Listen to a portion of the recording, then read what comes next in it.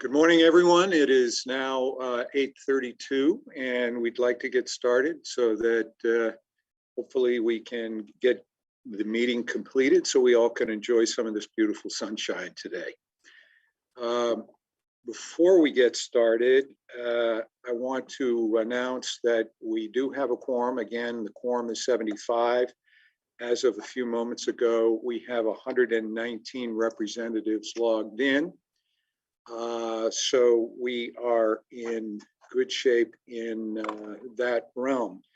We're going to start in a few minutes with Article 20, but we're going to open up the Zoom platform for just one more minute so that people can go in and update their name and add their district if you choose to do so.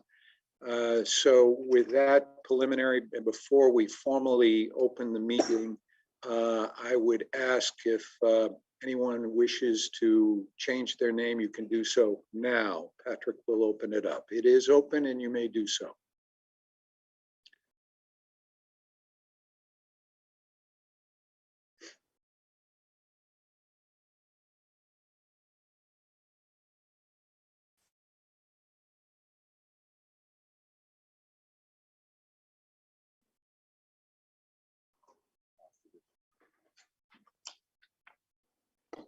Do you see any other changes? Oh. Do we need to identify people?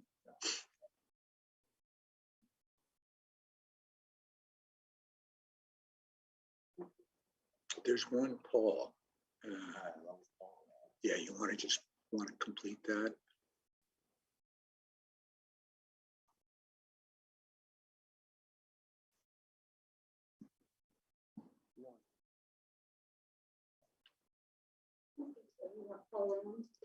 That's okay. I just need to put the names in. We got everybody in, I think, and properly identified. Okay, we're going to close the system for the purposes of changing names at this point, and the chair would like to get started this morning, and so I will officially call the meeting to order.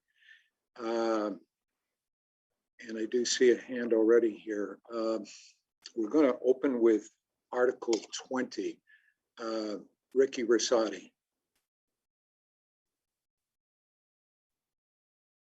Good morning. Good morning. I have a lot to say that I'm sure not all will be germane, but I would like to conclude my opening statement by saying I will conclude my opening statement when I say I yield my time. And, well, wait a minute. There is no opening statements this morning, okay? Because we have to get back to work. You're more than welcome. I apologize for my futility to not speak on Article 11 yesterday, as there was no chance for representatives to even propose amendments. But after watching the 2003 documentary. No, we cannot. I'm sorry. You may make this statement, any statement criticizing the process you may make under other business, but we have very urgent business that must be completed.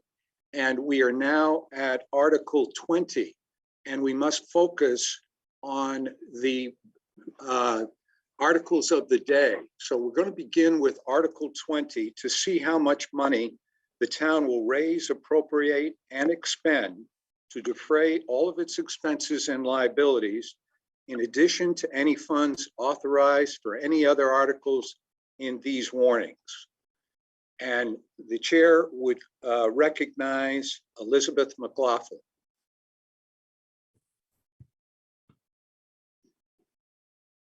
Good morning, everyone. Good morning.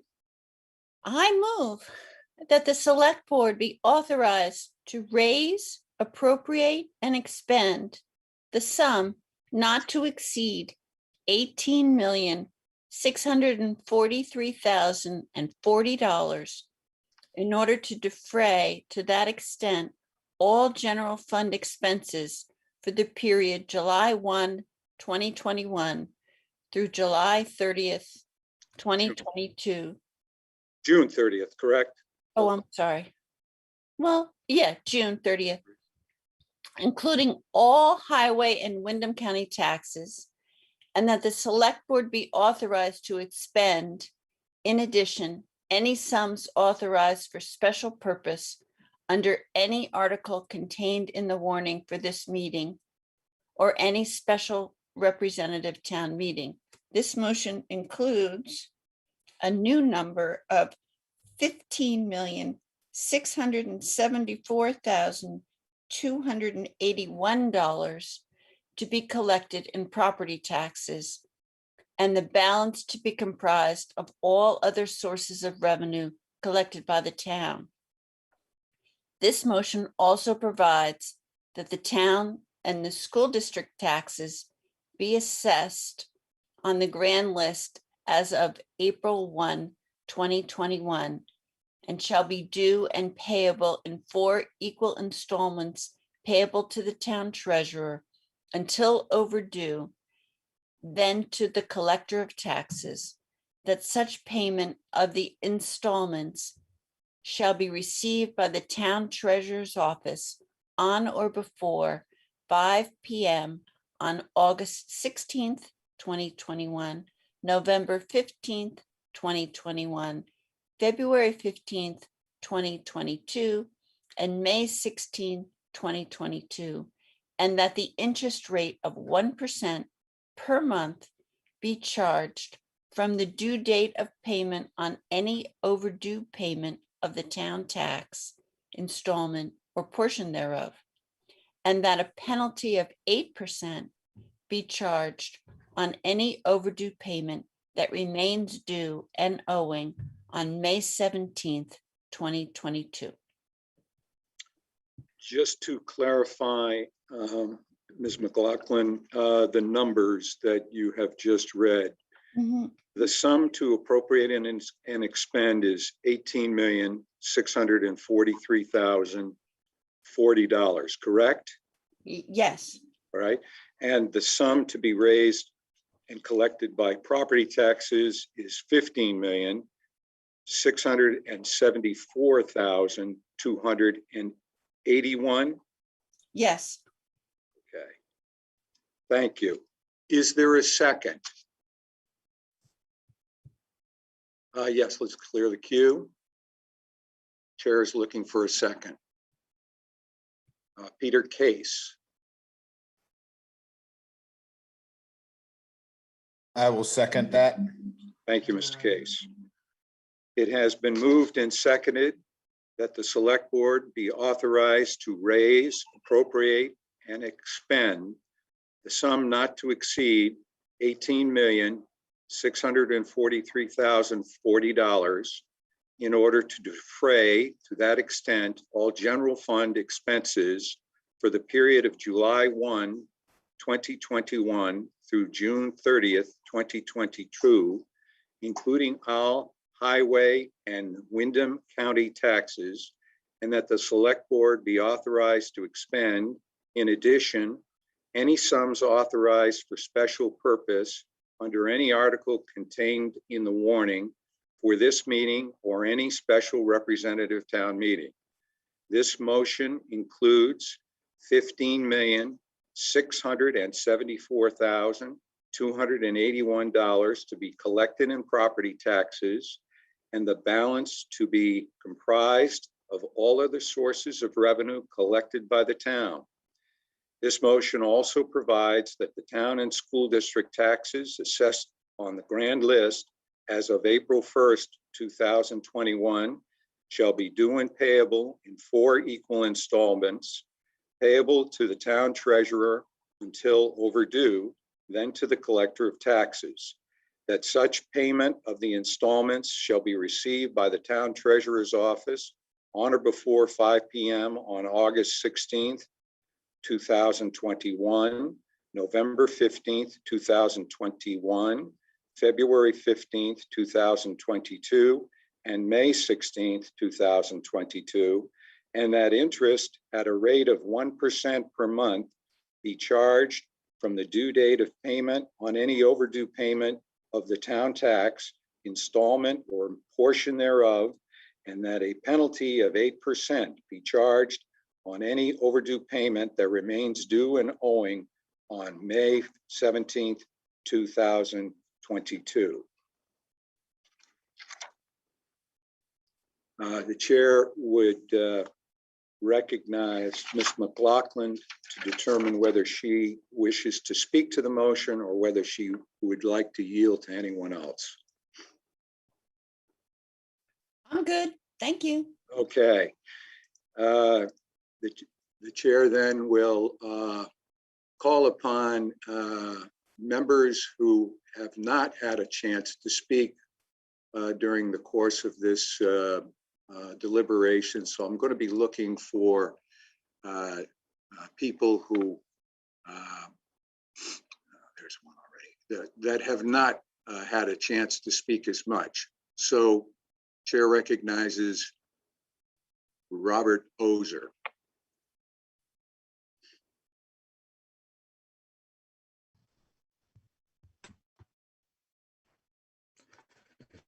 Good morning. Good morning. I may shut off my video, but don't consider that anything other than trying to preserve bandwidth here.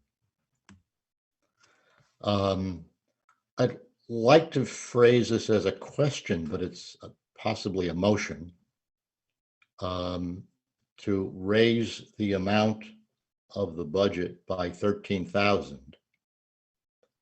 And I can do it as a motion and then ask to speak to it, or I can ask the question now. Which would you prefer, Mr. Moderator?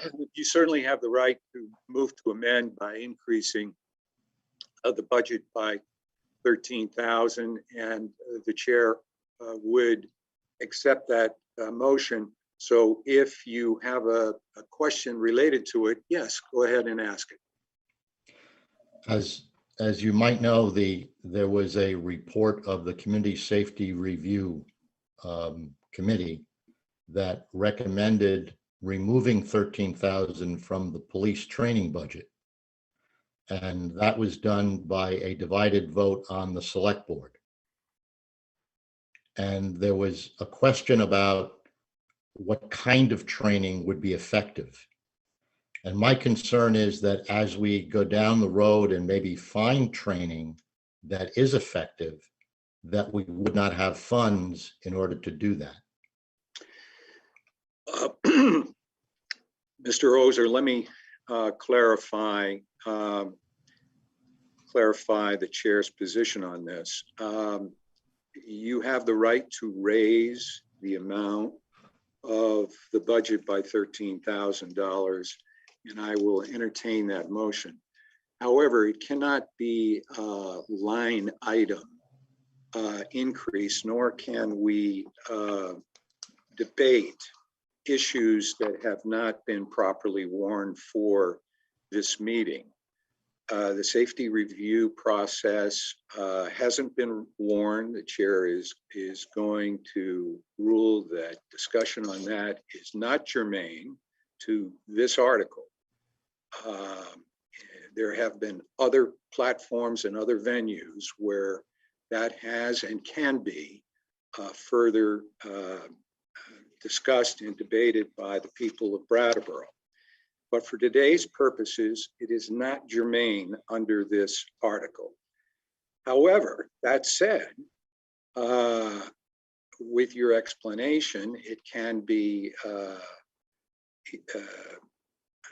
amended, the budget can be amended, and the select board can certainly take into consideration your comment with regard to your intention, even though it cannot be binding on the select board. Does that answer your question? That's understood, Mr. Moderator. Okay, thank you. Then, having accepted this as a motion to amend, the chair is going to ask that the queue be cleared, and we're looking for a second. At this point, let's go to Andy Davis for a second.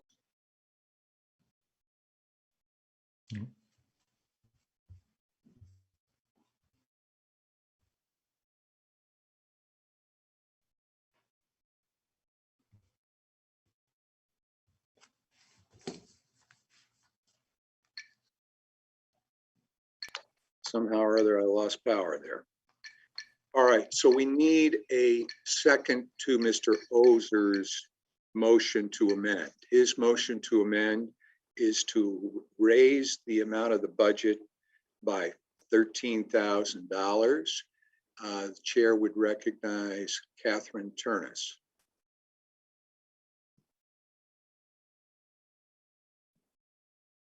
Sorry, I was muted again. I second. Okay, it has been moved and seconded to amend the budget by raising the sum by an amount of $13,000. So the debate that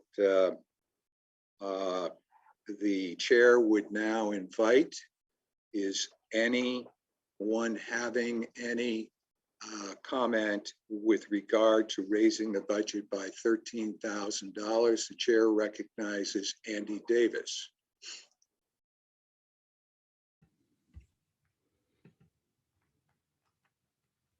Good morning.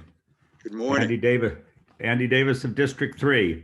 Hey, I think this is the right time to ask this. Before I feel like I can consider raising the budget 13,000, the number, I'd like to interrogate a member of the administration.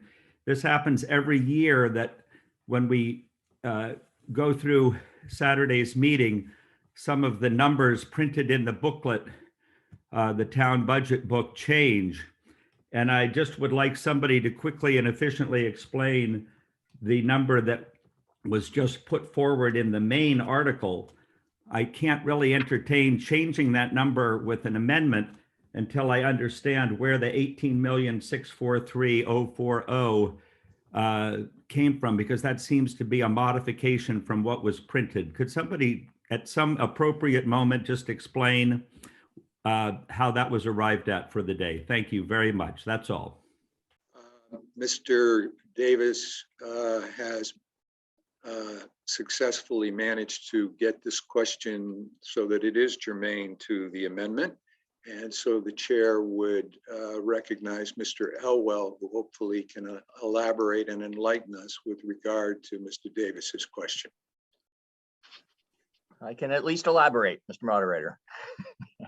I'll go through the math in just a moment more completely so you can see how we get to the number, but I'd like to just explain briefly where we're headed together.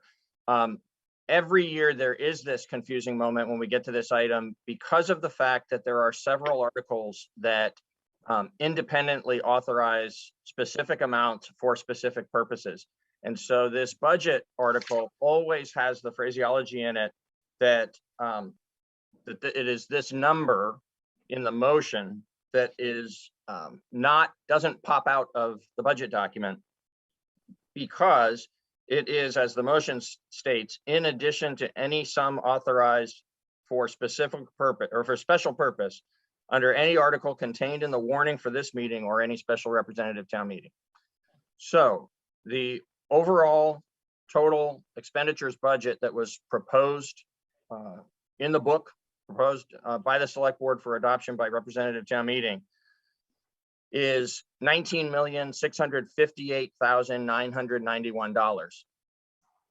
There were special purpose articles that you considered yesterday regarding select board salaries, use of fund balance, 2 separate articles, community marketing initiative, downtown Brattleboro Alliance funding, and the human services funding. And each of those was approved as proposed, except the select board salaries or stipends. And so the select board compensation was increased by $25,000.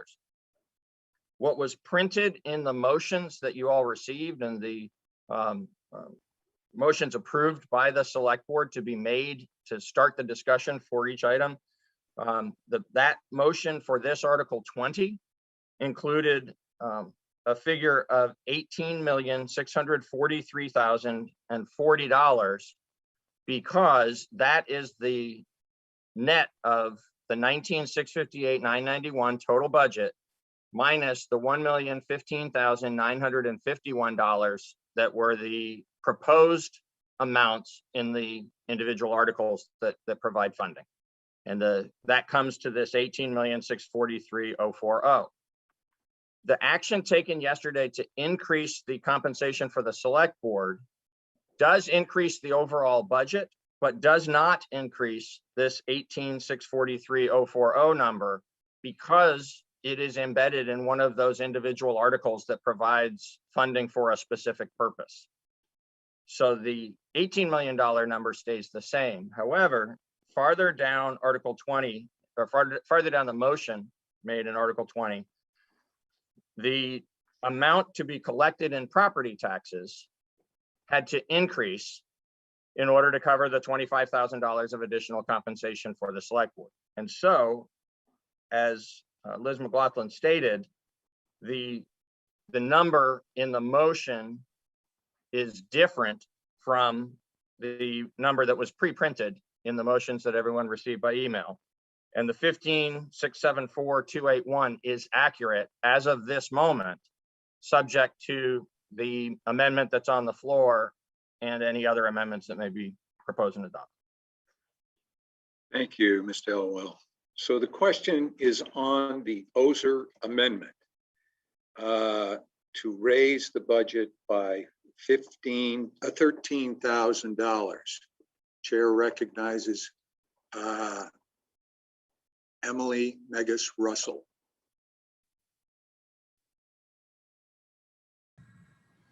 Hi, folks. Can you hear and see me? Yes. All right, great. Good morning. Thank you for recognizing me. I am Emily Megas Russell. I'm in District 1 here. I also was one of the co-facilitators of the Community Safety Review Committee. Bob was on the committee. And yeah, I'm wanting to speak about this this motion. I'm not necessarily against raising the budget for more, there's many things that we could do with $13,000 to move forward the initiative of the Community Safety Review and all of the labor and work, physical and emotional, that went into that project.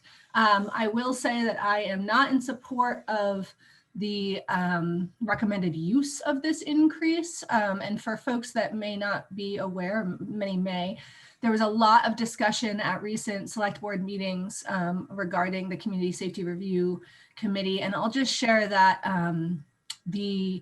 one of the major recommendations that affected this year's budget, there's many recommendations in that report. And one of the recommendations that affected this year's budget was to not increase the police training budget, which would have been a $13,000 increase and a significant 45% increase from last year's training budget, all of which did not get used by the police. And to really ask the police department to, and the town to really reckon with the data that came out of this report and to really recognize that the kinds of trainings that were being identified were not being shown to impact the data or to reduce bias, which is what we need. And so we're not saying don't do training. The police department has a robust training budget currently. The recommendation was to not increase the training budget and to flat fund the police department, which happened here in this budget with a small increase for cost of living raise, which we support. And I just really ask folks to recognize that a large amount of labor already went into discussing this, and the town themselves and the town manager and the town leadership, including the interim police chief, has already agreed to these recommendations and has already put out a very thorough and thoughtful, they have done a lot of labor to operationalize these recommendations. So this feels like it's really moving backwards and dismissive of a whole bunch of work that got done. So I just want to name that. Thank you so much. Thank you. Once again, I would like to point out that this really, to get into the Safety Review Committee discussion today is not germane. And I would also caution members to try to limit their remarks again to 2 minutes. We do have still quite a bit of business to conduct today. So Chair would call on Emmanuel Keppel.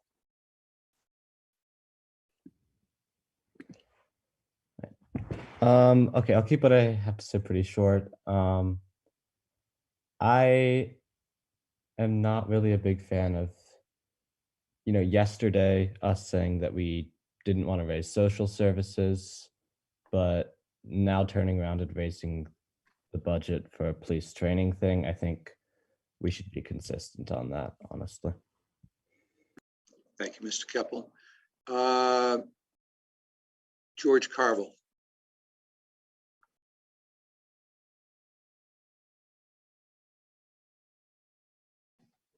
There. I would like to interrogate I'm not sure, either the town manager or one of the selectmen, to ask that if a sudden and appropriate training opportunity presented itself, do you think you could find the 13,000 without this motion? Mr. Elwell is interrogated, should he wish to be. There he is. Thank you. I would give the same answer that I gave yesterday and have consistently given in these meetings over the years. Yesterday, when we were speaking about the inclusion of dependent care reimbursement in the motion regarding select board compensation, and there wasn't a specific number attached to that, I offered to the body that I felt as though within a $19.5 million budget, modest expenses can be absorbed when it's deemed by the select board or the administration to be an appropriate expense. It's, in all other ways appropriate, it's just not explicitly funded in the budget. We're always extra careful about larger issues that come up during the year that are not in the budget because of how that can negatively negatively impact the overall financial condition of the town. But something on the order of $13,000 is the type of decision that is made consistently throughout the year to address needs that arise or opportunities that arise. And that's an insignificant amount of money compared to the overall budget. Thank you. Thank you, Peter. So I would speak against this amendment. If the money's needed, we can find it. And I fear this amendment would seem to repudiate the findings in the safety report. And I know, Mr. Moderator, you say it's not germane, but it's the elephant in the room. I understand that, and that is a concern, and we really cannot interject this entire topic because it is an important topic, but it requires its own warning, its own forum.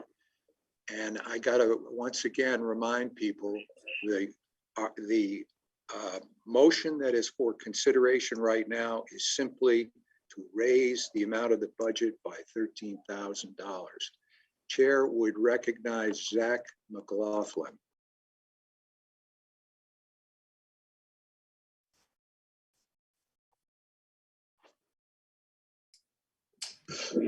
Mine's more process question, not question, but point. I'm hesitant to have the budget article. I think an amendment like this is a backdoor to relitigating program choices that are made through other processes in town government. And I don't know that RTM is a place where the level of deep dive into some of those issues can occur at a moment like this. So I'm hesitant to use this particular article to be a vehicle for people's individual interest in different program choices that town government might take. And I think we have to be very, once we start rolling down this hill, I think you can go off in all kinds of directions which were not the intent for RTM. Chair recognizes Tim Masil.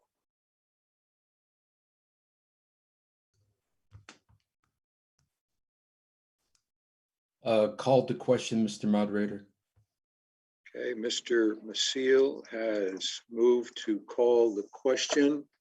Requires 2/3, but before we get to that, we need a second. Let's clear the queue.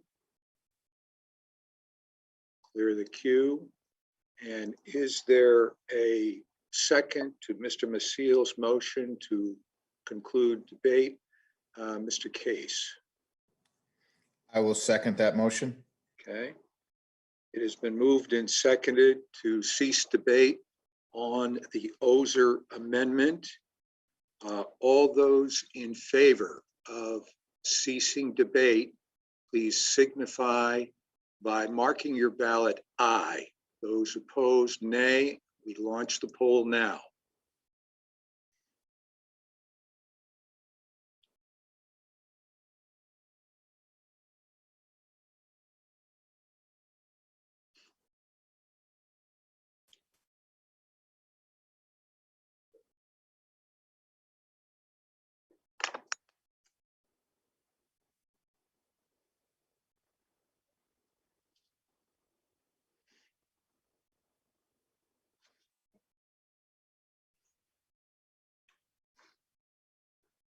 Got 30 seconds, and we already have 117 votes cast.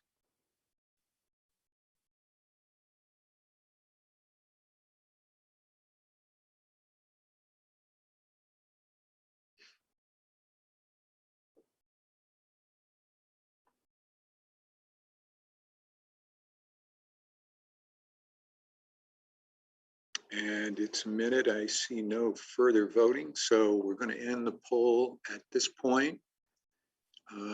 Listen to the results of your vote. 94 aye, that's 80%, 24 nay, and you have voted to cease debate on the Ozer motion to amend.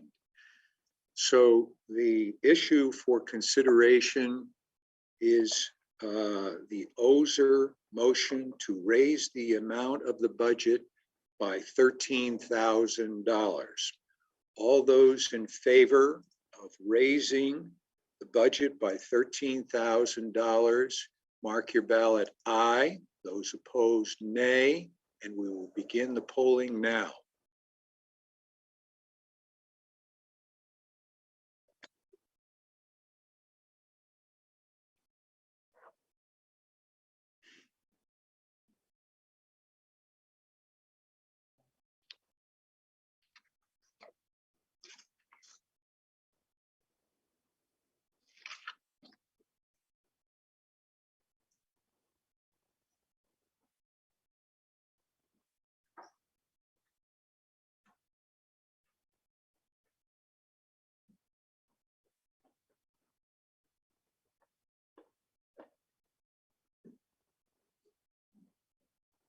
Okay, we're 45 seconds, 119 ballots already. What?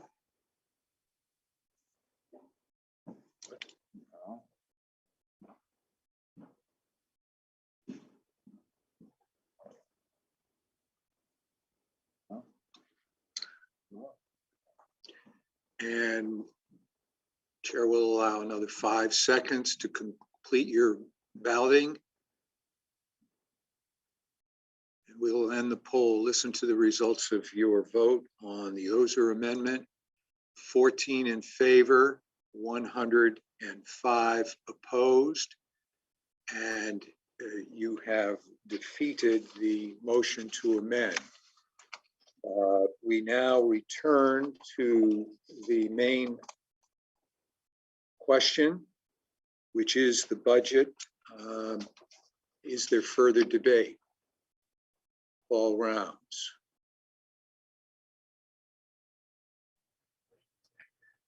Yes. Let me see if I can get something on mute myself. We can hear you, Mr. Rounds. Yes, I just a point of information. When Okay. you did the vote to cease debate, even those who abstain and don't, it could not have been 80% because you told me there's 119 people. You can't take the number off those who voted. You must take it of the quorums. There has to be 66% of the 119 or 121, however remember members we have in, not just of the number voting. So it wouldn't have been 80% because there was less, some people didn't vote. It's the number of vote, it's the number voting. No, it's not when you're going for a quorum to cease debate. Okay. Some people can abstain. Okay, Mr. Rounds, I'm going to, you've been around for a long time, and you know as much about parliamentary procedure as anybody.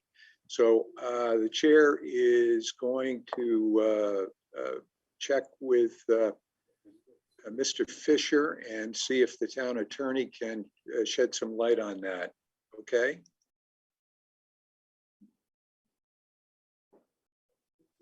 These are the numbers.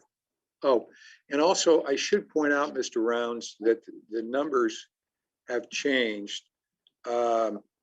We have 124 eligible to vote. In other words, the number of members currently signed in are 124.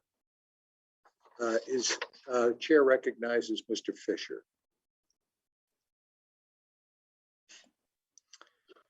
Hi there. I believe that the moderator is correct that it is the 2/3 of the people who are present and voting. So it would not be of the entire quorum. I would think that with regard to if the body wishes to have the moderator's decision appealed, the moderator could let that go to the body as a whole. But when we reach that 2/3 of that, I think it's of the people who are present and voting, and that's also consistent with what is stated in the charter. So I hope that helps. Thank you, Mr. Fisher. Chair would recognize, I believe it's Dick DeGray, Richard DeGray.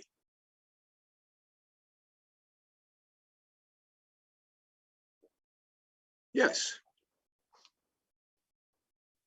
We can't hear I'm doing you. this off my phone. Hello? Can you hear me? Yes. I'm doing this off my phone today, so my computer is crapped out. I have some questions on the budget, and I would ask everybody to turn to page 86 in their budget book. We're closed. And on page 86, this was what I talked about at the informational meeting, which I think is very important. The solid waste program in the narrative by the town manager talks about transparency and the transfers, which total 307. There is no mention in that narrative of the $590,000 deficit, which you will find when you look, turn to page 105. But before you turn there, one of the questions for the town manager that I have to start with is on page 158 of the audit. And it talks about the contractual obligation that the town has. And it looks like for 2022, the contractual obligation is $484,915. So now let's go back to page 105 and look at the line items. I can't figure out how the line item that I just said, the 484,915, how we get up to $897,000, $897,825. You need to explain that. And I also, in your $307,000 of revenue, I don't think you've taken into account to raise that revenue. You had to spend $30,000 for the purchase of bags. So actually the net would be $270,000. I don't know if there was deep discussion. I didn't hear all the deliberations with the select board and you for the budget process.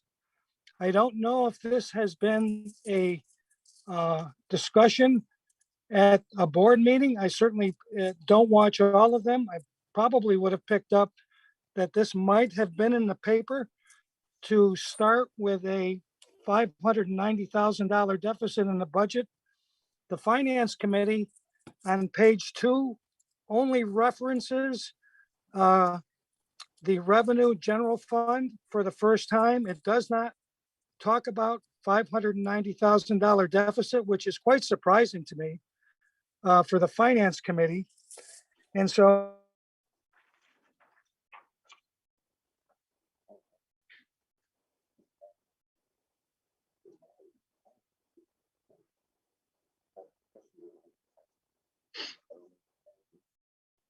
that deficit has a huge, huge impact on the taxpayers. And as I said at the informational meeting, this is being subsidized by commercial property.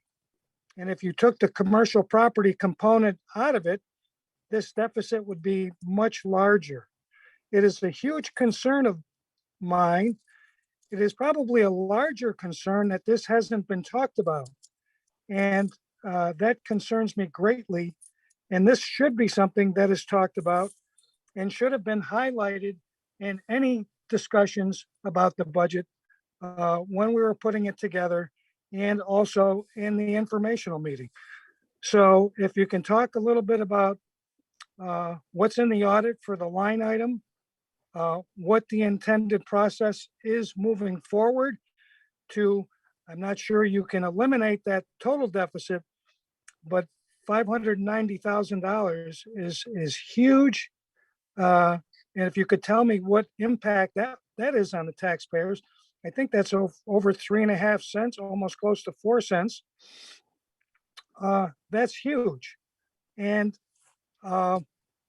just so people realize, if you're a commercial property owner, and I've heard a lot of people from the tenants group that, you're through your rent, you're a taxpayer. I've always said that and believe that, and you are. You're paying for trash pickup for the residential section through your rent. And if you have trash refuge at your apartment building, which are, I believe, 5 or more, you're paying for the trash pickup and everything else that you're getting through your rent for that. So it's almost like you're getting double stamped. So I wish we'd have a little bit of discussion about this. And I thank you for Mr. Moderator for letting me go over my 2 minutes. But this is a huge, important issue, I believe, facing the town. Thank you. Mr. Elwell is interrogated should he wish to be, and I would remind folks, Mr. DeGray, you did go quite a bit over 2 minutes. I don't want to interrupt you, but I would like to remind people that we do have this 2-minute rule. Okay, Mr. Elwell. Thank you, Mr. Moderator. Before I begin answering the series of questions, it will take me longer than 2 minutes and probably a fair amount longer than 2 minutes to address everything that was just asked. So I think that's fair because he did ask a number of questions. Okay. So first on the question of transparency and public consideration of the matter, we highlight this change in the town's budget this year. In my budget message that I presented to the select board back in November, it carries over that highlighting of this solid waste matter of the inclusion of all the revenues and all the expenses rather than just the one line item that references the net deficit of the operation, the subsidy from the general fund to the solid waste program. What the change this year in the budget is that all of the revenues are shown as line items and all of the expenditures are shown as line items. And that is highlighted. And it also is the answer. It is the source of the information for the answers I'll provide here in a moment to all the specific questions. But on the first fundamental question of transparency and public consideration, This has been given a significant amount of attention during this particular budget cycle because it is, the significant difference in the structure of the budget and has an over $300,000 impact in the total amount of revenues and total amount of expenditures for reasons that I'll express here in just a moment. So it is the budget message highlighting of this and the explanation behind it is in the town report as the message that sits on the, as cover memo sort of for the select board's proposed budget. And we speak to it explicitly also in the specific revenue line items and the specific expenditure line items. And the select board gave substantial consideration to this during their review of the budget. So I would say there has been lots of transparency around this particular issue. And in fact, that was our motivation. So staff believed and the finance committee of RTM recommended that it would be better to show all of the solid waste revenues and expenses in the general fund budget rather than having those be separately calculated off budget and just have that subsidy figure in as one line item of expenditure. And so that was recommended by the finance committee a year ago. It was incorporated by staff into the budget this past summer or fall for the budget that is before RTM today. And as I've said, we've highlighted why that's been done and what we think it accomplishes. The math is that in last year's budget, and the place to see this clearly, probably most succinctly would be on page 87. In last year's budget, the transfer to solid waste was the one line item within the general fund budget that spoke to the solid waste program. And it was a $555,385 transfer from the general fund to the solid waste fund. That is the amount by which the cost of operating the solid waste program exceeded the revenues that were brought in by the solid waste program. Immediately above that, in that table of expenditures on page 57, you see the $897,000, $897,825 number.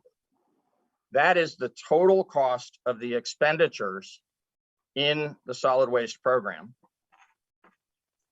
The line item detail of that is shown on page 12 of the budget document, which is page 105 of the town report.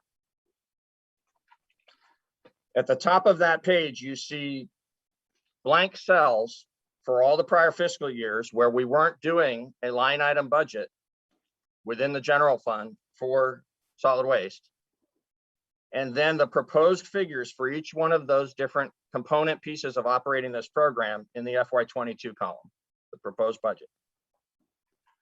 The contractual number that Mr. DeGray pulled out of the town audit is because we have a multi-year contract with Triple T for the curbside collection services.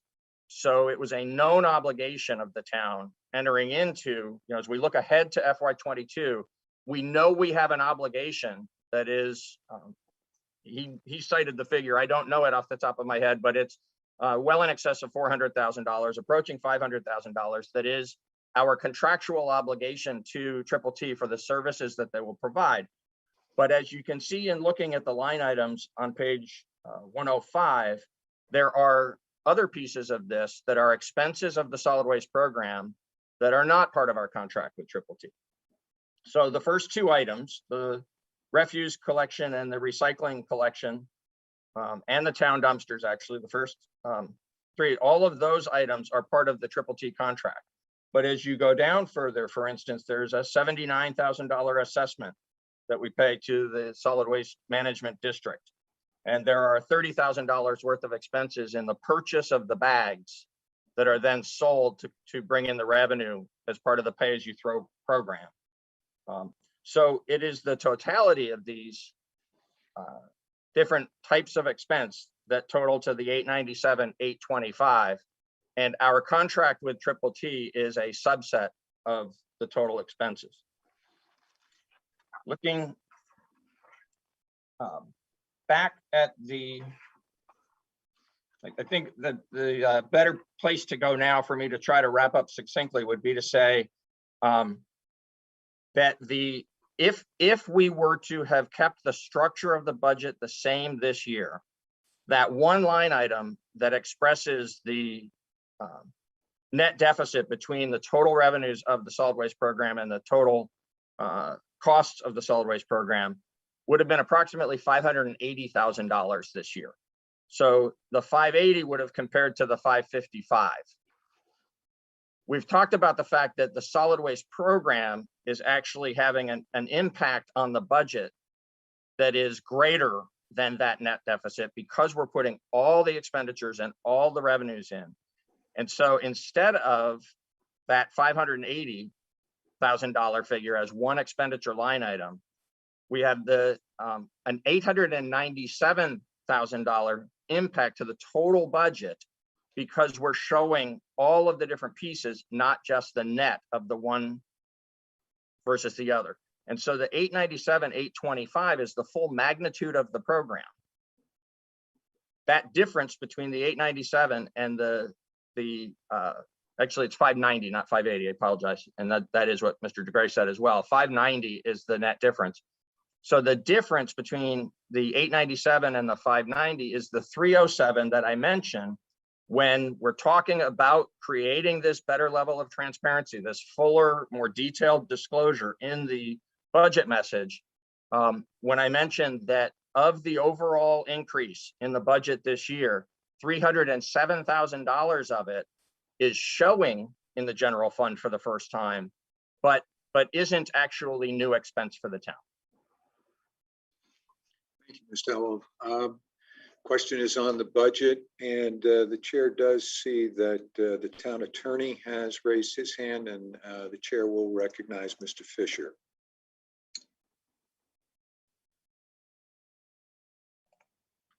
My apologies, I forgot to take my hand down, so we always love to hear those kinds of legal. Sorry about that. Chair would recognize Emmanuel Keppel.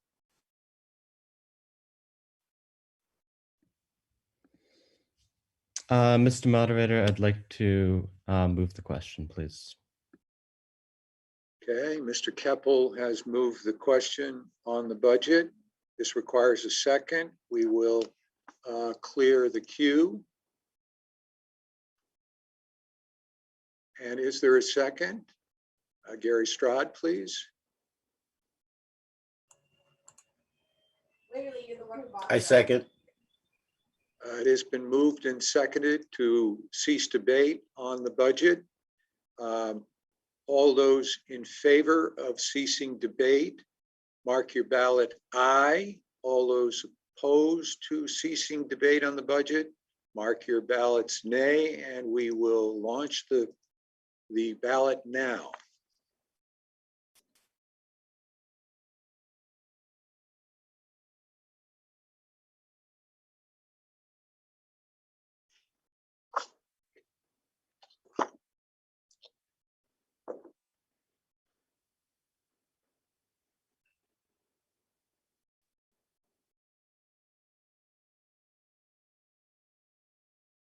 Question is on ceasing debate on the budget. Requires a 2/3 vote.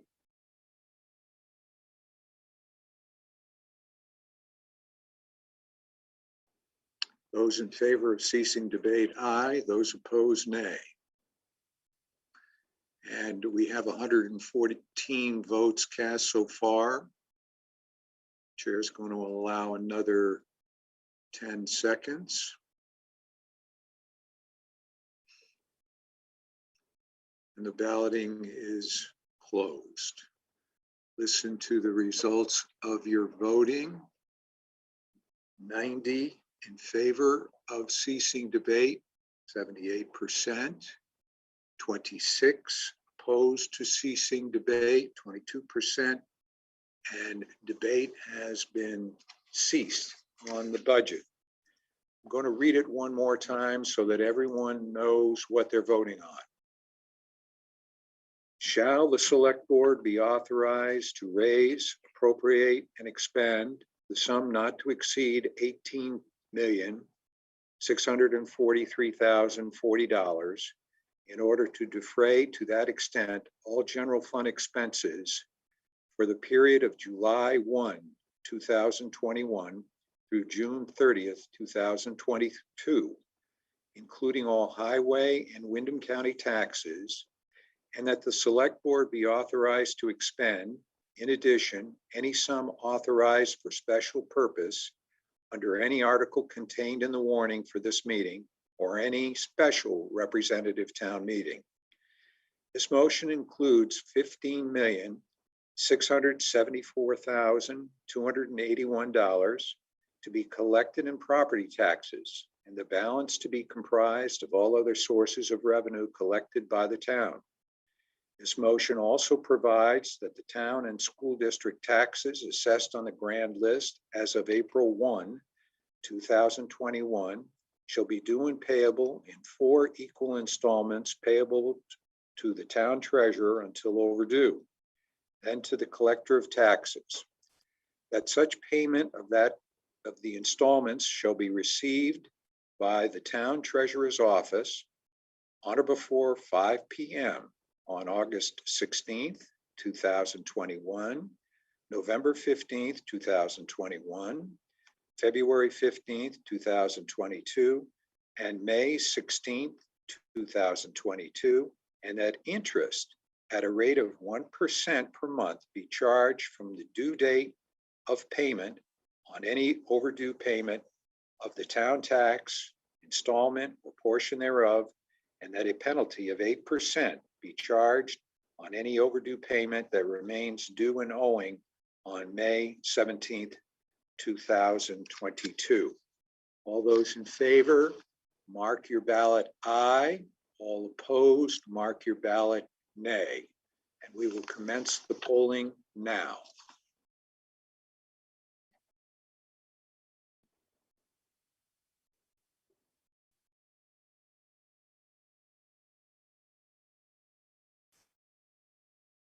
She can't.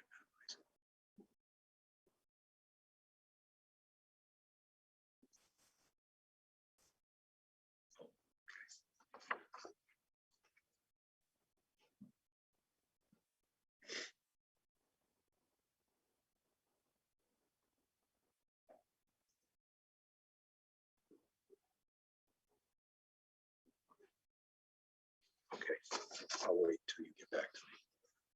Okay, we've been 45 seconds and we have 118 ballots cast.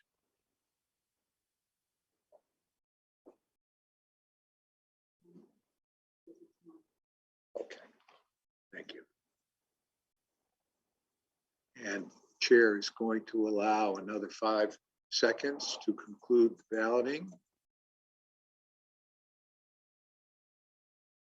And we will end the balloting now. Listen to the results of your vote. 111 aye, 7 nay, and the ayes have it, and you have approved the Article 20. We will now move to Article 21. To see if the town will authorize the expenditure of $36,147 from program income, a revolving loan fund that dispenses proceeds which originated as community development block grants as a contribution to the operation of Southeastern Vermont Economic Development Strategies, CEVEDS. Chair recognizes Daniel Quip.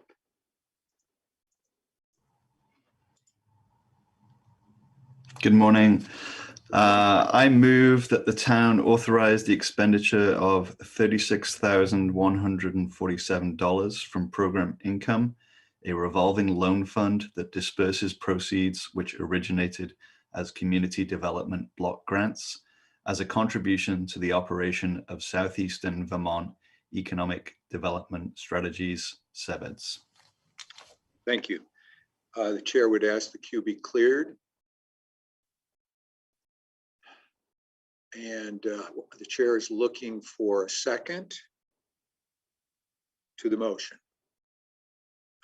The chair would recognize Deb Burns.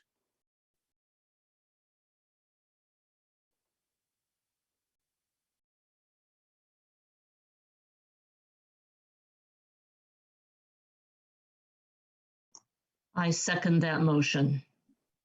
Thank you. It has been moved and seconded that the town authorize the expenditure of $36,147 from program income, a revolving loan fund that dispenses proceeds which originated as community development block grants as a contribution to the operation of Southern Vermont Economic Development Strategy, SEVEDS. And the chair would ask Mr. Quip if he wishes to speak to the motion or whether he wishes to yield to any specific individual. I do not wish to speak to it. I would imagine that a representative of SEVEDS is perhaps in the meeting. There are several callers on the line. Maybe one of them could raise their hand. I see the hand now. Thank you, Mr. Quip. The You're chair welcome. will recognize the caller.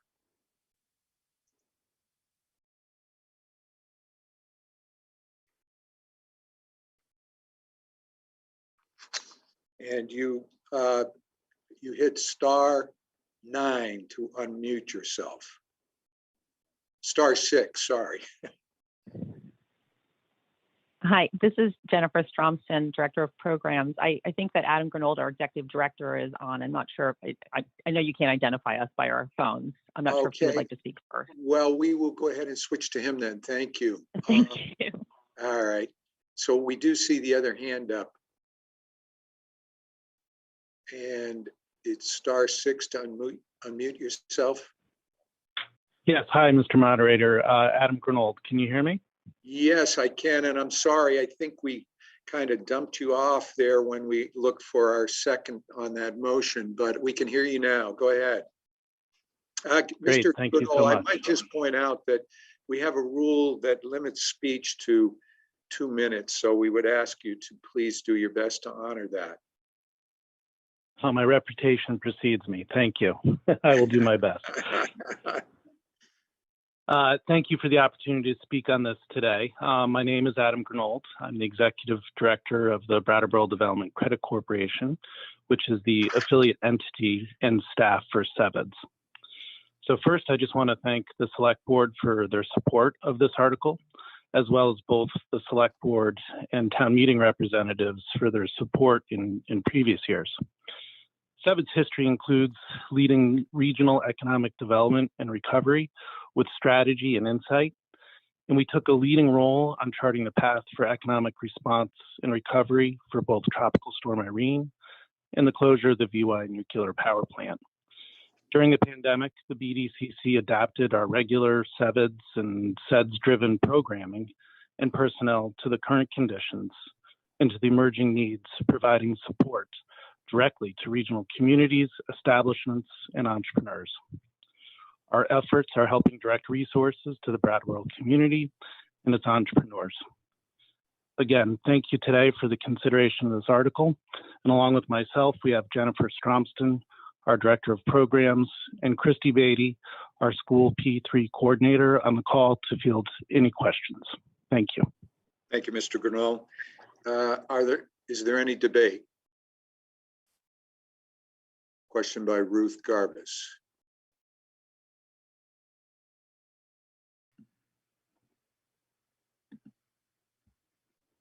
Hi, can I be heard? Good morning. Good morning. So one thing I'm curious about, SEVEDS was asked to do one thing, to provide annually an updated set of economic indicators, and they haven't done so. I'm wondering if you could speak to that. Yeah, that would be really helpful. Thank you. Okay, Mr. Grinold is interrogated, should he choose to be.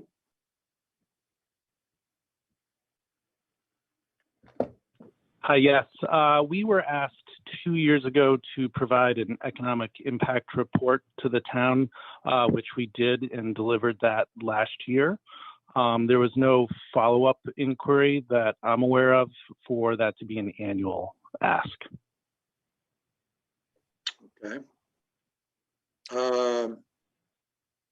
Okay, can I follow up? Sure. Well, I would just ask that this be something that we see annually. I think there's been a lot of confusion about where this money is actually going, especially seeing that it's coming from grant money raised for community investment. I think that we as a community need to see ongoing proof basically of why we continue to subsidize this every year. And this town has so many needs. I think it's really important that we ask ourselves, what are we doing with this money? Where our priorities lie? Is there a better way to use this money? And there's been a lot of division on this year after year. So yeah, I think more clarity every year would be really helpful. Thank you. Is that something you could Mr. do? Moderator? Yes. Hi, while we didn't prepare a report, I do have just a quick list of some data I could share and would be happy to do so. Okay, as long as you can make it relatively truncated, that would be great. Sure.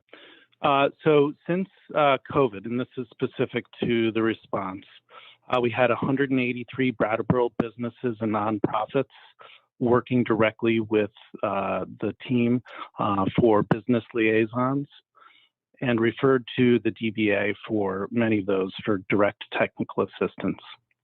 We had 351 Brattleboro organizations that employed over 1,800 people receive just under $12 million in PPP loans, many of whom we worked to support on those applications. 8 Brattleboro sole proprietors received CDBG grants administered by the BDCC, totaling $67,000. For the Restart Vermont REVTA program administered by our operations, we gave direct technical assistance to 58 Brattleboro businesses and nonprofits that employed 14 Brattleboro vendors to provide technical assistance with contracts generating over $80,000 in local revenue. I'll pause there. There's additional items, but for brevity's sake, I'll end there. Thank you. Chair would recognize Michael Hutchinson.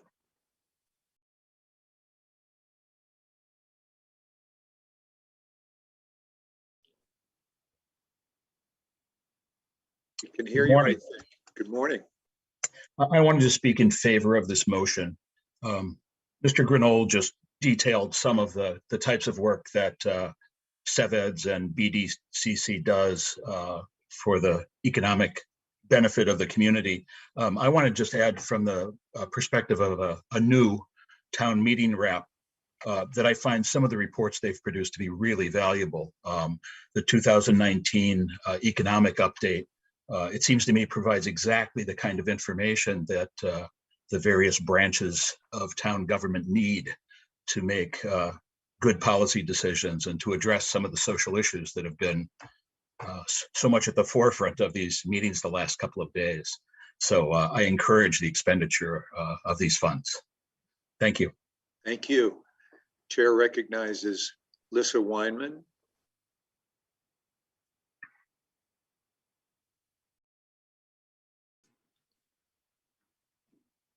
Hi, I wanted to ask about CEVEDS and any climate emergency programming that you have, or how you're interacting with our town sustainability coordinator regarding it, fusing economic development with climate goals.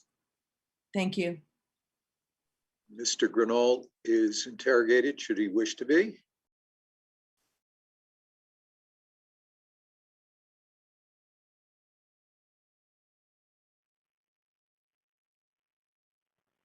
Hi, yes, thank you for the question. So the BDCC and CEVIDS created the Ecovation Hub many years ago with a focus on ensuring that our economy could be modeled in a way that embraces and fully incorporates sustainability in its operations, as well as providing a focus on that for economic development purposes. So really a way in which to change the thinking that says economic development should occur, will occur by embracing those. So some examples would include some wood heat initiatives that we've worked through, and then the Ecovation Hub and the lasting impacts. Jennifer Stromston, our Director of Programs, is on the call, who may be able to further explain some of those as well.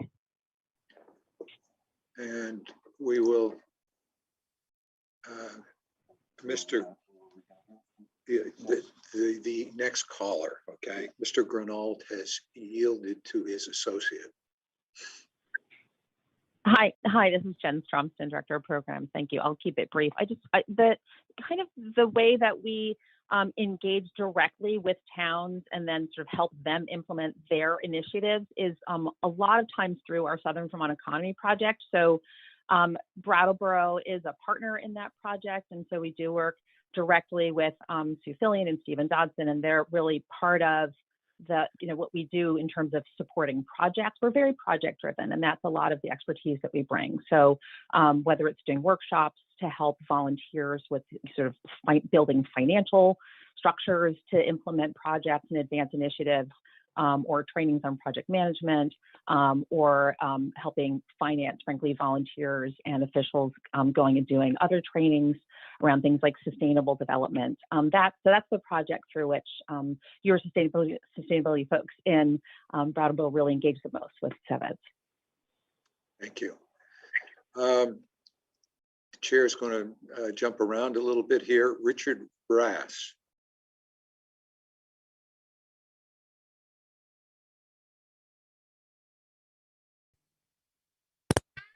Hello, Richard Race, District 1. I do recall them, or all of us, asking for a report each year, and I don't know if there was any submitted for this money. So I mean, all the human service agencies have to apply for the money, so I think it's makes sense that we get a report each year. If there's no report that was submitted, can I make an amendment that in the future, CEVIDS has to put in a report to request this money? You can, but I need, we can do that either informally, or you can, actually, we do have annually, if you look at the annual report on page 20, you'll see that they do put in a report, and my recollection is it is in every year. I'm not certain quite. Do you see what I'm referring to, Mr. Race? Yeah, I do. I feel silly now, but okay. Yeah, I mean, Okay. I'll look this over, but yeah, that makes sense. Thank you. Thank you. Let's see. Mr. Ozer, you haven't spoken on this.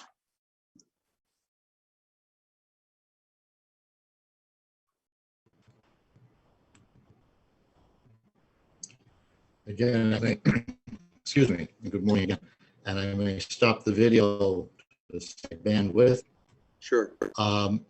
So a few years ago, maybe more than a few, I think there was a request from the select board to CEVIDS to reach out to other towns to provide donations to CEVIDS as well as Brattleboro.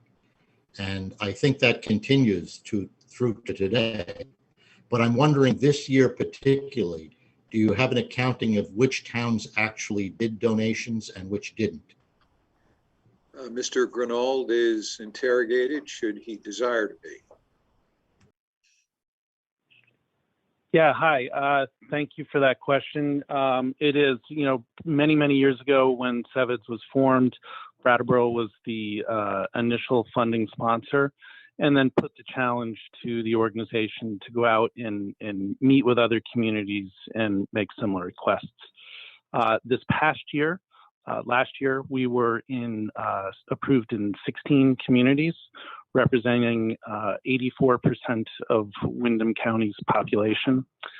This year, so far, we've been in front of 11 communities, all of whom have approved the $3 per capita request. And today, and then there's, I think, 5 more that have scheduled their meetings for later in May. Thank you. Chair recognizes Doran Ham.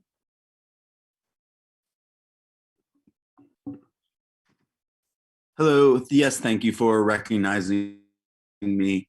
Yeah, I would love to. It is definitely, even listening to that report, it is confusing because I know it says really some really good stuff, but also it kind of feels a little bit yeah, it's hard to know exactly where that money is going towards within that organization. Is it just marketing? Because especially during this current crisis, $37,000 going directly towards grants for people, for renters or for people that are struggling to keep their homes seems like the best use of that money. And I'm just trying to figure out why then that money going to Sevitz, will that actually go towards supporting those people that are in need, or just marketing? Because obviously I want to support the greater economic support of Brattleboro, but it's just a little confusing to understand exactly where that money is going towards in Sevitz. Thank you. Well, perhaps Mr. Grunwald could speak to that for another moment.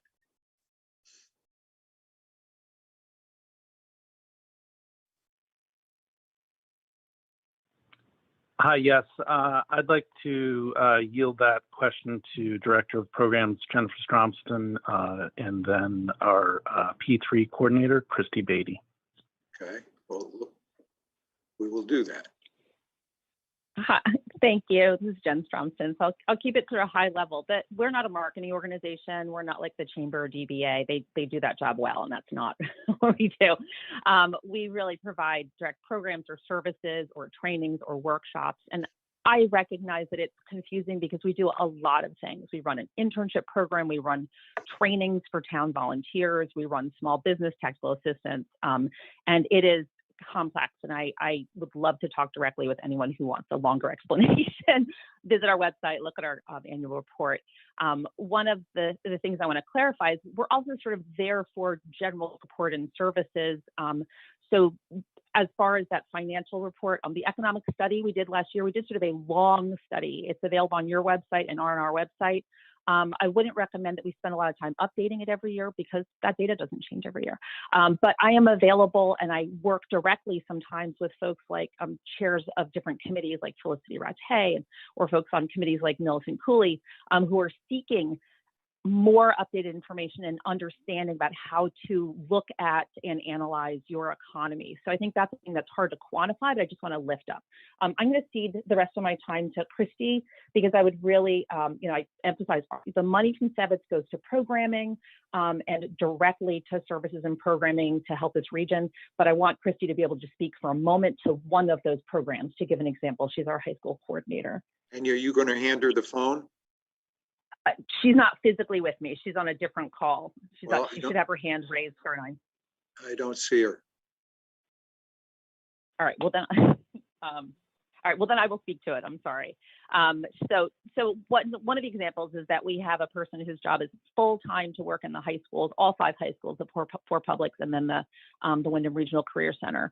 And what she does all day is work to help kids have more opportunities to access workplace experiences, help them prepare for that, build a resume, learn how to do interviews, and engage directly with employers through panels and the Sophomore Summit, and mock interviews, and then real interviews potentially leading to job experiences.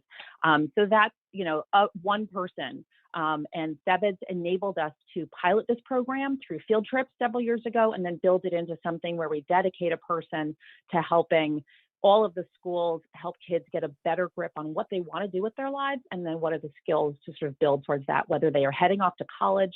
Work with one kid right now who is a star, who's a STEM kid heading off to college, but she doesn't have a resume. She has interviews for scholarships, and we're helping her prep for that. And then we have kids who don't know what they want to do after high school, and we're making sure that they are aware of jobs that they can, frankly, earn a decent living, and be prepared to stay here and thrive, or move on with their lives and go somewhere else for a while, even if they don't feel college ready at this time. So that's just one specific to try to give a little granularity. Thank you. Thank you. Chair would recognize Bethany Rehnquist.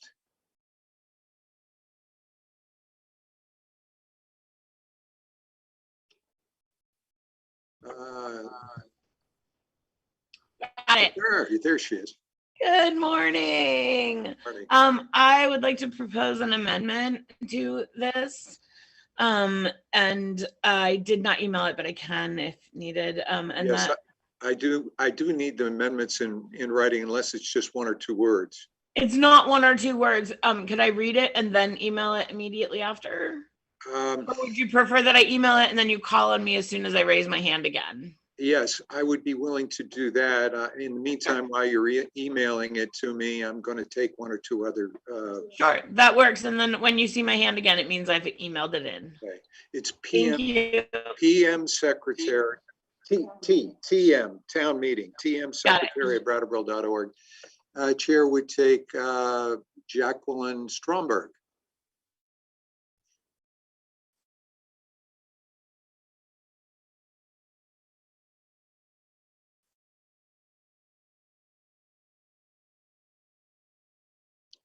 We can't quite hear you yet.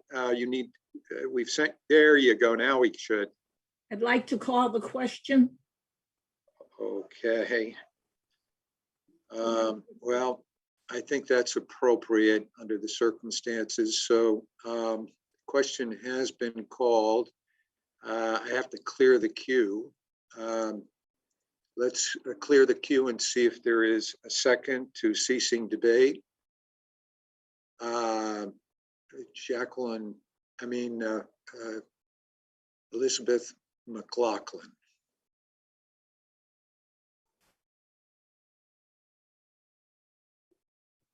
Do you wish to second the motion?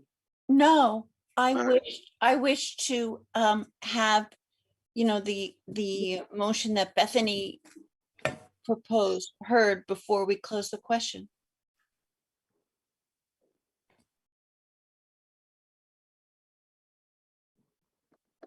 Well, we have before us a motion to cease debate. And the rules that the chair has made very clear is that if you wish to amend, you send the amendment to the town meeting secretary.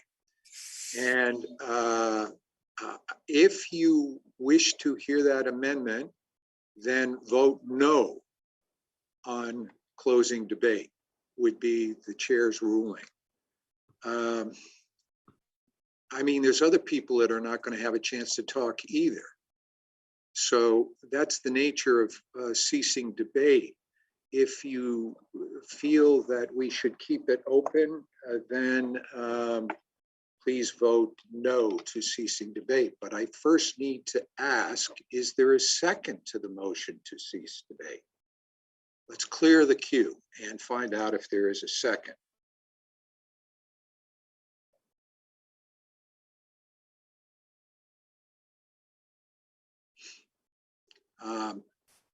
Mr. Case, do you wish to second the motion to cease debate?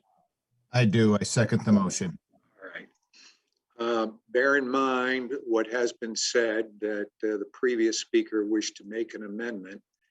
So all those in favor of ceasing debate signify by marking your ballot aye. Those opposed to ceasing debate, mark your ballot nay, and we will launch the poll now.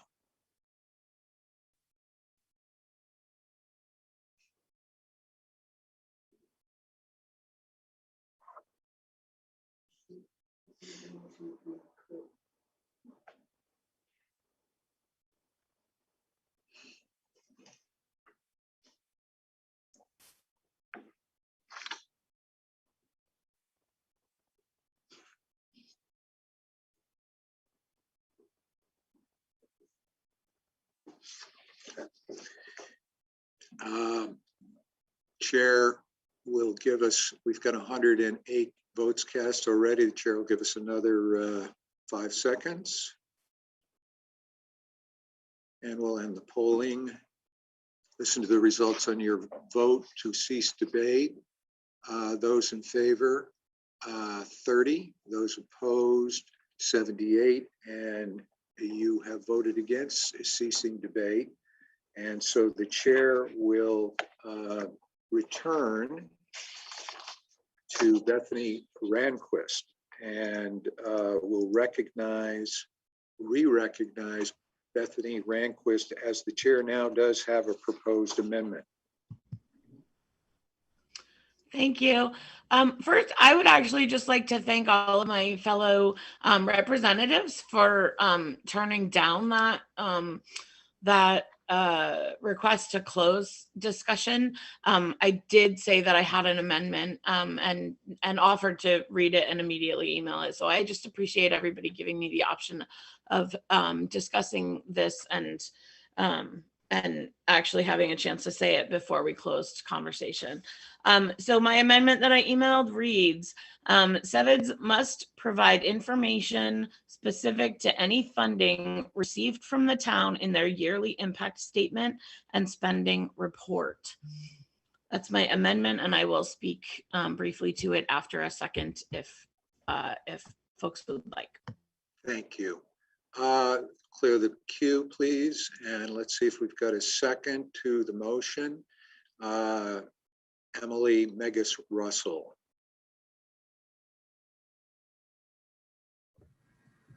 Thank you. Yes, I'd love to second that motion. Thank you, Okay. Bethany. It has been moved and seconded to add to the motion made by Mr. Quip on Article 21 the following language. CEVIDS must provide information specific to any funding received from the town in their yearly impact statement and spending report. Are you ready for that question? If so, all those in favor of the Ranquist motion to amend, please mark your ballot aye. Those opposed, nay. And we're going to launch the ballot now.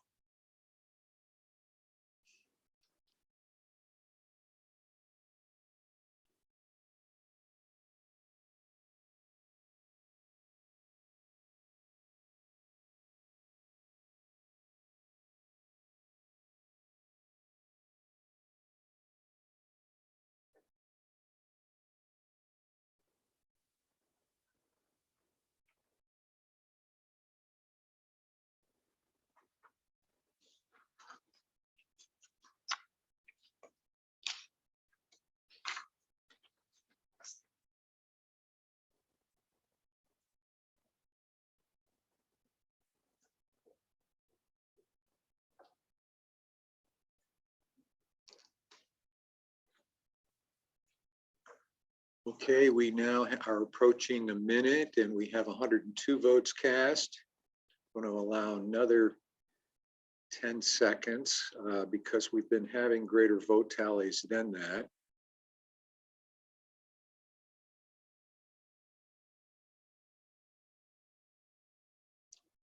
I see no further voting, so we will cease the balloting. Listen to the results of your vote.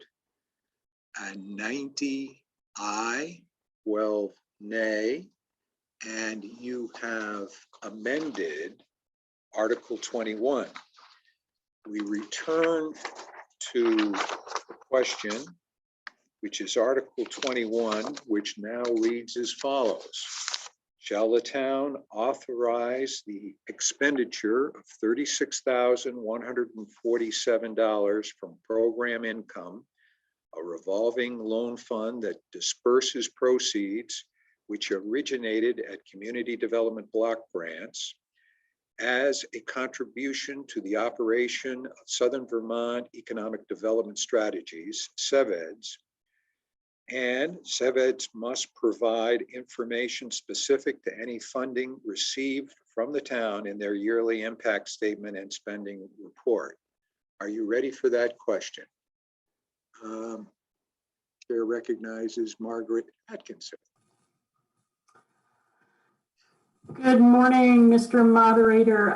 Just, a point of information to the body. On page 21 and 22 of our packet, there is an extensive statement from SEVEDS with Brattleboro specific information of how their funds were spent last year. So I appreciate the amendment and, asking folks to be accountable for our spending, but I would note that there was some pretty good accountability provided already. And economic development, is very important to the health of everyone in this town. And so I support this motion. Thanks.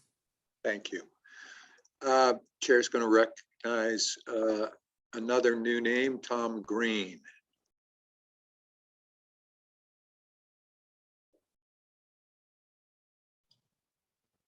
Okay, and you need my camera. Here it comes. Now we see you. We see you good. Yeah. I don't know why SEVED's got such a bad rap in this town, and they come up against this pressure all the time, but I'm going to support the last speaker's notion that people are missing a sort of a second side of the equation when you say maybe this money could be better used to do rent abatement or something like that. The money that we use for all the social services comes from tax revenue. And SEVEDS is busy working on supporting and attracting new businesses to this town and building a climate that would induce people to come to this town and open a business here. And that's what provides us the money. In that light, I don't think this amount of money donated to them looks like very much at all. And I think we should continue to support them. Thank you. Thank you. Further discussion on Article 21 as amended. Chair recognizes Peter Case.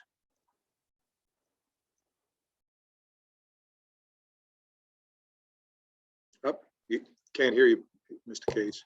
I would like to move the question. Okay. Mr. Case has moved the question to cease debate, and we'll clear the queue and ask for a second. Is there a second to ceasing debate? Michael Hutchinson, Chair recognizes. I second the motion, moderator. It has been moved and seconded to cease debate. All those in favor of ending debate, please mark your ballot aye. Those opposed, nay. And we will launch the ballot now.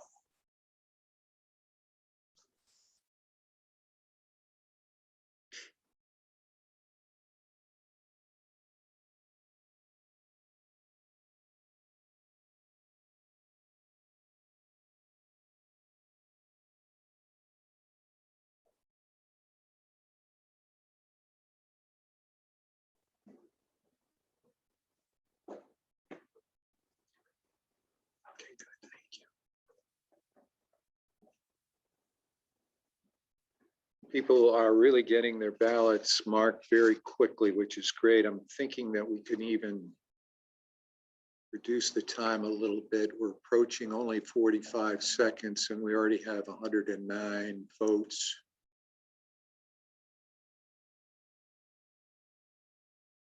I'm going to allow 10 more seconds.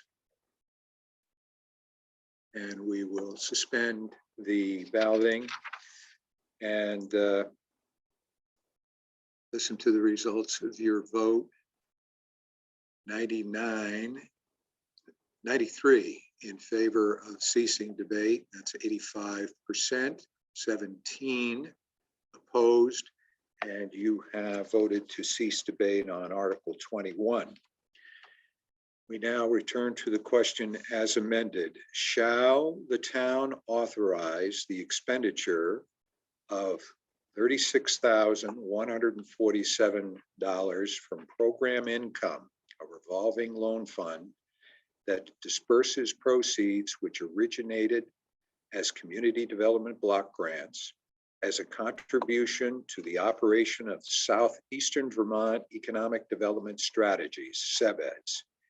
And SEVEDS must provide information specific to any funding received from the town in their yearly impact statement and spending report. All those in favor of the motion as amended, please mark your ballot aye. Those opposed, nay, and we will launch the balloting now.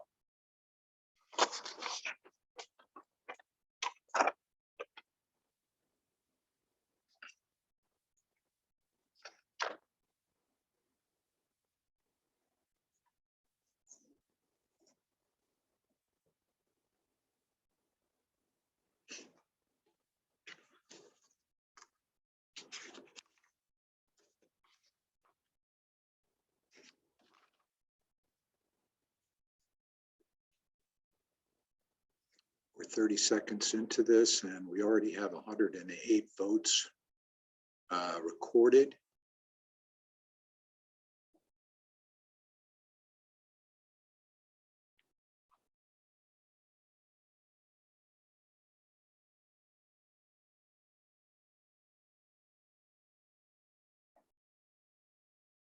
I'm going to give you another 5 seconds.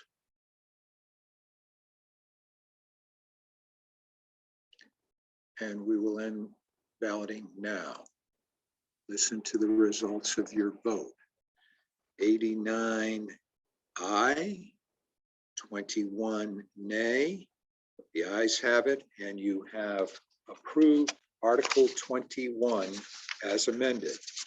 Article 22, to see if the town will raise and appropriate the sum of $223,276.47 through special assessments on property within Mountain Home Park Special Benefit Assessment Tax District, as approved by town meeting March 24th, 2007, and as delineated in the town ordinance entitled Municipal Acts to establish and regulate the Mountain Home Park Special Benefit Assessment District for the purpose of paying debt service on the capital improvements to the water and sewer lines serving the Mountain Home and Deepwood Mobile Home Parks. This is a recurring motion every year, and the chair recognizes Brandy Starr.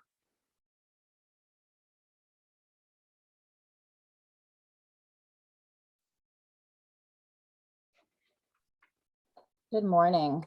Okay. Let me get that open. Good morning. Okay. I move that the town raise and appropriate the sum of $223,276.47 through special assessments on property within the Mountain Home Park Special Benefit Assessment Tax District, as approved by town meeting March 24th, 2007, and as delineated in the town ordinance entitled Municipal Act to establish and regulate the Mountain Home Park Special Benefit Assessment Tax District for the purpose of paying debt service on the capital improvements to the water and sewer lines serving the Mountain Home and Deepwood Mobile Home Parks. Thank you. We'll clear the queue. Is there a second? Chair would recognize Robert Ozer.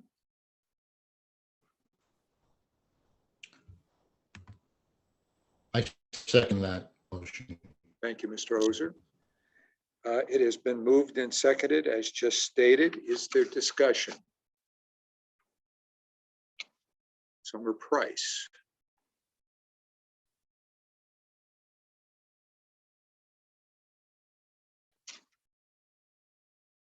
I was just trying to second it. Oh, thank you. Okay. Is there discussion? Bethany Rehnquist.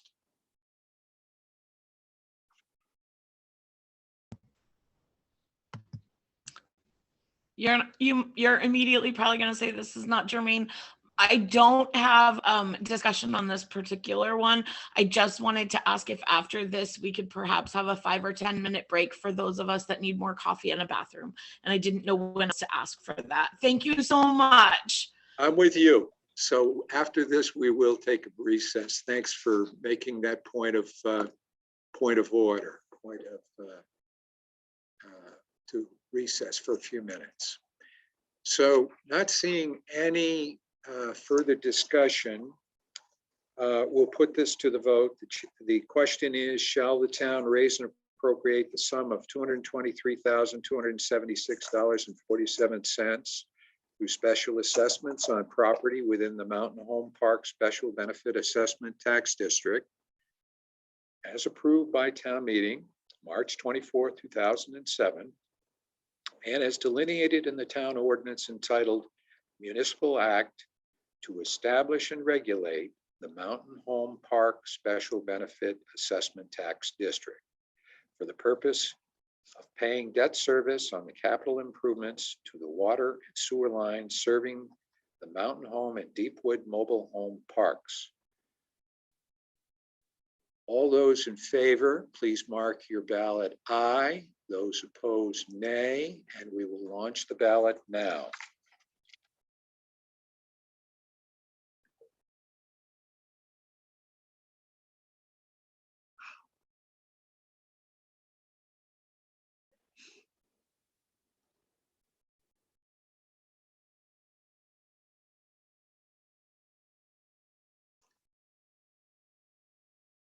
This group is getting very speedy. We're not even 30 seconds into this. We have 101 votes already registered.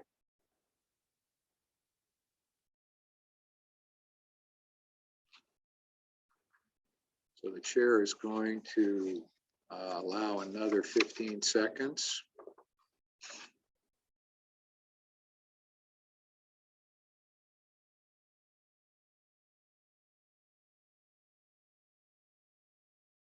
And we will cease the balloting. Listen to the results of your vote. Aye, 105, nay, 2. The ayes have it, and you've approved Article 22. And consistent with Ms. Randquist's request, we will take a 15-minute break until 10:30. Thank you. Please stay logged in as Patrick Moreland has suggested, and we'll see you all back in 15 minutes.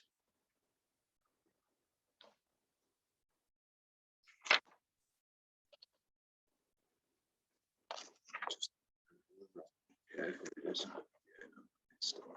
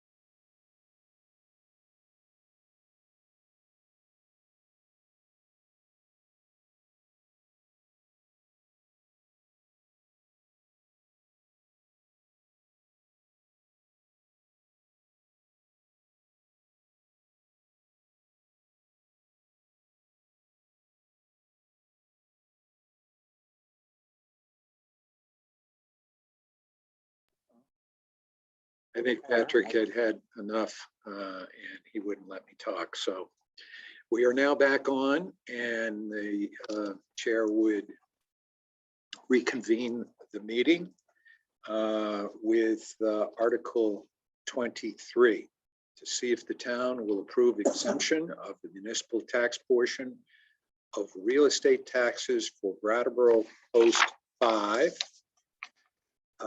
American Legion Little League Field for a period of 5 years. I would point out that this is something that we agreed 5 years ago would be done on a 5-year term. And so this is also a reoccurring request. All of the next group are reoccurring requests that were agreed upon in past meetings. So at this point, the chair would like to recognize Tim Wessel.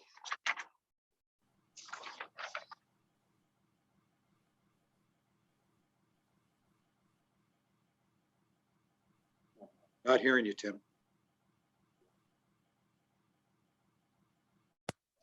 Now we hear you. Okay, how is that? That's great. Good morning, and thank you, Mr. Moderator. I move that the town exempt the municipal tax portion of real estate taxes for Brattleboro Post 5, American Legion's Little League Field for a period of 5 years. Is there a second? Gary Stroud. I second. It has been moved and seconded that the town exempt the municipal tax portion of real estate taxes for Brattleboro Post 5 American Legion Little League Field for a period of 5 years. Is there any discussion? Zach McLaughlin.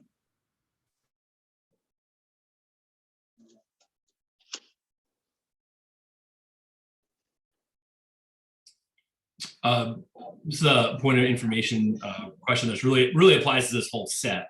The is there a spot, and maybe Mr. Elwell can speak to this. I don't see it in the town assessor's portion of the town report. What I'm trying to see is there a spot where the number of non-statutory exemptions where there's a accumulated list? I see where I can go on the grand list and keep skimming through the grand list to try to find them. But is there a place in some material where we have the ability to see the compiled list of non-statutory exemptions and where those properties are? Mr. Elwell is interrogated. Should he choose to be?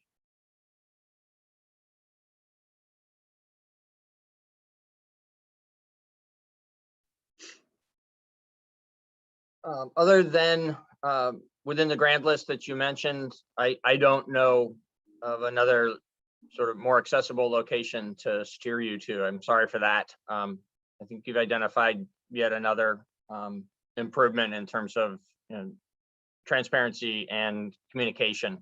But for today, I don't have a better place I can point you. Thank you. Chair would recognize Peter Fallion.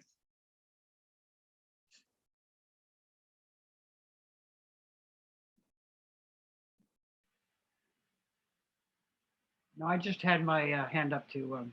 Oh, okay. Thank you. Chair recognizes then Gary Stroud.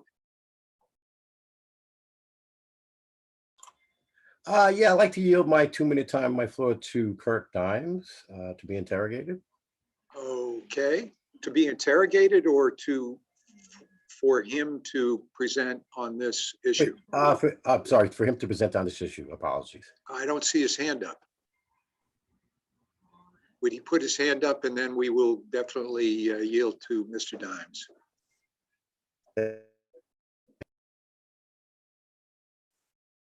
There he is, Mr. Dimes.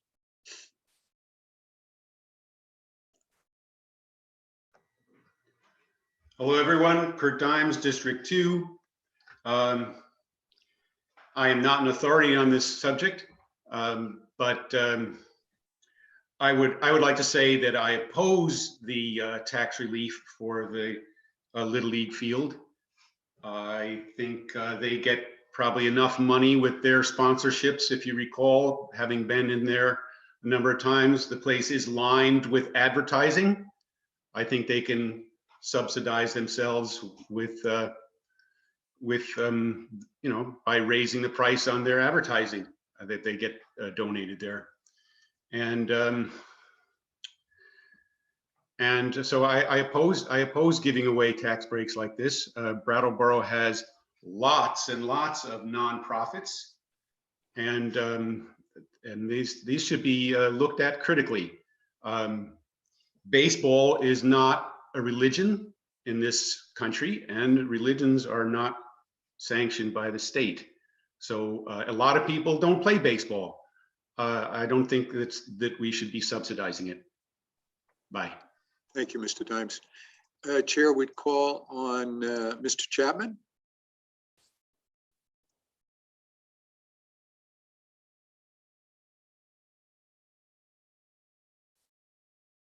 We can't hear you, Mr. Chapman. Thank you, Mr. Moderator. I want to speak in favor of this. Brattleboro, in our budget, we've put in a lot of money for quality of life, in addition to the basics of protection from police, for police and fire and that sort of thing. The Little League is a healthy form of recreation and contributes to the maturity of young people by teamwork and discipline, skill development of several kinds. It's a beloved pastime. Long-time tradition. We've given this tax break for years. I think we should continue. It's in the spirit of Brattleboro, which seeks to bring out the best in all people. And frankly, it's the same for all these others on this list. They are all worthy of continued relief from their financial stresses. I take issue with the assertion that's not made from any research that I detected in the comment that the advertising of the ball field actually allows for the activity without additional money.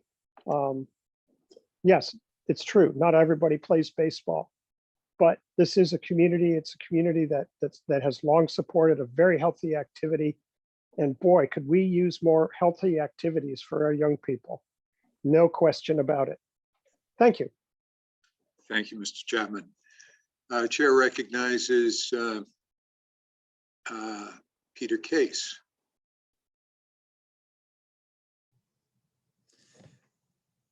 Yes, I would like to move the question. Okay, Mr. Case has moved to cease debate. We're going to clear the queue. And is there a second to Mr. Case's motion to cease debate? Mr. Maciel. I second the motion. Okay, it's been.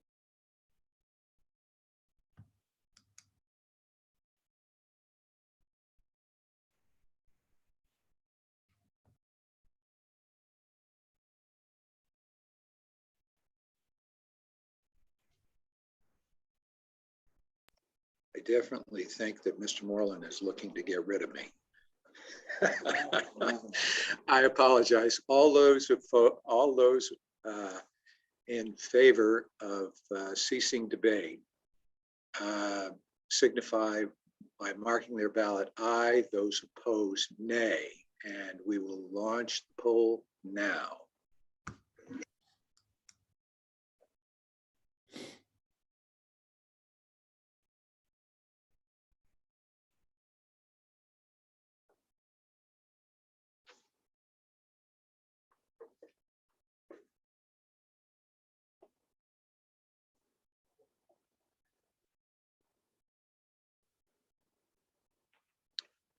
Less than 30 seconds. We have 101, 103 votes already cast.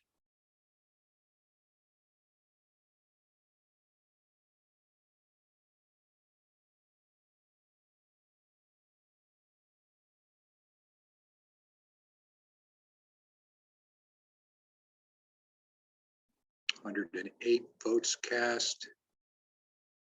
And allow 5 more seconds. And the polls are closed on ceasing debate. Listen to the results of your vote. 89 aye, that's 82%.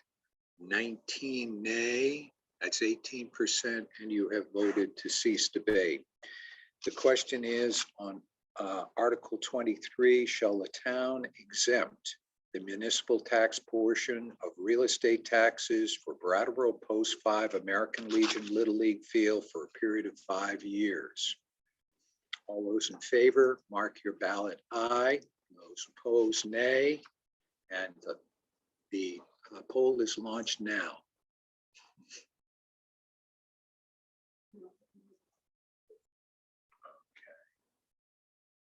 Goes underneath.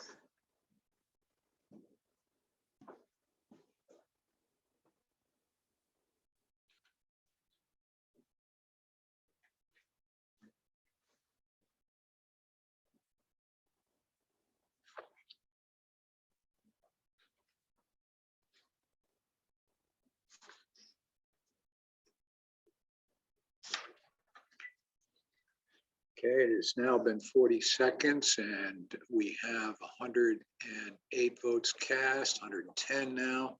Going to allow another 10 seconds to get your ballot marked.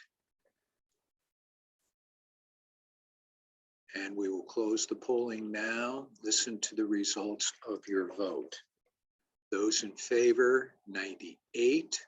Those opposed, 12. And the ayes have it, and you have approved Article 23. Article 24, to see if the town will approve exemption of the municipal tax portion of real estate taxes for Camp Wampanoag, Inc. for a period of 5 years. Chair recognizes Ian Goodnow.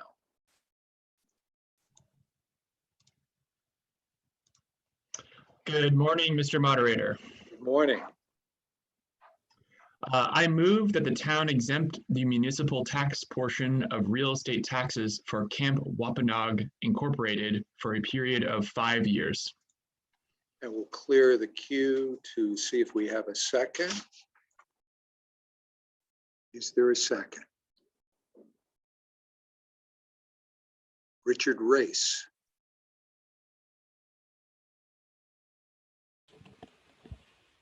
This might be an out of point of order, or but I was wondering if we could merge Article 24 to 27 to have one vote.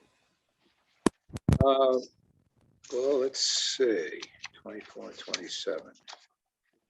24, 25, 26, and 27. No, we really should take, I appreciate that these are somewhat redundant, but they are separate, and I think it would be inappropriate. I think it's better that we pass each one because each one is treated as a separate request. Okay, then I'll just second the motion. Thank you, Mr. Race. It has been moved and seconded that the town exempt the municipal tax portion of real estate taxes for Camp Wampanoag, Inc.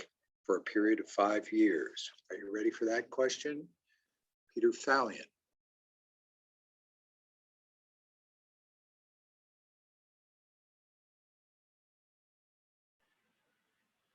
I simply wanted to second the. Oh, sorry. So, all right, thank you. Millicent Cooley.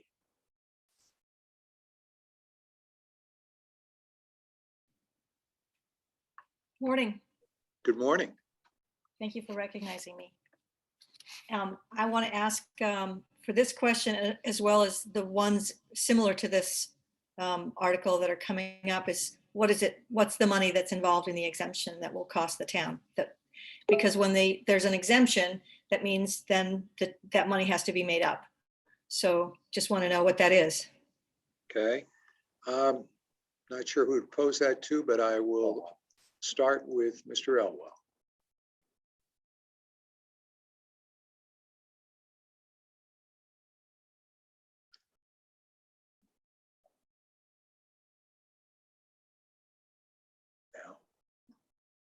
Mr. Moderator, I'd be happy to provide an answer. It's going to take me a minute to locate it. I don't know if you want to take some additional discussion in the meantime. Yes, we can do that. I think I don't like to jump from one issue to another, but in the interest of trying to move things along, raise your hand when you do have it, okay? And then we will come back and respond to that question. Chair would recognize Bob Everingham. Mr. Everingham.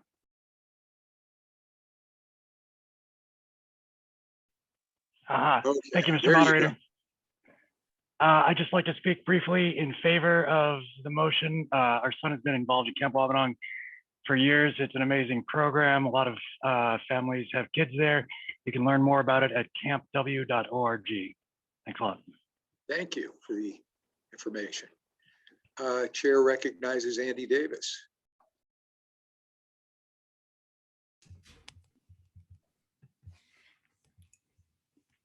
Thank you. This might be just another question, though, for Peter Elwell, who's already busy. So I was just curious if all of our elder housing and assisted living are on a tax similar abatement program. I just would like a better overview of our relationship with nonprofits, particularly with assisted living and medical. I know some of our facilities for the elderly are both medical and housing. And if there's a policy there, or it's pretty much at the discretion of who asks for the abatement, are some of those facilities, like the hospital, by statute that they don't pay taxes? Is it possible to give them an overview so that we're making this decision? It's sort of related to the last questioner who interrogated Peter Elwell about the money side of it. Just a better understanding for us as a representative town meeting on the impact and the policy. And I just focus on the issue of the elderly housing and assisted living. And thank you. Thank you. Let's see if Mr. Elwell can respond to that. And maybe Mr. Fisher has his hand up. He might be able to help us. Yes, that's a good question. And there are different tax exemptions for different organizations, and a lot of it depends on the tax statute. So for instance, hospitals are exempt under particular statutes. Some civic or charitable organizations are exempt. Some of these exemptions are complete exemptions by law, and others require the town to vote on them. These 5 are ones that require a vote to have the exemption. And I want to say 5 or 10 years ago, representative town meeting opted to put them all on a 5-year rotation, such that we weren't having a couple come up each year. So they come now in every 5 years. There had been, and I actually was looking for it, but can't seem to put my fingers on it right at this moment, a memorandum that the then Listers Department, but now Assessors Department, had put together outlining the basis for each of these exemptions. But the ones that are here today are ones that by law have to be voted upon by representative town meeting. And they are also for the town portion of the taxes, not the state education tax part of it. So I hope that helps. It's a great question, and perhaps for next year or the next time these come up, we could have more of a of background for it in the annual report. So we'll work on that. Thank you. Thank you, Mr. Fisher. Chair sees Mr. Elwell in the picture, so let's go back and see if he's in a position to give us a response to the question raised earlier. Yes, Mr. Moderator, thank you for the time for me to go locate this data. So the total amount of the 5 altogether is $38,160, excuse me, and 86 cents of tax relief. And the breakout among the 5 goes like this. For the Little League field, $1,282.37. For Camp Wabanong, $2,326.89. For Fulton Home, $9,206.03. For Bradley House, $21,954.50. And for Family Garden, $3,391.08. Thank you. It's very helpful. All right, Chair would like to now recognize, looking for new speakers, Peter Fallion.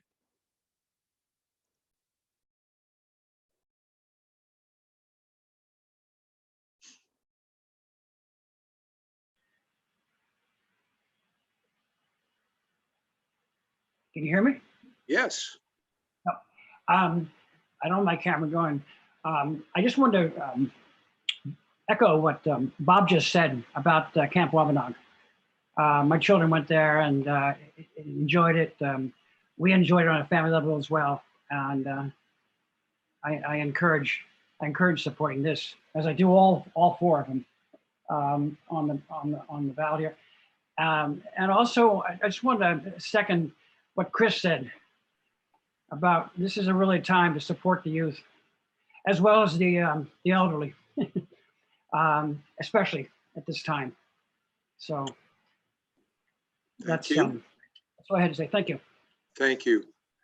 Chair would recognize Dr. Tortolani.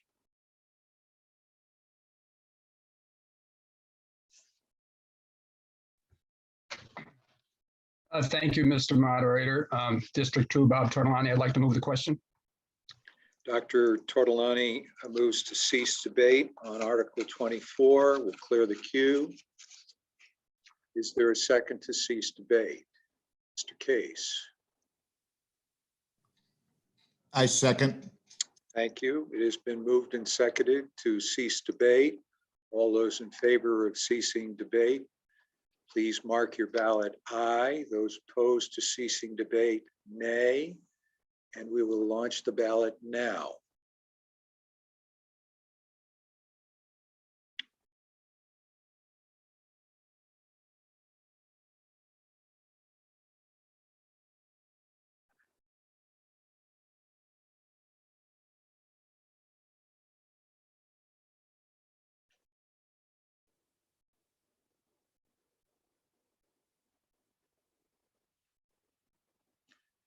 Thirty seconds and 100 votes registered.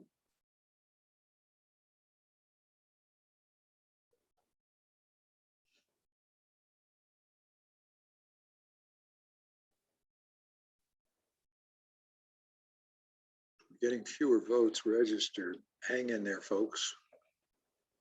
We were at 105 voting at this point. And it is 1 minute. And so we will allow 5 more seconds to register your vote.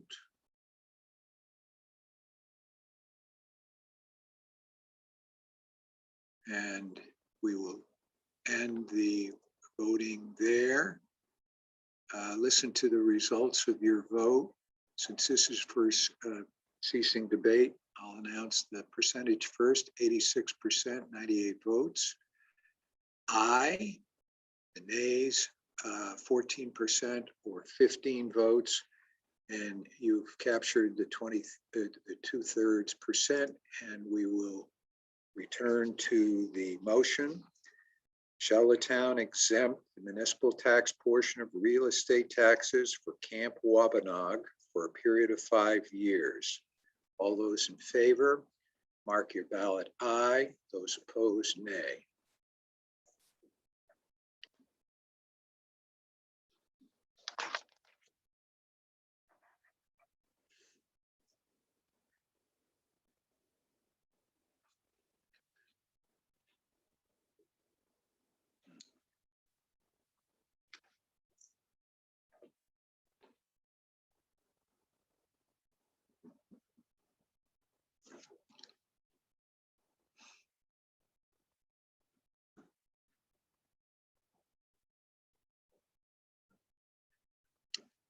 38 seconds. We have 104 votes registered.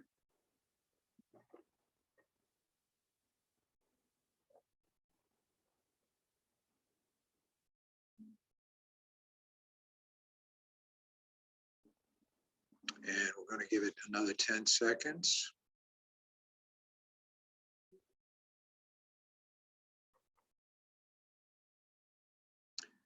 We'll close the balloting now. Listen to the results of your vote.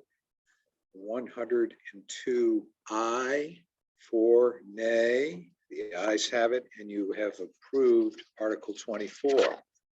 Article 25, to see if the town will approve exemption of the municipal tax portion of real estate taxes for Garden Path Elder Living Holton Home for a period of 5 years. Chair recognizes Elizabeth McLaughlin.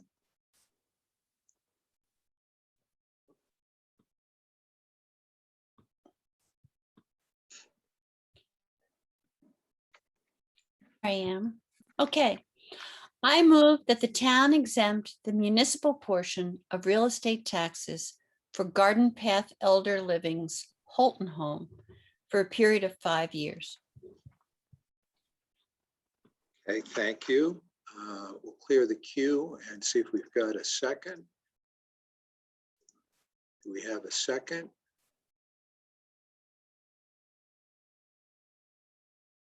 Charles Curry Smithson.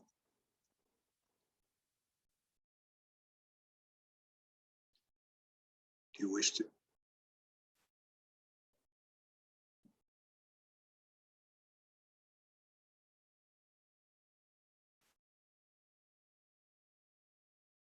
Can you hear us?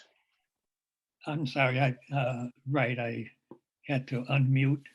Okay, well, you're unmuted now, so you're good. So are you prepared to second the motion for us? Yes, very much. Thank you. Second. It has been moved and seconded to exempt the municipal tax portion of real estate taxes for Garden Path Elder Living's Holton Home for a period of 5 years. Are you ready for that question? Okay, let's see. I want to try to get different people who haven't yet spoken. Well, they're most, let me ask Dr. Tortolani.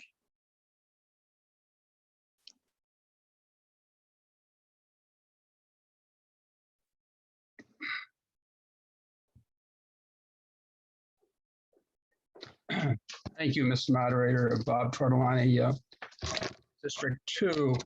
A conflict of interest because I have a mother who's living at Holton Home. I just wanted to echo what was said about helping our elders. Holton Home is absolutely an amazing institution whose staff and administration provide this incredible care. And I can tell you it is a home. It's a place that has been providing a home atmosphere for our elders for 126 or 7 years. I strongly support this motion. Thank you. Thank you. Chair would call on Maya Hasagawa.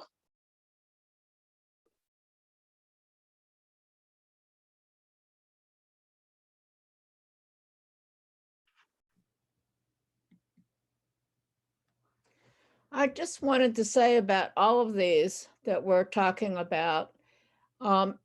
We spent a lot of time yesterday talking about human services and supporting our nonprofit agencies that provide various kinds of assistance and services to residents of Brattleboro. And exempting people from taxes is just another way, in my mind, to help support nonprofits in town. It's a little different than giving direct money, but I believe it amounts to something similar. Thank you. Thank you. Chair recognizes Tom Green.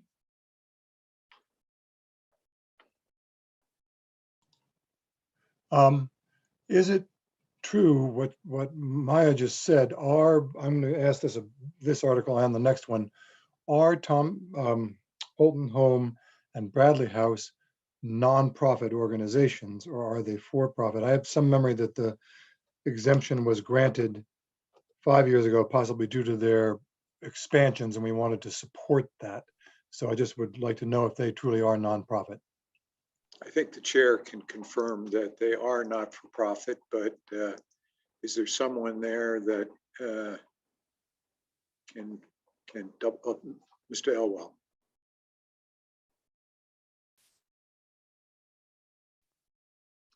Yes, thank you, Mr. Moderator. I can confirm unequivocally that they are both not-for-profit. In fact, they are two separate facilities operated by the same nonprofit organization. Thank you. Chair would recognize Mary Emery.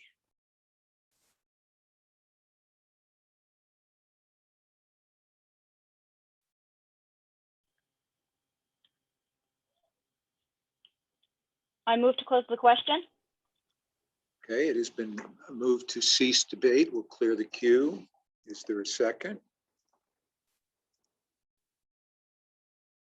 Peter Case. I'll second. It's been moved and seconded to call the question to cease debate. All those in favor of ending debate, please mark your ballot aye. Those opposed to ending debate, no. And we will launch the ballot now.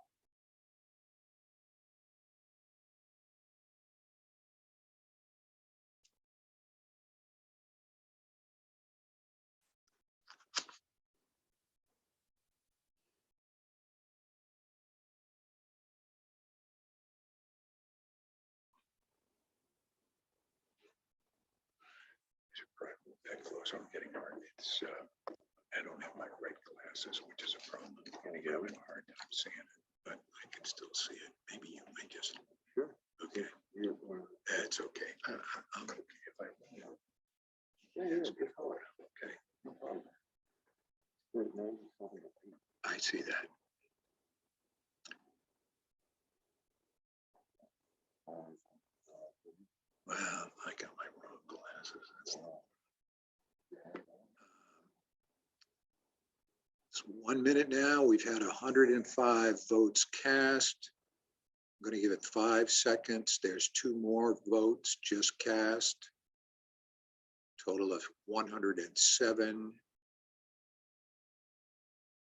And we will close polling now. Listen to the results of your vote. 98 aye and 9 no. And the ayes have it, and you have approved Article 25. Article 26, to see if the town will approve exemption of the municipal tax portion of real. Oh, we closed debate. Sorry, I jumped too fast. I'm getting anxious again. We closed debate, so we're going to go back to 25 and move.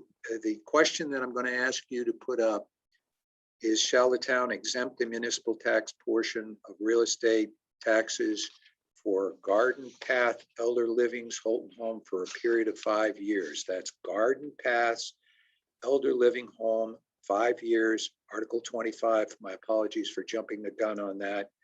Vote yes if you're in favor, no if not, and we'll launch the poll on the basic question now.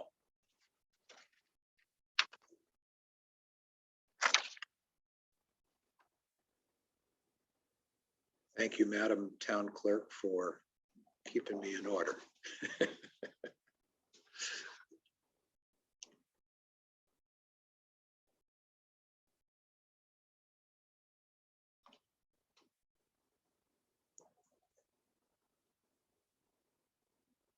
30 seconds, and we have registered 98 votes.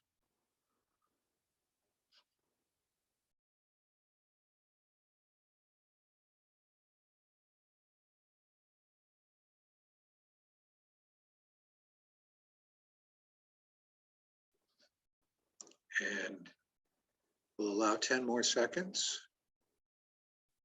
to get in your vote. Yeah, thank you. And we will then balloting. Listen to the results of your vote.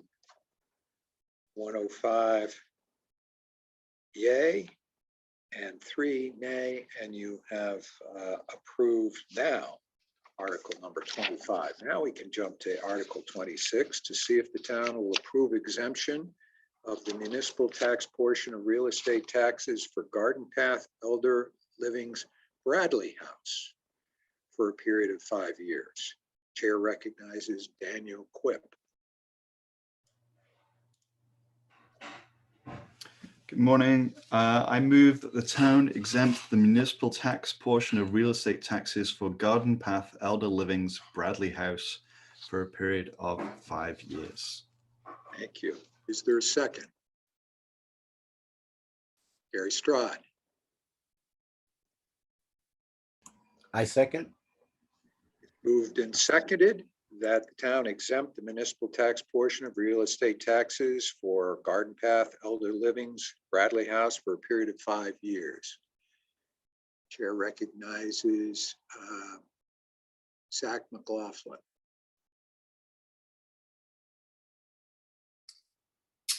Again, just as a class of these questions, I really agree with what Ms. Hasagawa was saying before.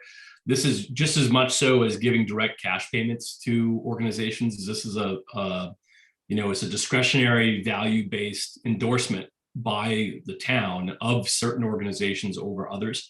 So I think what would help in the future is I like all these organizations, but I don't have a context of to what extent we are giving other exemptions away to other people. And so it's hard for me to put a judgment about a particular organization into context to make a choice as to maybe down the road at some point, enough is enough for and where that cutoff line is. So I would encourage in the future that we would have as much transparency around kind of the ecosystem of exemptions that we are providing right now, so we can make judgments about those types of things with just as much scrutiny as we would about money that we are giving in direct payments to people. Thanks.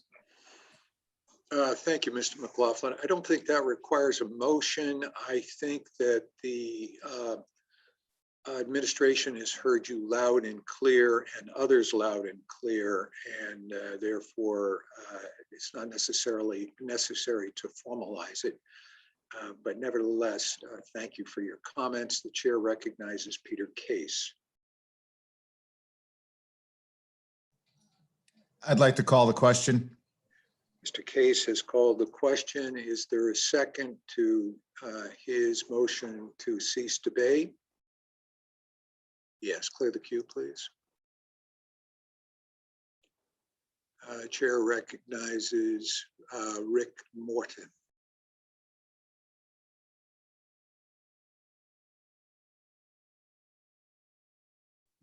I second the motion. Thank you, Mr. Morton.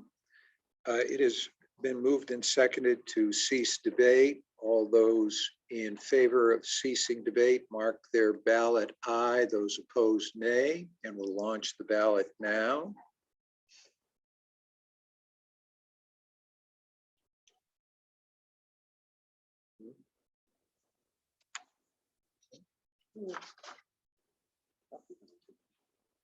Yeah.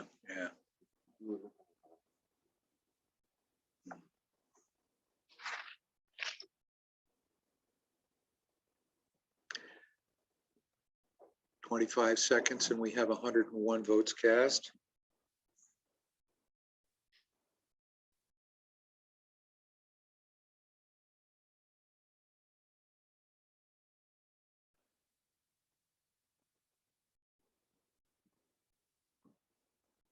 Hundred and 4 votes.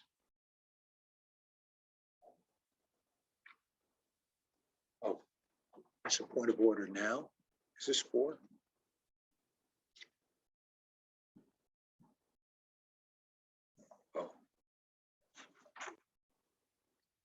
Okay, we will cease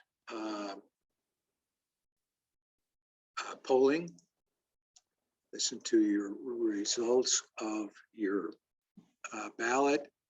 on ceasing debate. 96 in favor, that's 90%. 11 opposed, and that is clearly 2/3, and you have voted to cease debate. I received a motion from, a letter, a communication from Bethany Rehnquist that she does have a point of order or point of information that takes priority. We will definitely get to the final vote on 26, but the chair does wish to recognize Ms. Rehnquist for the purpose of her point of information. Hi, thank you. I've had this about the last several questions. So I emailed just because I wasn't having a chance to ask it. I just want to know, we're doing these 5 this year. I just wanted to know that if there are several others every year that are on that 5-year rotation, and if so, if we had a basic number about how many are we doing each year, just because I want to have that information. Okay, I just wanted to know that was it. Point of information. Point of information. Point of information for Mr. Elwell.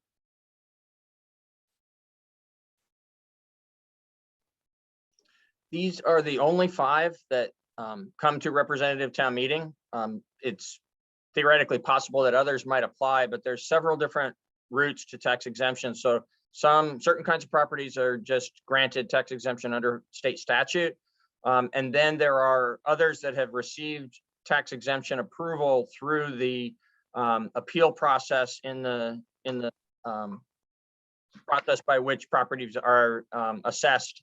And then there can be appeals through the listers and the Board of Civil Authority and actually onto state court. So there's about 20% of the overall grand list in Brattleboro is tax exempt, and these 5 properties are a very small portion of that overall 20%. But the only ones that have come before representative town meeting in the last, the 6 years that I've been here, and I believe it's for quite a lot longer than that, are these 5 properties. Thank you. Again, debate has been ceased, and so the question is, shall a town exempt the municipal tax portion of real estate taxes for Garden Path Elder Living's Bradley House for a period of 5 years? All those in favor, mark your ballot aye. Those opposed, nay. And we'll launch the ballot now.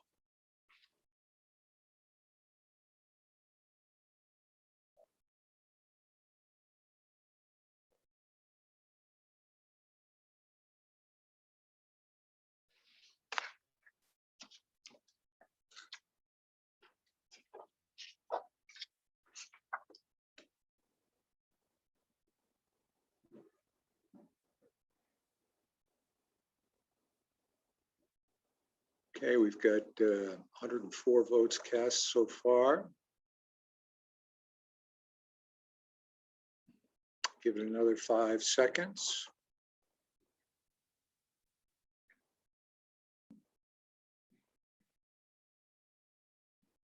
And we'll end balloting.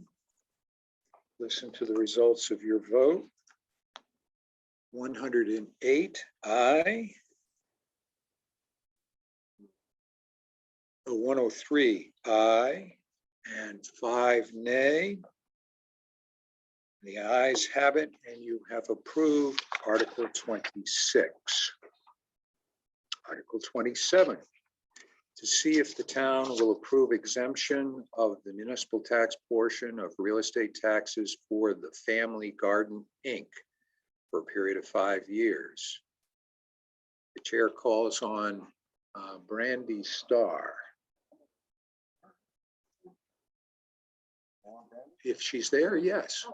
Yes. Hi there, can you hear me? Yes. We didn't know. I know, I wasn't sure either, but I'm gonna leave my video off because I don't trust the connection. Okay. Okay, so Article 27. Oh, I move.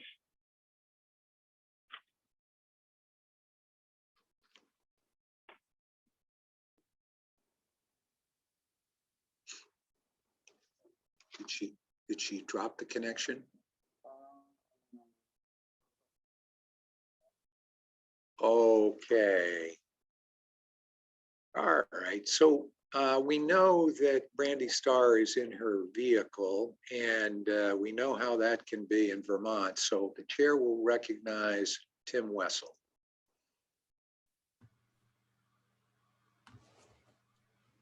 Thank you, Mr. Moderator. Happy to be back up. Brandy's.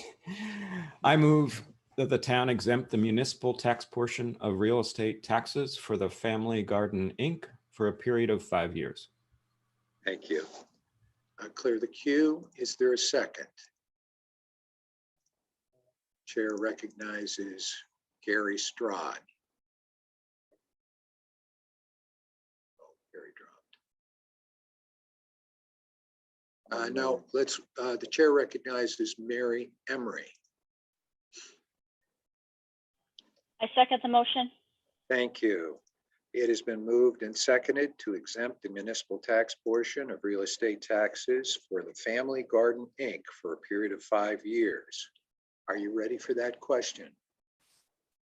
Seeing no questions, all those in favor of approving Article 27 indicate by saying aye or marking your ballot aye. Those opposed nay, and we'll launch the ballot now.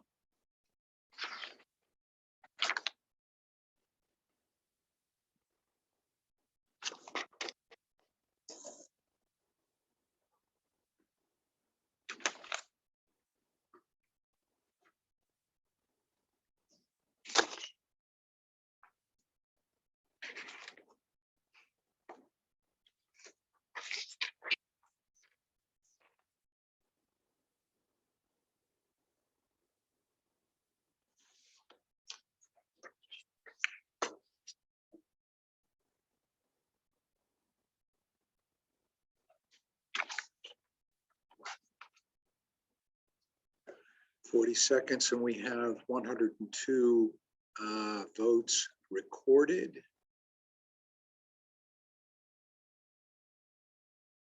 And the chair will end the balloting in 5 seconds.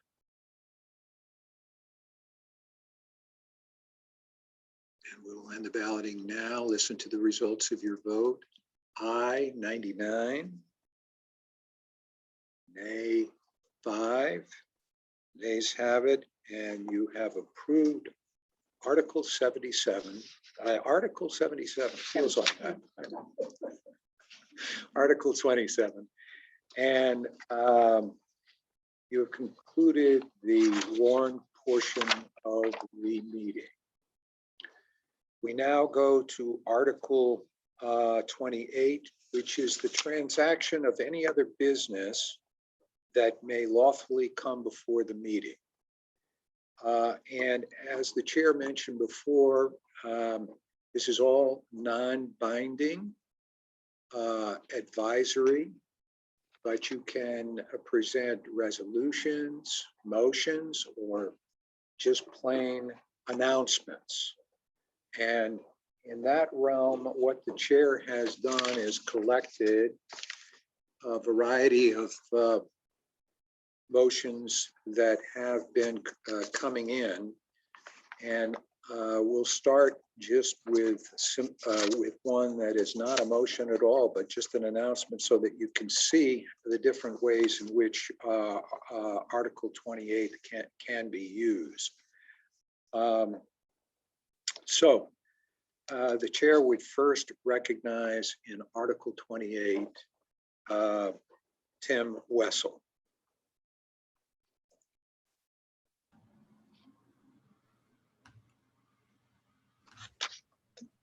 Thank you, Mr. Moderator. Liz McLaughlin and I have 4 quick recognitions. This year, we're going to be dispensing with the long whereases and very formalized recognitions that we've done in the past. But just bear with us because these are very important to our town. So I'd like to first recognize Brandy Starr, who is stepping down from the select board. Brandy has served on the select board for 4 years, including 1 year as vice chair and 1 year as chair, and has served with distinction and no one can deny incredible personal style. Brandy and I campaigned together and were elected together. When Brandy became chair, I became vice chair. And from that mutual position of leadership on the select board, I have watched her navigate some very difficult topics with her characteristic intelligence and compassion, never shying away from controversy if that's what was required to speak her voice and to speak up for others who did not have the influence of a sitting select board member. Brandy's ability to listen to ideas, debate the nuances, then argue capably for her beliefs is most admirable.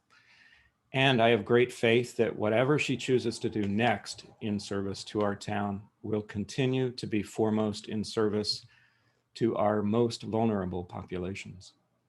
Please join me in thanking outgoing select board member Brandy Starr. Hear, hear. Thank you.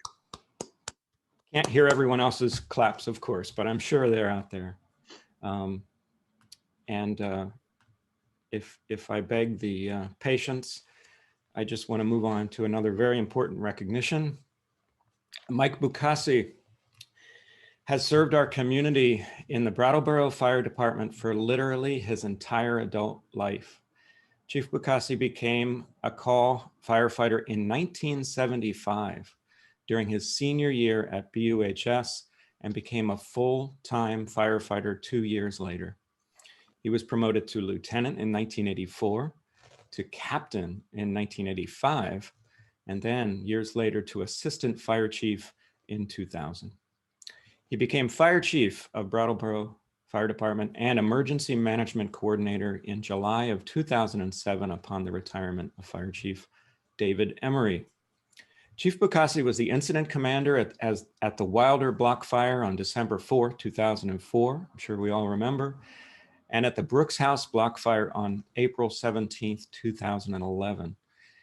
He was also operations officer during the massive flooding that caused by Tropical Storm Irene on August 28, 2011.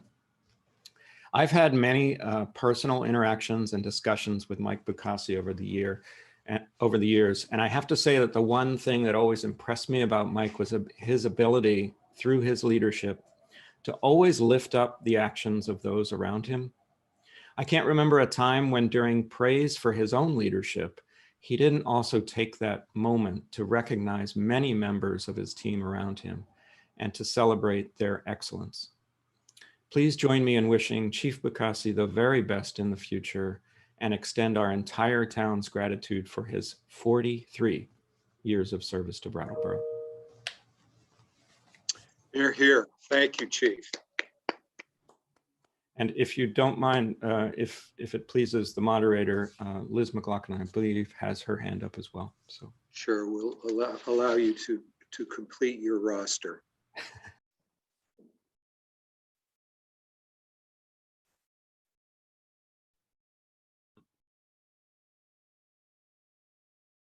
Thank you, Mr. Moderator. Can you hear me? Yes, okay. Thank you. I'd like to say a few words of thanks to our recently retired police chief, Mike Fitzgerald. Mike, as many of us know, is a local boy born and raised in Brattleboro. And after 20 years of military service in the Marines, returned and joined the Brattleboro Police Department as an entry-level police officer in the year 2000. He rose quickly to the top, becoming chief in 2014. Chief Fitzgerald's tenure was noteworthy for steady, progressive leadership inside the department, but it has also been said that Mike's leadership also shone as a teammate among town employees and, most importantly, as a working partner with community leaders. Mike should be proud, as we are all proud, of his work towards broader community engagement, working together in partnership on community policing, and therefore he was involved in a wide range of projects that extended beyond traditional police work into matters of equity and community well-being. Mike has stated that he's grateful to Town Manager Peter Elwell for his enduring support. And he also stated that he gives thanks to the Brattleboro Police Department officers, that it is impossible for him to quantify the many acts of bravery, kindness, and concern that our officers perform each day.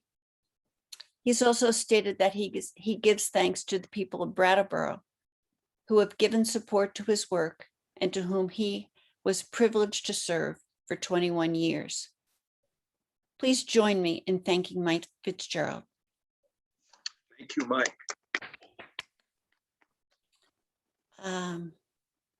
And last, but certainly not least, I'd like to say a few words of thanks to retiring Town Manager Secretary Jan Anderson.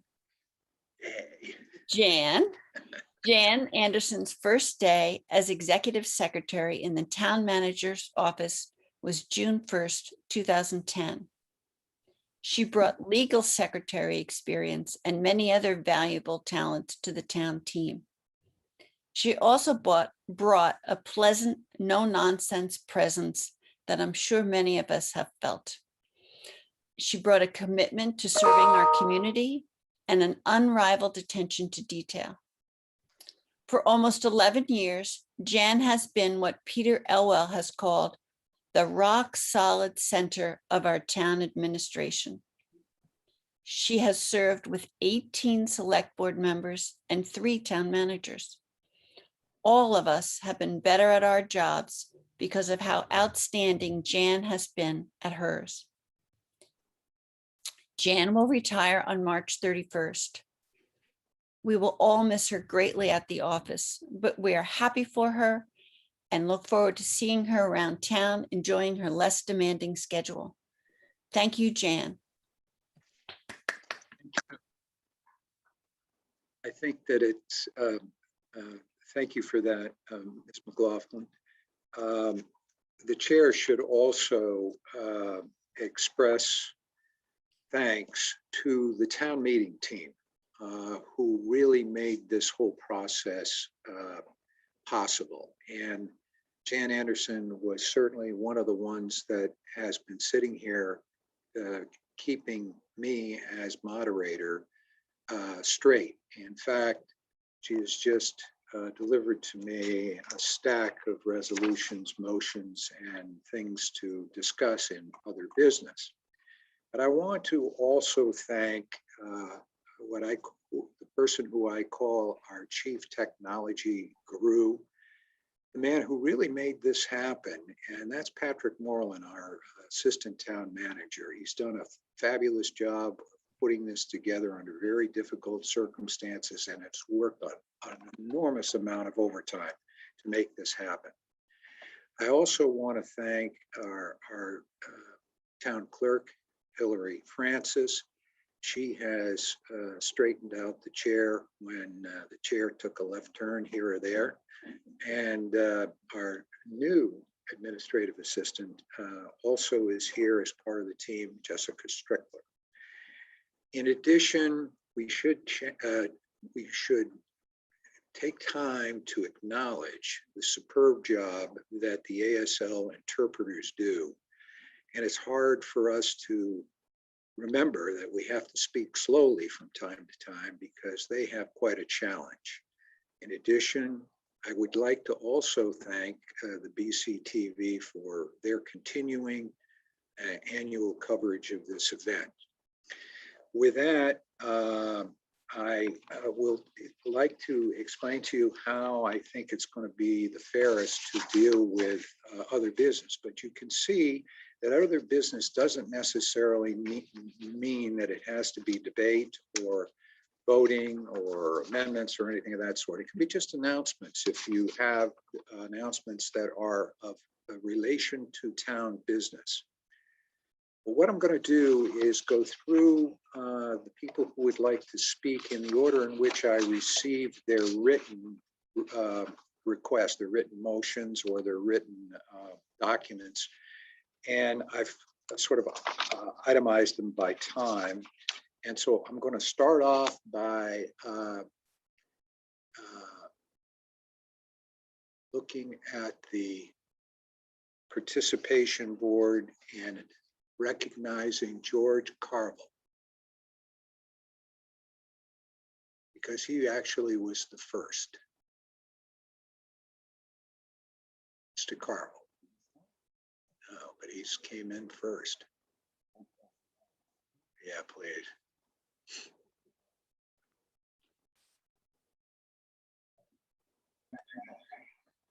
There, am I unmuted now? Now you're unmuted. Now we've got you. Okay.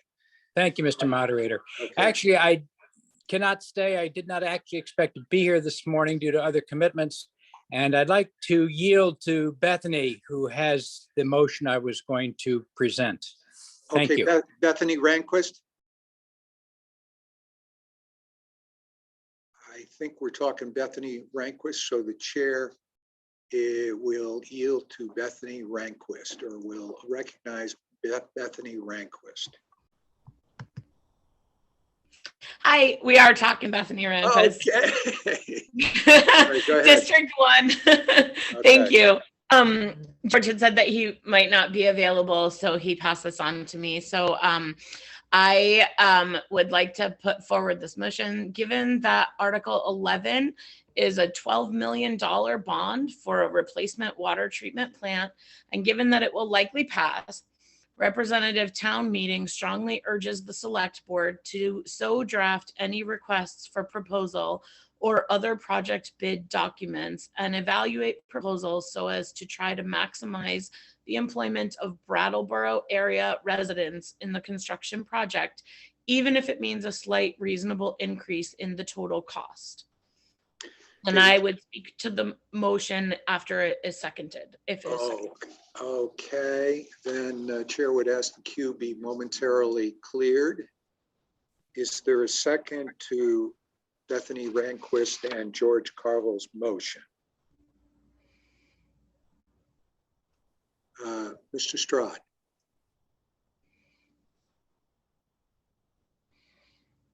I second the motion. Okay, then it's been moved and seconded as stated by Bethany Ranquist. And so the floor is yours, Ms. Ranquist. Thank you, Mr. Stroud and Mr. Chair. The purpose of this motion is that the town's project manager confirmed at our informational meeting that the project is going to be complying with the Davis-Bacon Act, which requires that the contractor pay prevailing union rates to the workers on the job. So these are expected to be well-paying jobs. And the idea is to spend Brattleboro money in the Brattleboro area instead of sending it to workers from out of state. If the result is that the project costs just a little bit more, we need to remember that the money is going to be staying in the Brattleboro area and paying for things like food, clothing, rent, sales tax, property tax, and activities through the recreation department and supporting families. And so important to keep our local money local and support our local residents, as we've been discussing throughout the majority of this entire process. Thank you so much for hearing the motion and my speaking. I appreciate it. Thank you. Further discussion with regard to the Carvel-Ranquist motion. Kathy Erfer.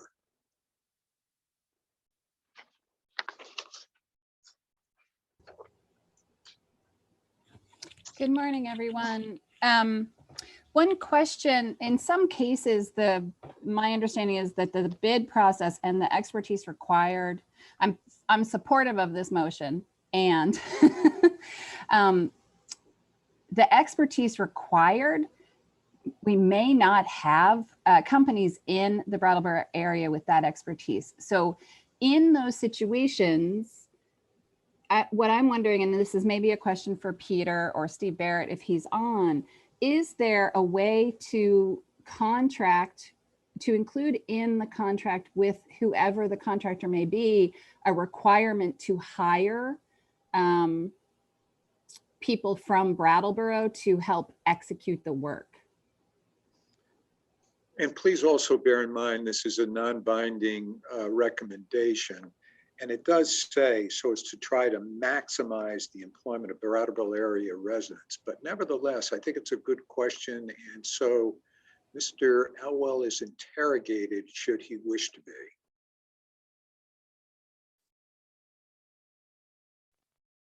Certainly. Thank you.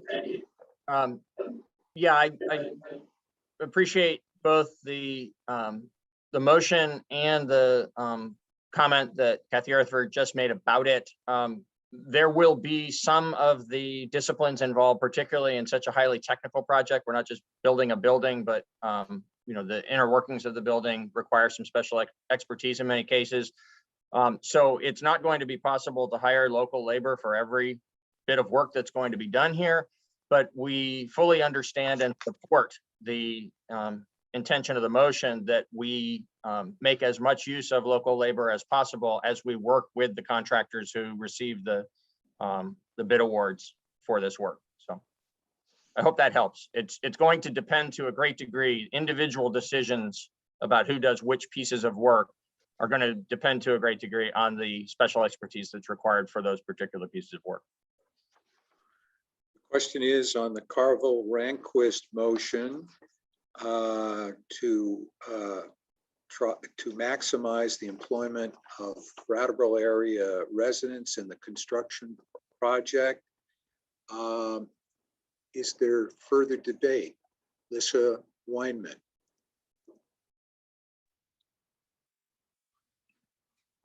Oh, I'm sorry. I had my hand up to discuss my motion, which is. Oh, okay. Yeah, All right. sorry.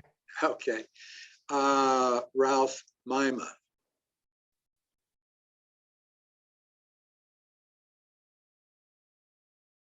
Just a second. We need to unmute you.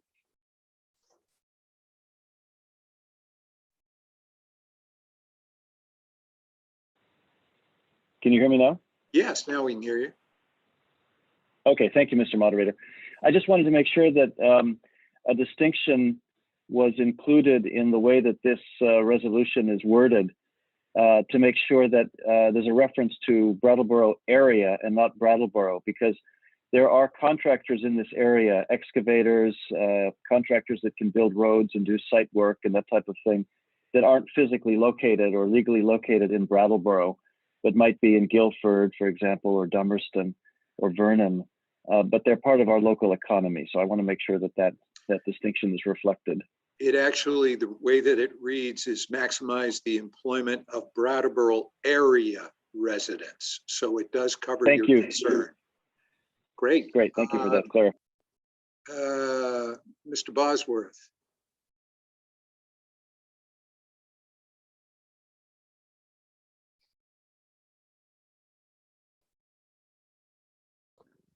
Yeah, Michael Bosworth, District 1. Just a question. And this other business, do motions have to be seconded? Because I don't think this one got seconded unless Stephanie did. Yes, I believe we did. Yes, we did. I believe it did. Well, if it didn't, I will second it, but that's fine. Thanks. Okay, well, thank you for that backup and keeping track of the chair. I appreciate that, and we'll consider it if we didn't have a second.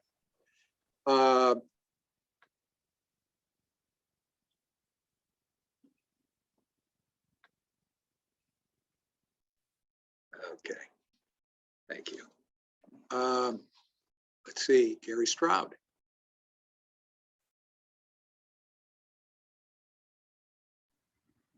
I just want to say I highly support this proposal. I believe if we buy locally, we should hire locally. Just wanted to say that. Thank you. Thank you. And the chair will recognize the town manager, Mr. Elwell.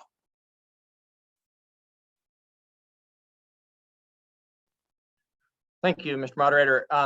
I wanted just to supplement the comments I made a few minutes ago. I've received a text from Steve Barrett that's important to add, I think, for the broader context of how we do try to support the local economy with these projects, that beyond the hiring of labor, there's also a tremendous amount of supplies that will be needed. And so things like concrete and gravel and hot mix and other supplies that will be used in the construction at the site will be obtained from local suppliers, from businesses that provide those kinds of materials. Thank you. Thank you. Thank you, Mr. Elwell. Chair recognizes the sponsor of the motion, Bethany Rehnquist.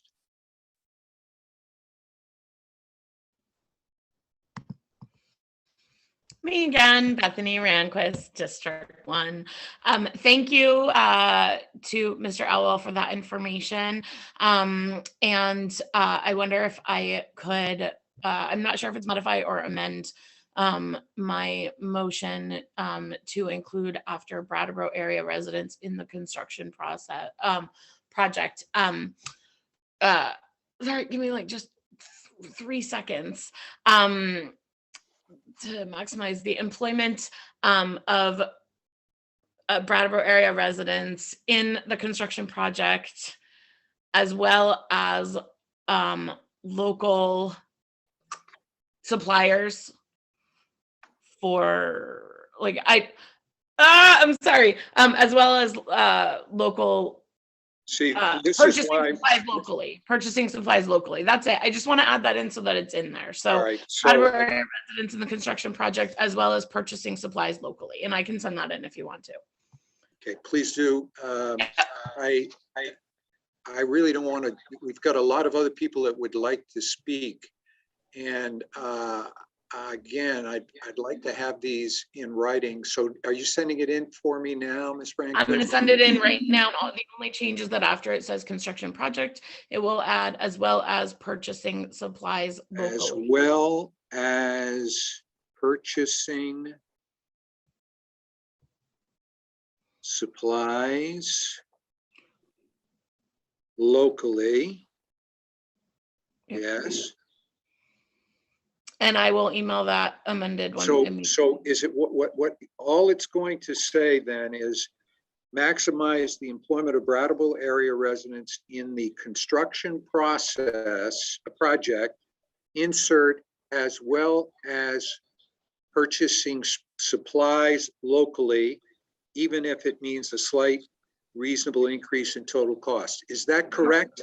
Correct. It's just adding those 6 words. All right, so it's actually, yes. All right. Unless the chair sees an objection to this amendment by the maker of the motion in the form of a hand up in the next 5 seconds, the chair will consider this as an accepted amendment to the motion. Anyone objects to this minor amendment? Seeing none, then the chair will approve the amendment without objection. And the motion will now read, given that Article 11 is a $12 million bond for a replacement water treatment plant, and given that it will likely pass, representative town meeting strongly urges the select board to so draft any request for proposals or other project bid documents and to evaluate proposals so as to try to maximize the employment of Brattleboro area residents in the construction project, as well as purchasing supplies locally, even if it means a slight reasonable increase in total cost. Thank you so much, Mr. Chair. I really appreciate your flexibility on that. All those, unless there's further debate, Mr. Rounds.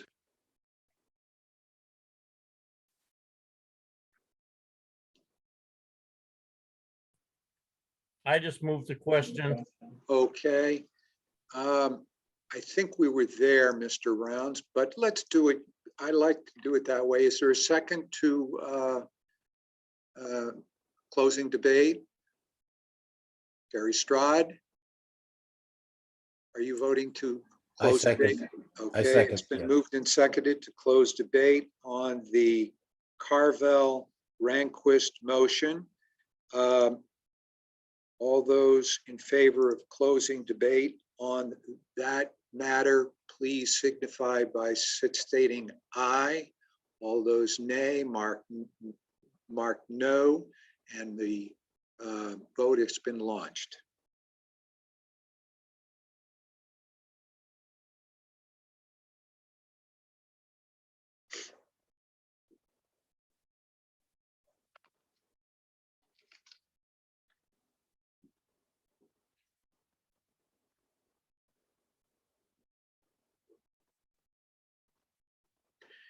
And the chair will cease voting at this point. It's pretty overwhelming.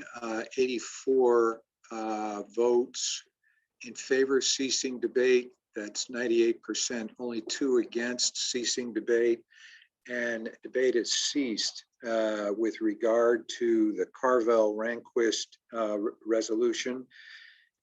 Given that Article 11 is a $12 million bond for the replacement water treatment plant, and given that it will likely pass, Representative Town Meeting strongly urges the Select Board to so draft any request for proposals or other project bid documents and to evaluate proposals so as to try to maximize the employment of Brattleboro area residents in the construction project, as well as purchasing supplies locally, even if it means a slight reasonable increase in total cost.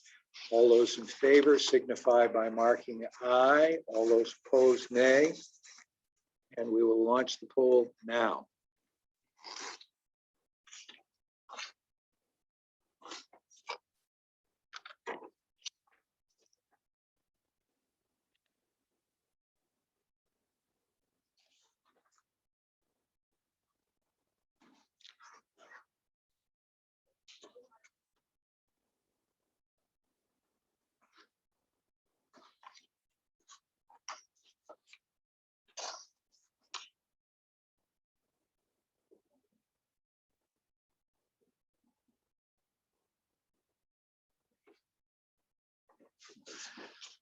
And we've got 93 voting with approaching the minute. Give you 5 more seconds. And we'll end voting. Listen to the results of your vote. 95 in favor, 2 against, and the ayes have it, and you have approved the Carvel-Rehnquist motion. Let's see, we may have a couple of questions here that are points of order. What the chair had stated is I'll go through these in order in which they are proposed, but Ricky Rosati may have a point of order. So the chair will recognize Ricky Rosati.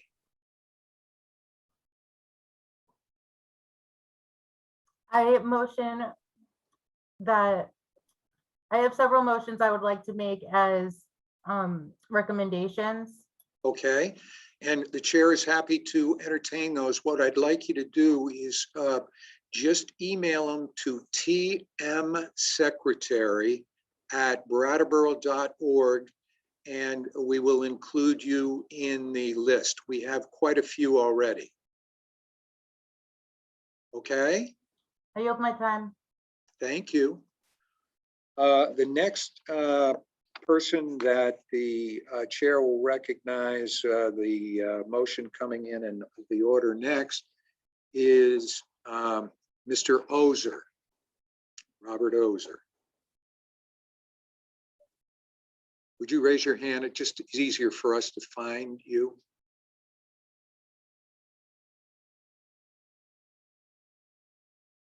There he is.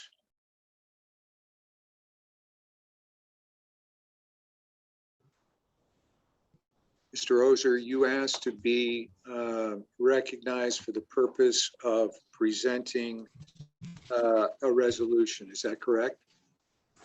Yes, thank you, Mr. Moderator. And I'll keep the video off just to help with that. Yeah, it's much better.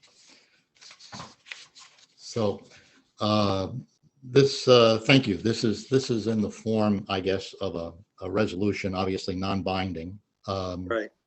But I will read it, and then if there is a second, I'll ask to just say a word or two about it.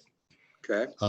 Resolved that the town of Brattleboro, assembled at its annual meeting on March 21st, 2021, strongly urges the select board and the town manager to transmit a copy of the Community Safety Review Report to the Secretary of the Vermont Agency of Human Services, the Commissioner of the Department of Children and Families, and the Brattleboro AHS District Field Director to highlight the numerous instances in that report where witnesses have stated that their experience with DCF has been less than helpful and in fact harmful to children and families.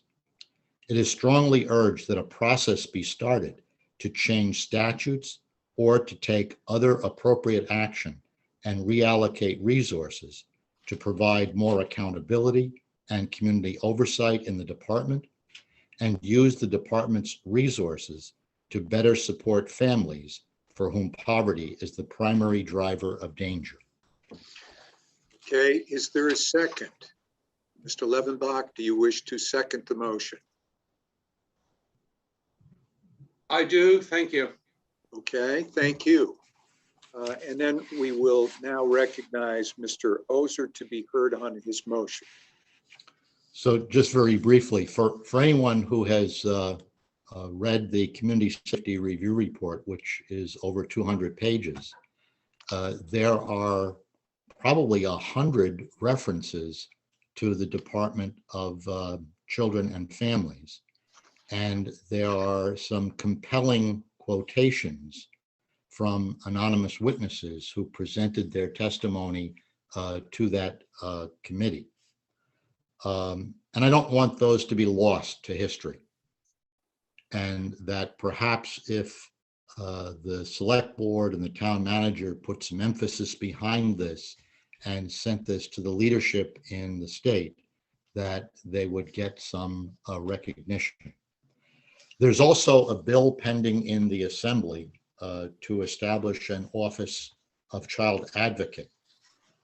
So it might be a timely way to also underline that. And I think some people in this town are involved in testifying regarding that bill. So I'll leave it there. And thank you. Thank you. Is there further discussion with regard to Mr. Ozer's motion? Hearing none.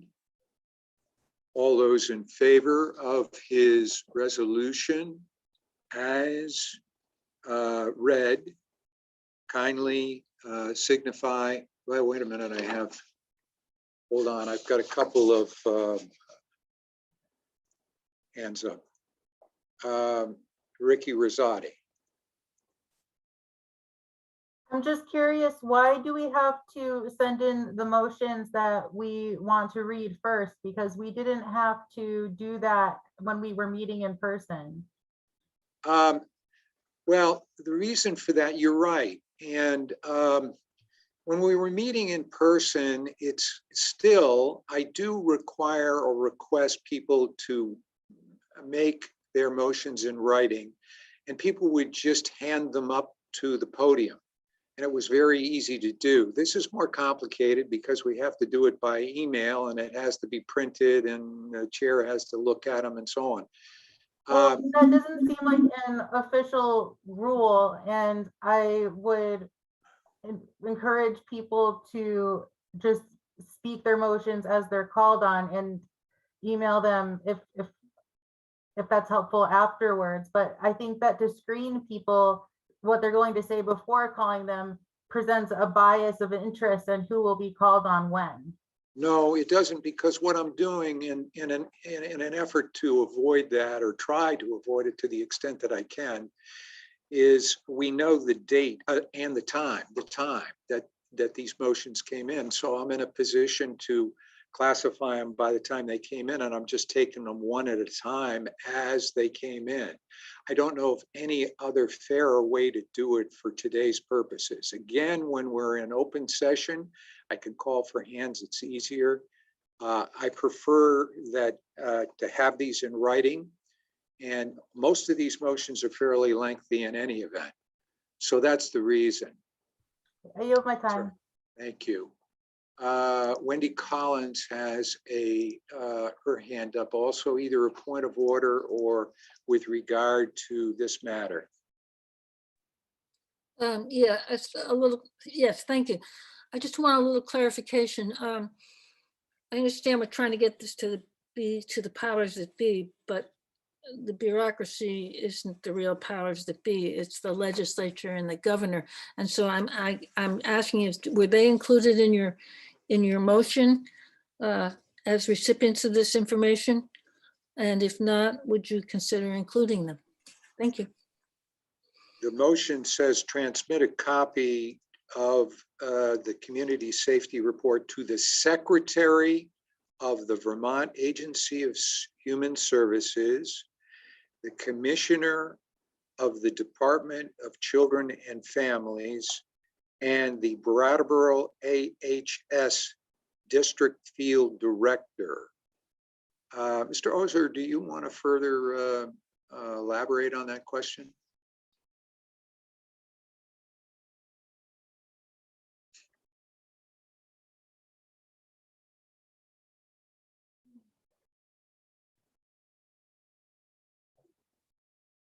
Could you raise your hand, Mr. Ozer? Again, it's easier for us to find you. Thank you.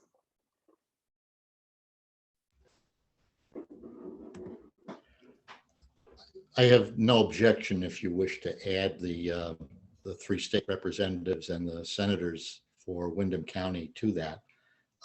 As I did mention, there is a bill pending in the Assembly with respect to an Office of Child Advocate, but that's the only legislative action right now that I'm aware of.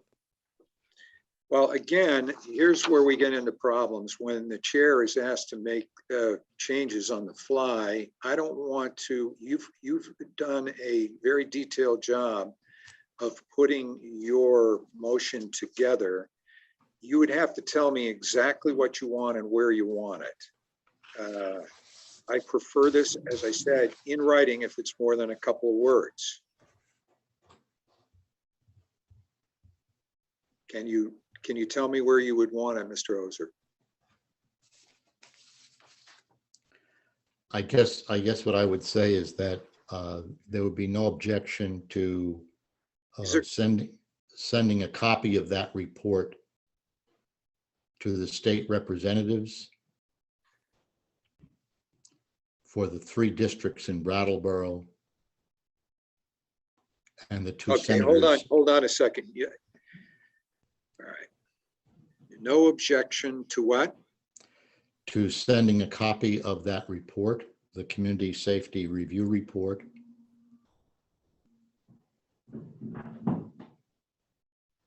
to the state representatives. Hold on, I'm a very slow writer here. Well, no objection to, yeah, I'm going to have you. I can send you an take the time. email. This is why it's very important, folks, that you send in any amendments or have your motions in order. We are holding up other people while we're trying to craft the motion. So my thought would be, let's leave it as is, and why don't you just send it to these people? I could withdraw that. Okay, and let's just send it to these people. All right. With that, and I'm sorry, but we have a lot of people that would like to be heard. It's a beautiful day out. There's a lot of folks that are going to want to get out. Our quorum is going to shrink, and I want everyone to have an opportunity to be heard. And I would like to be able to take up all of these motions. And unless we have these in order when you send them in, it makes it very difficult. So once again, the question is on Mr. Ozer's resolution that I will read one more time. Resolved that the town of Brattleboro assembled at its annual meeting on March 21st, 2021, strongly urged the select board and town manager to transmit a copy of the Community Safety Review Report to Secretary of the Vermont Agency of Human Services, the Commissioner of the Department of Children and Families, DCF, and the Brattleboro AHS District Field Director to highlight the numerous instances in that report where witnesses have stated that their experience with DCF has been less than helpful and in fact harmful to children and families. It is strongly urged that a process be started to change statutes and take other appropriate action and allocate resources to provide more accountability and community oversight in the department and use department resources to better support families for whom poverty is the primary driver of dangers. And I think we've informally agreed that this would also be sent to state representatives. Are you ready for this vote? Bethany Rehnquist.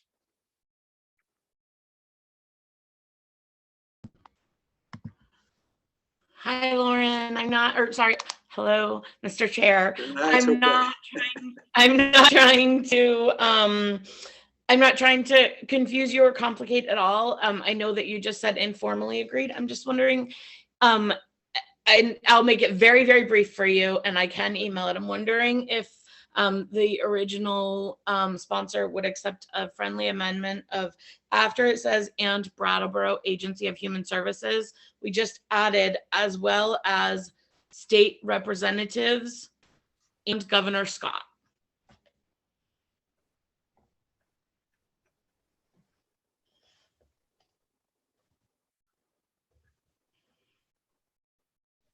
I'm hoping that that covers the conversation that we just had without making it too confusing. And if it's welcomed as a friendly amendment, then there you go. And if not, that's okay too.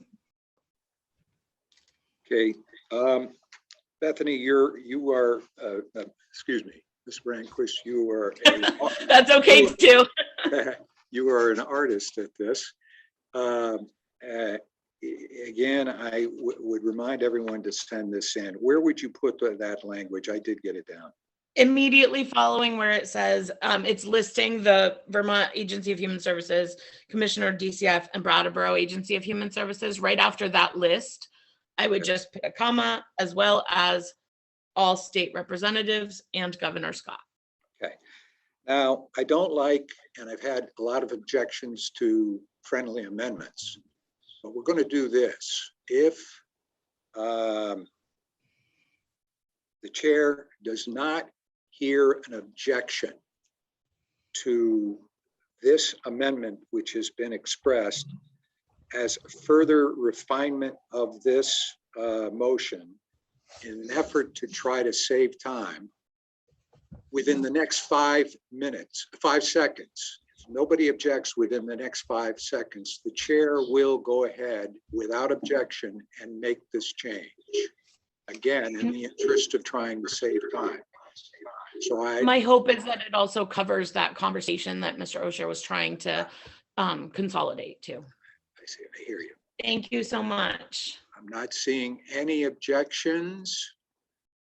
So the chair will make that change. Okay. Now, further discussion on the Ozer motion.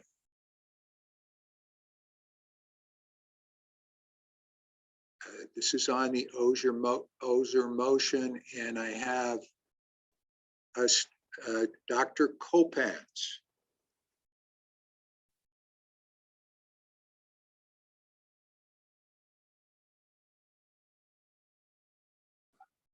Hello? Hi, doctor. I'm not having trouble unmuting my video, but I think you can hear me. We can hear you fine. And I have not read the report, the motion seems to me to be a motion that criticizes DCF. Is that correct? I'd like to interrogate Mr. Ogier. Mr. Ozer is interrogated. Should he desire to be? Please raise your hand, Mr. Ozer. Thank you.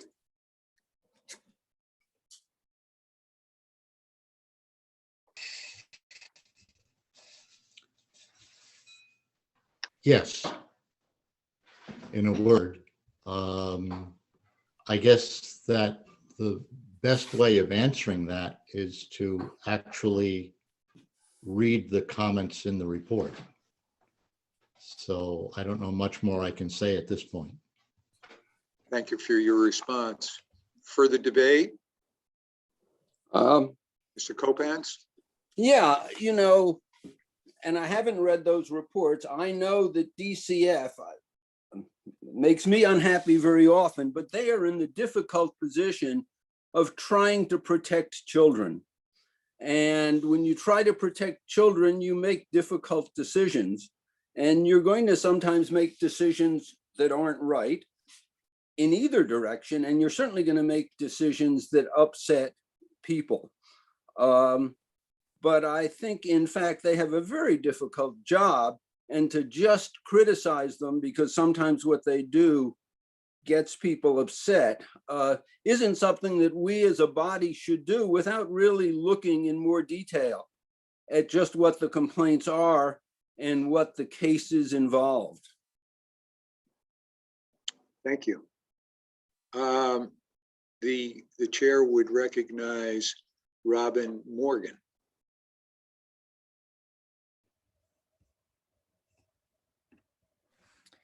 Hi, thank you. I just wanted to say that all of the questions that the last speaker was bringing up are actually in the report.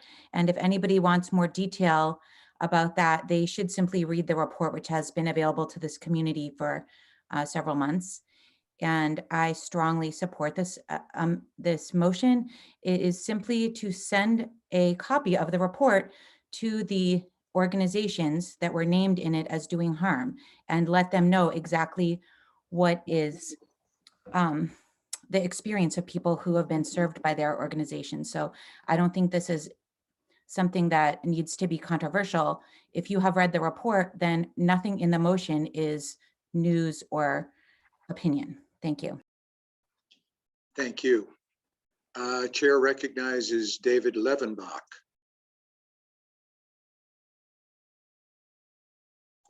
Thank you, Mr. Moderator. I have read the report, and the report does raise serious questions about DCF, as well as the retreat, Brattleboro Memorial Hospital, HCRS, and so I think it's appropriate that all of these organizations be brought into conversation with the town to investigate further and to make remedies as necessary. Thank you. Thank you. The question is on the Ozer proposed resolution. Is there further debate? Elizabeth McLaughlin.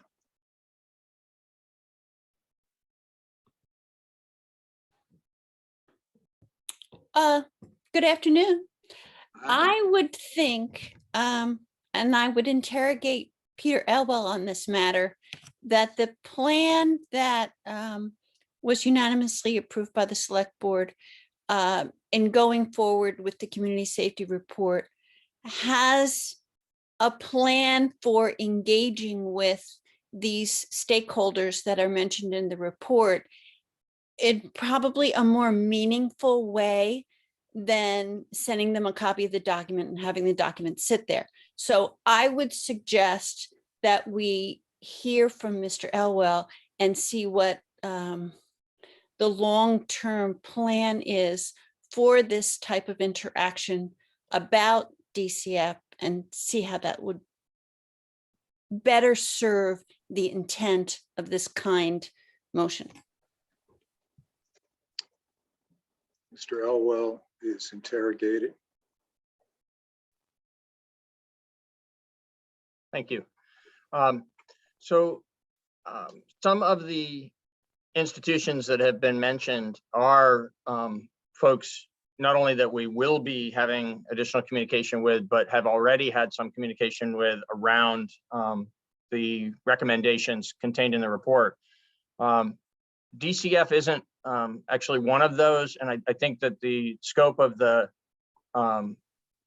what's on the floor goes beyond the scope of what the town is, and I think will be in the near term, engaged in regarding the implementation actions that are more within our control, or at least partially within our control. So there's a body of work that's embedded in the report that goes beyond the town's control, and at least specific to the DCF reference in this action, that would extend beyond what we are currently working on and what I'm expecting to be working on, although certainly the body of work, the scope of the work is going to evolve as we get on with the body of work. For the debate on the Ozer resolution, Chair recognizes Representative Kornheiser.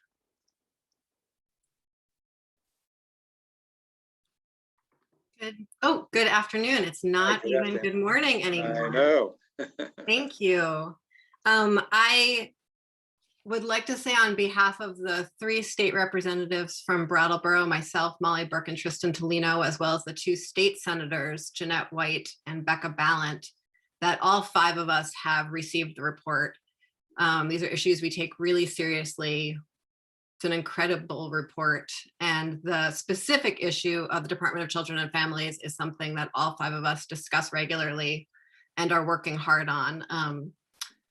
Mr. Ozier mentioned the Office of Child Advocate, which is a bill that we are all paying a lot of attention to and focused on. And I'm sorry that folks were not able to read our usual town meeting reports that we put on everyone's chairs when we're here in the real life, but we are all working hard and happy to discuss any of these issues further outside of town meeting at any time. And finally, thank you. I do actually support the motion to send this report to the Department of Children and Families. I think it's really helpful for them to hear directly from communities on some of these difficult issues. Thank you.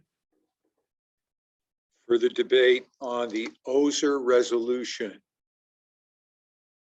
Chair recognizes Richard Race. Hey, Rich Race, District 1. I was hoping to call the vote, cease debate, Okay. call the vote. All right. Mr. Race has called the question on the Ozer resolution. This requires a second. Let's clear the queue. Is there a second? Gary Stroud. I second. Okay. Has been moved and seconded to cease debate.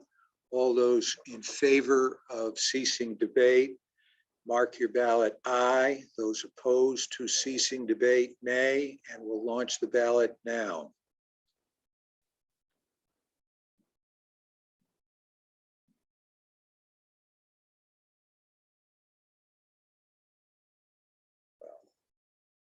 Oh boy. It's over here for now.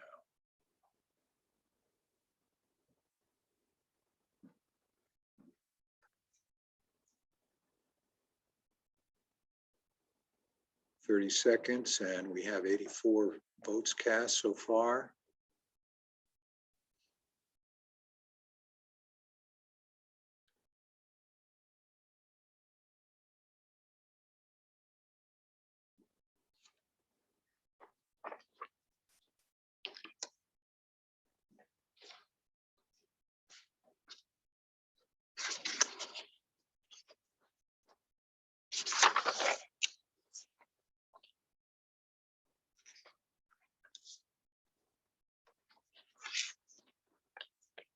And it's now been a minute. So we will suspend voting now and listen to the results of your vote On ceasing debate, 82, that's 95%. Aye. Nay is 4, and you have voted the 2/3 necessary to end debate. So we return to the question. Oh boy.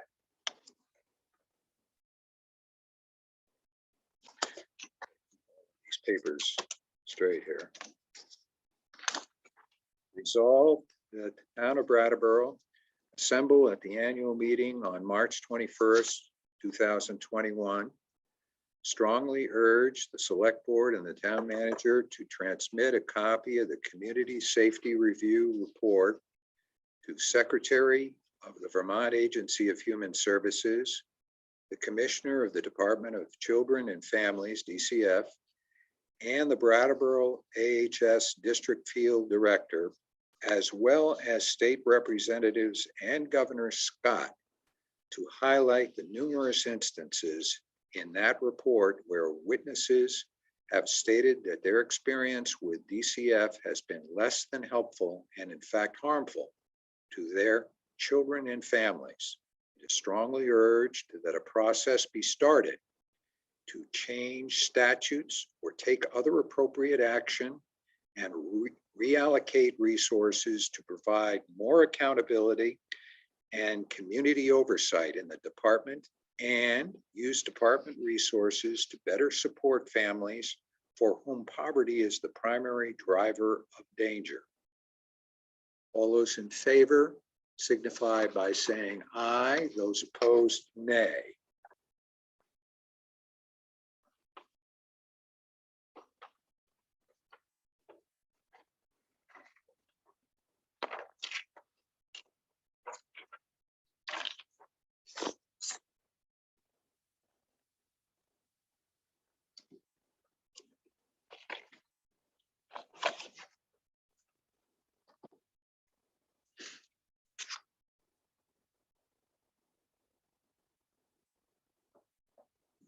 We have 85 votes so far.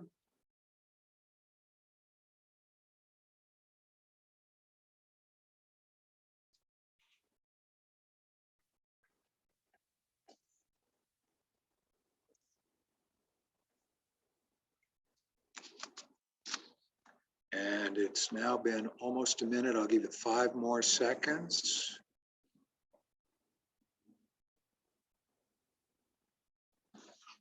And we will cease debating on the issue, cease the poll on the issue, listen to the results of your vote.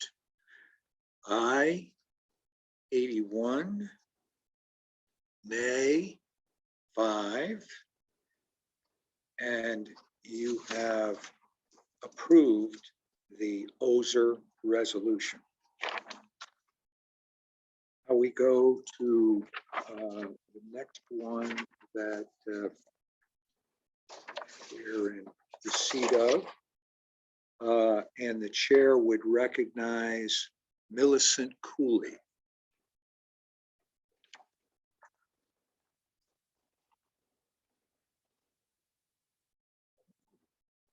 Please raise your hand. It's going to be easier for us to find you.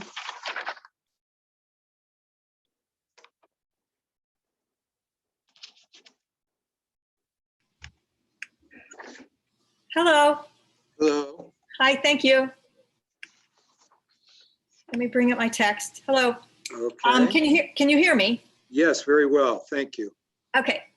So I would like to make a motion to create an ad hoc RTM steering committee to review the rules, procedures, and structure of representative town meeting for the purpose of enhancing the efficiency and effectiveness of the body. The steering committee shall consist only of elected members of RTM, and it should automatically dissolve in 3 years unless action is taken for its continuation or other status. Committee will distribute a summary, electronically summary of its work every 4 months to the membership of the larger body. Interested names should submit, interested people members should submit their names to the moderator, who will convene the first meeting within 30 days of this meeting. The additional members, then at that first meeting, there'll be the people who come will elect a chair, and additional members can be appointed, as needed at RTM or at other times. So it's really to create an ad hoc steering committee meeting to review the rules, procedures, and structures. Okay. Starting right away. I do have the motion, thank you, in writing. But I also received something that was an addendum. Were you part of that, or was that Is that from Spoon? Yes. I think he should I think he would be calling in. Okay, very He good. just called me about that. So Okay. I don't know if he can call in. He's having a little trouble with his Zoom. Okay. So what we'll do then is seek a second. Is there a second to Ms. Cooley's motion? Gary Stroud. I second. It has been moved and seconded, and I'm going to read it again. To create an ad hoc RTM steering committee to review the rules, procedures, and structure of representative town meeting for the purpose of enhancing the efficiency and effectiveness of the body. The steering committee shall consist only of elected members of this body. The committee shall automatically dissolve in 3 years unless action is taken for its continuation or other status. The committee will distribute electronically a summary of its work every 4 months to the membership of the body. Interested members shall submit their names to the moderator, who shall convene the first meeting within 30 days of this meeting. Additional members may be appointed by the newly elected chair following each representative town meeting or other times as necessary. It has been moved and seconded. Is there further discussion? And the chair recognizes Mr. Dimes.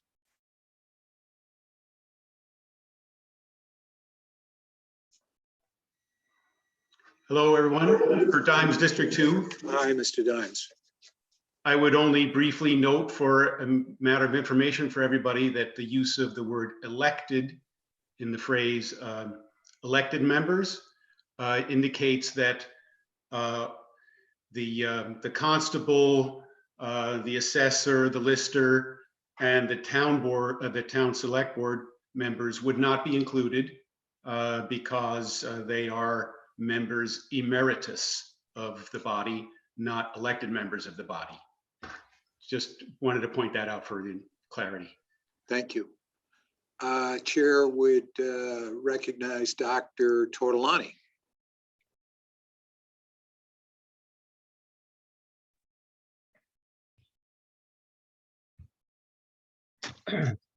Thank you, Ms. Moderator.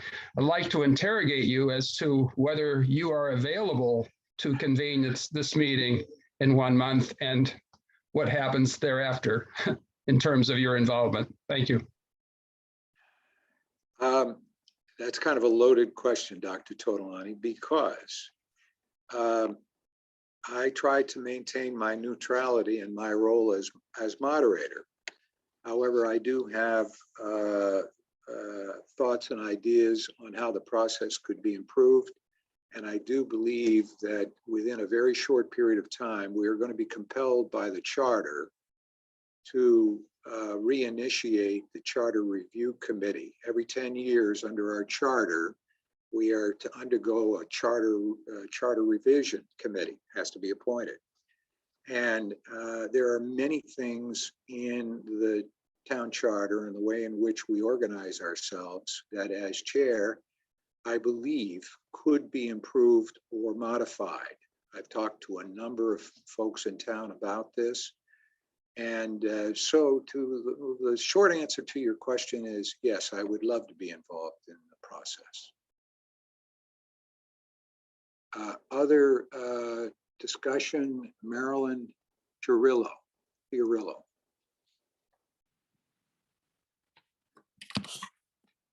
Yes, hi. I applaud the idea of having more contact with RTM members through the course of the year and not just this one time a year. This is my second year and I've never met in person, so I'm only seeing images on a screen. I was wondering, it sounded like this proposal or this motion only includes procedural kind of matters. What about matters of importance that we would like to present as articles perhaps for the next town meeting or something to present directly to the select board? Would that be items of discussion? And I guess that's something Millicent should, was it Millicent who presented this? Yes. Who could answer that? Thank you. Millicent Cooley is interrogated, should she choose to be. Could you raise your hand, please? Again, it helps Mr. Moreland find you. Thank you.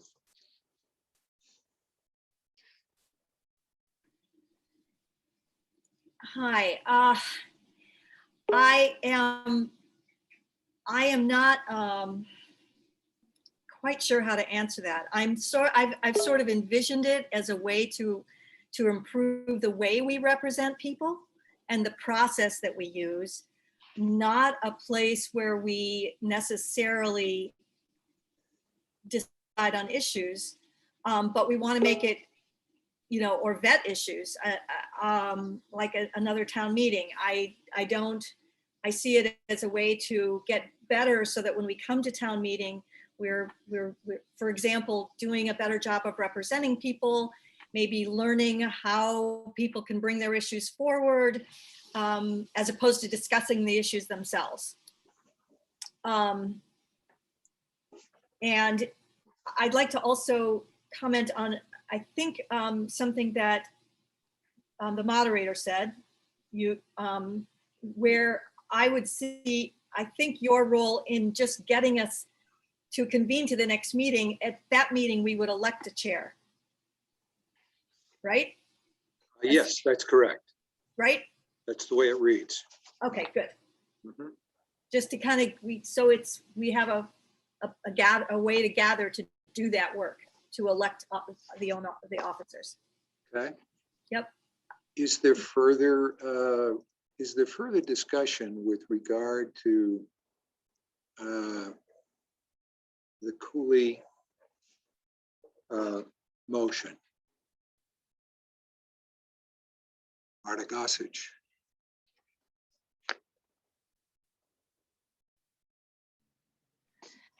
I would like to speak strongly in favor of this amendment.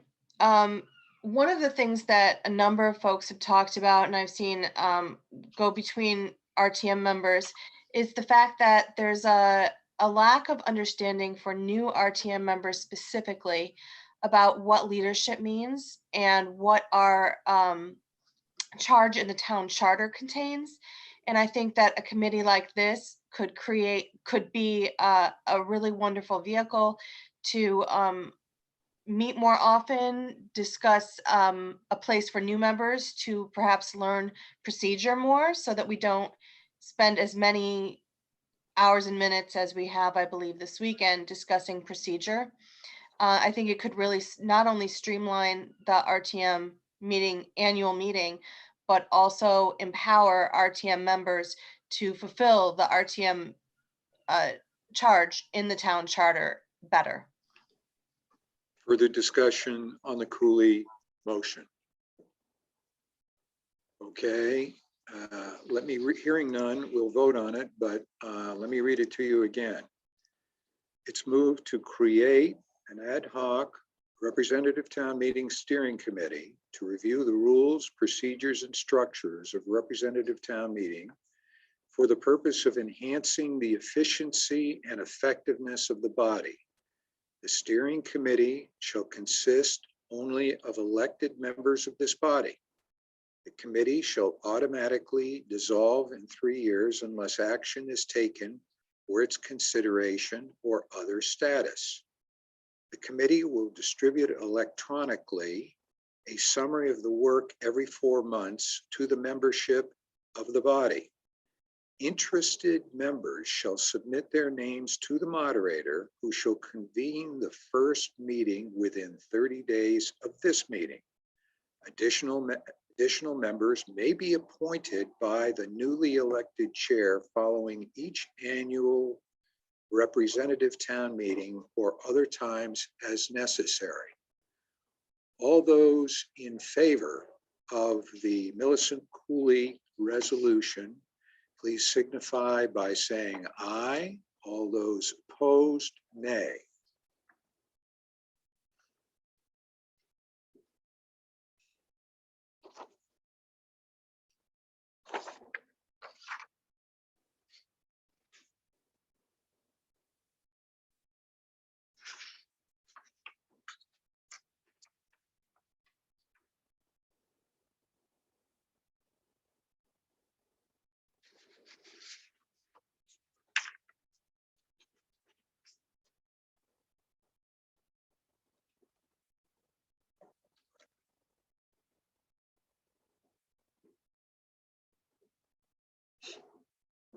Okay, we have 10 seconds and we'll close the voting.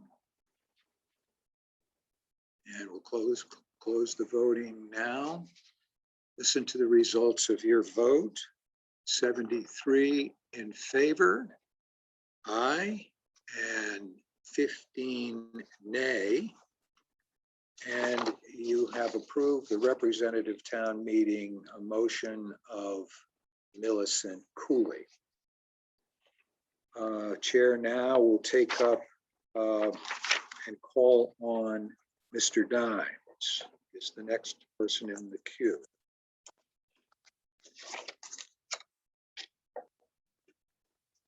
Mr. Dimes, if you could put your hand up, please. And the motion that I received from you, Mr. Dimes, I would propose a pamphlet on basic town finance. Would you read your motion as it relates to this? I would be glad to. Okay, thank you. I would propose the creation of a pamphlet on basic town finance for RTM members to be drafted by the Finance Committee. And I would like to speak briefly on this proposal. Okay. The one I received, so I just put a period after Finance Committee that you had also put in here. And you want me to take out and former Finance Director John O'Connor, who volunteers his guidance? Yeah, I don't know if that should really be part of a proposal, but it was okay. I will take it out. I hear your motion. The motion is to propose a pamphlet on basic town finance for representative town meeting members to be drafted by the Finance Committee. Is there a second to Mr. Dimes's motion?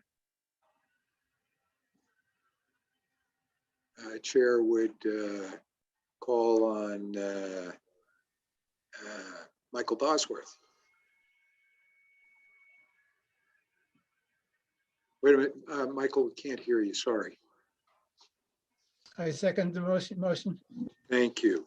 So it has been moved and seconded to propose a pamphlet on basic town finance for representative town meeting members to be drafted by the Finance Committee. Is there discussion? And the chair will first give the mover an opportunity to speak on it. Mr. Dimes. Thank you. I'm sure many people, except for the savviest few in this body, find times frequently enough during town meeting when we really can't understand the intricacies of municipal finance. I find with myself, I find that very often that I don't understand the documents. And so some years ago, my group, Brattleboro Common Sense, conceived of, we had meetings with the town people about how we could improve town meeting, representative town meeting. And one of the proposals was that we educate ourselves with some kind of pamphlet. And I brought up the idea to our town finance director, John O'Connor, and he approved the idea.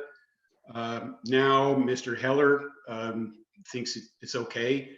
And so does Peter Elwell, I believe, in email dating back to that time.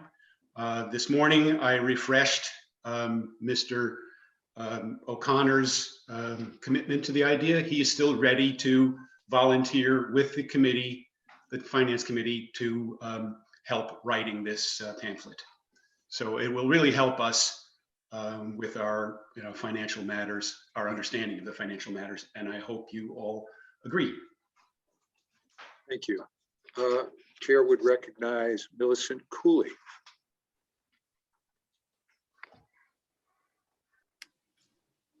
Hi, I think this is a great idea. I totally support it. In my first year on the finance committee, I've learned so much, and much of what's in the report are things that we learned are things that would be permanent knowledge and appropriate for that kind of a pamphlet. So I'm completely in support of this. Question is on the Dimes motion for a pamphlet on basic town finance for representative town meetings to be drafted by the finance committee. Are you ready for that vote? If so, all those in favor? Oh, do I have, I'm sorry. Sorry. Okay. All those in favor of the Dimes proposal for a pamphlet on representative town of town finance for representative town meeting members, please signify by marking your ballot aye. Those opposed, nay.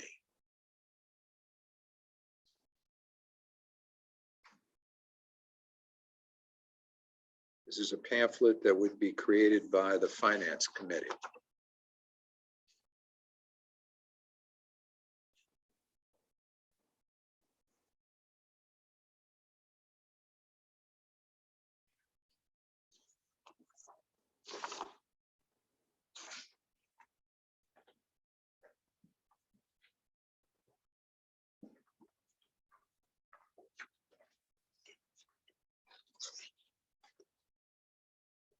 All right, we are almost at a minute.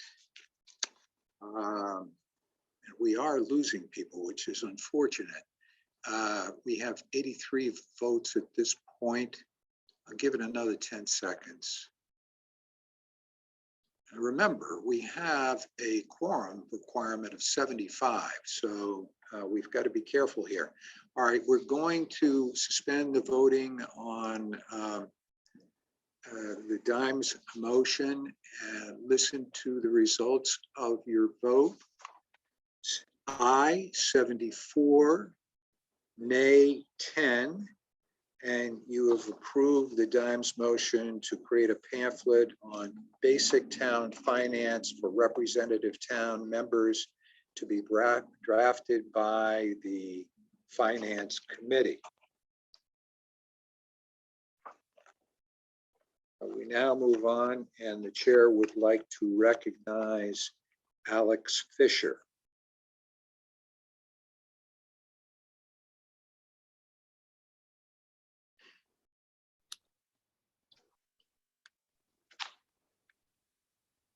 Hi. Hi. Yours? Good afternoon. Good afternoon. We're getting there. We are. We've got a lot of good things this afternoon. So I'd like to propose a non-binding resolution. Please. And it reads, do you want to read it or do I read it? No, you read it. Great. The town of Brattleboro recommends to the select board that any increases to spending throughout the fiscal year not be in conflict with the Community Safety Review Committee's findings and recommendations. Okay. And I'm happy to speak to it. Okay, let me get a second first, and then we'll get back to you. Is there a second to the Alex Fisher motion? Gary Strad. I second. Gary Strad has seconded it.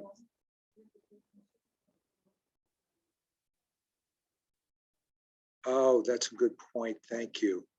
The way that this, and maybe you could speak to this and we just want to clarify, the way that I have the motion written is it says the representative town meeting of Brattleboro recommends. Is that correct? Yeah, but Okay. yes, Recommends to I the realize we select- can't, yeah, I realize after my initial draft, we Okay. cannot speak for the whole town, but Right. only this Oh, body.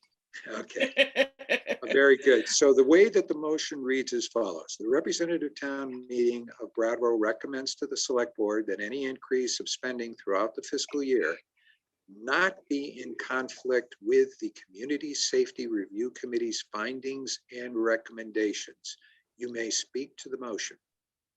Thank you, Mr. Moderator. I will be very short. There's a lot of reasons why supporting the community safety review report is important. And the reason for this motion specifically is the turnover in select board members. And so passing this resolution is carrying forward the work that the select board passed in accepting and moving forward the findings. And so it's simply carrying it forward with a financial support for the next fiscal year. So thank you to the select board members who passed this. Thank you to Town Manager Elwell and Patrick Moreland and Police Chief for accepting and moving this work forward. And so this is the town representative's way of supporting that work. Thank you so much. Okay. Is there further debate with regard to the Fisher motion? Lissa Weinman.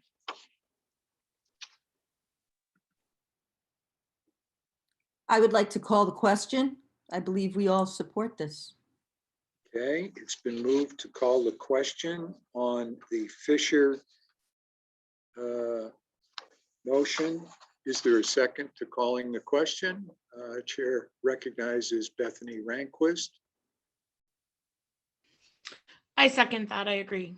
Okay, all those in favor of ceasing any debate on the Fisher motion, please signify by marking your ballot aye. Those opposed, nay.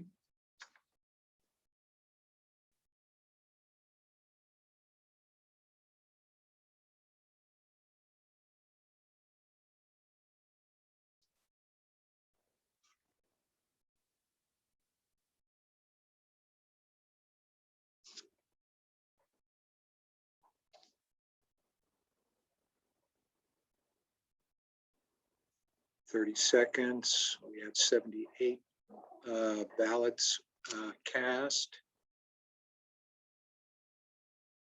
Now we have 80 ballots cast.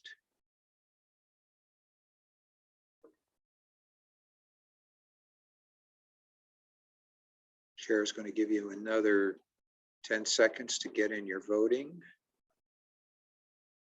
And we will end voting now. Listen to the results of your vote. 68 in favor of ceasing debate. That's 82%, 15%, 15 against, and that's 18%. So you voted to cease debate. So we go to the question on the Fisher motion, and I'm going to read it one more time. The representative town meeting of Brattleboro recommends to the select board that any increase to spending throughout the fiscal year not be in conflict with the Community Safety Review Committee's findings and recommendations. All those in favor signify by marking your ballot aye. Those opposed, nay. And we launch the ballot now.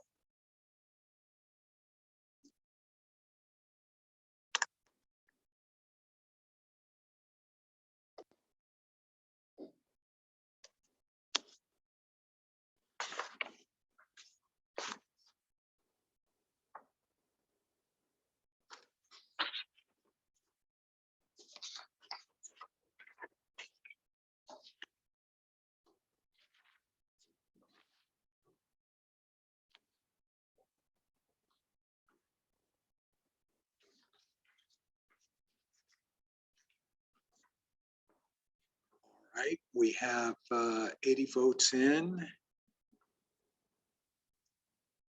And we'll cease debate, cease the balloting. Listen to the results of your vote. 59 aye, 21 no, and you have approved the Fisher resolution. The chair now will recognize Far Meese for resolution. Would you please raise your hand, please, so that Mr. Moreland can find you?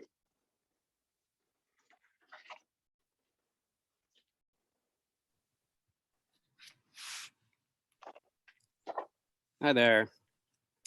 You are recognized for your resolution, Mr. Meese. You want to go ahead and read it? Sure. Thank you, Farm East District 3. I apologize. This is a little long, but it's rather important considering the. Okay. Whereas the proceedings of the representative town meeting of Saturday, March 20th, 2021, were disrupted by news of white nationalist rally in downtown Brattleboro.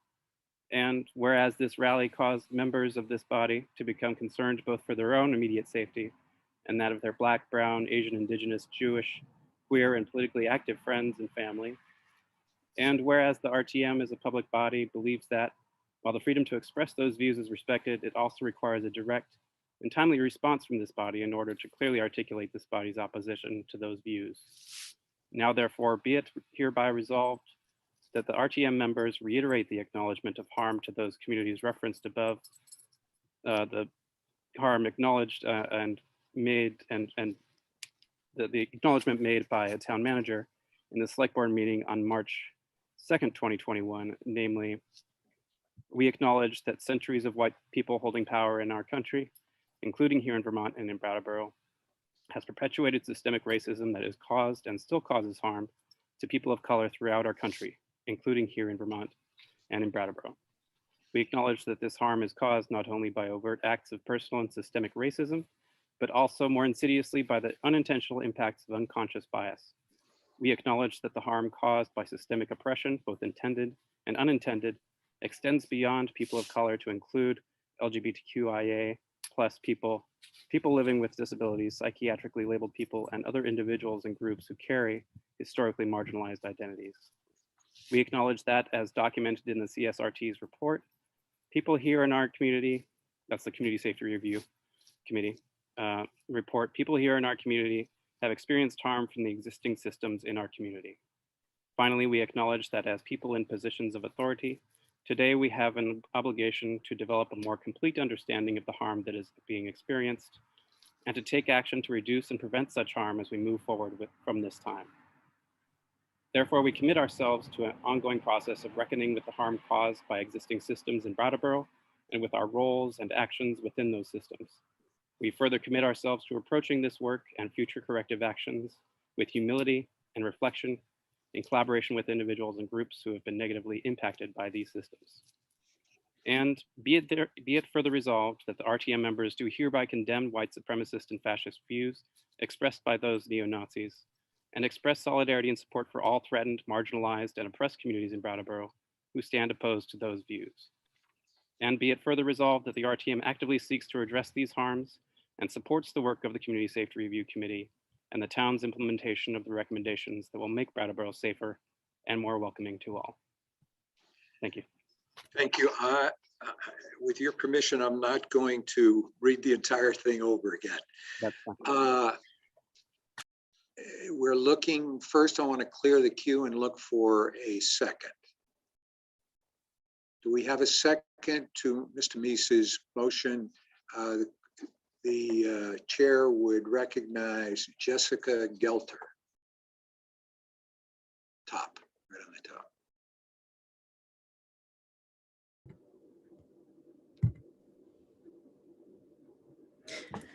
Hi there, I'm Jessica Gelter from District 2, and I would definitely love to second this motion. Okay, thank you. It has been moved and seconded as just stated by Mr. Meese. Is there debate? Oh yes, do you, Mr. Meese, do you wish to speak to this? Do you wish to speak to your motion further?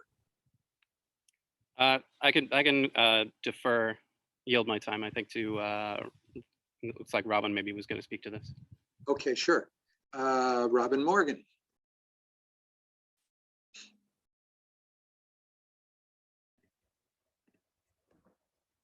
Thank you. I want to speak in support of this motion, and I think this body would be extremely remiss if we let this meeting complete without an acknowledgement of the harm done, not just yesterday with the Nazi demonstration, but I also appreciate that this resolution puts that in the context of the larger conversation that's happening around the white supremacist structures, culture, and systems that are at play in our town, in our state, and in our country. So I'm going to vote yes on this resolution. Thank you. Thank you. Chair, see some different hands. Lisa Ray.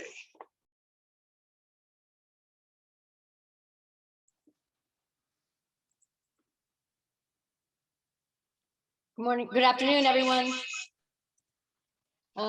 Thank you for hearing my comments. I'm in strong support of this resolution.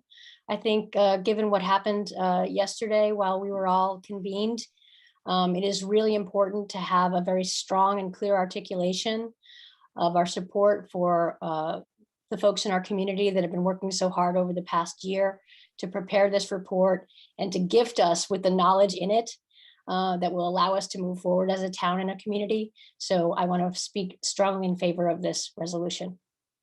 Thank you. Thank you. Chair recognizes Ricky Rosati.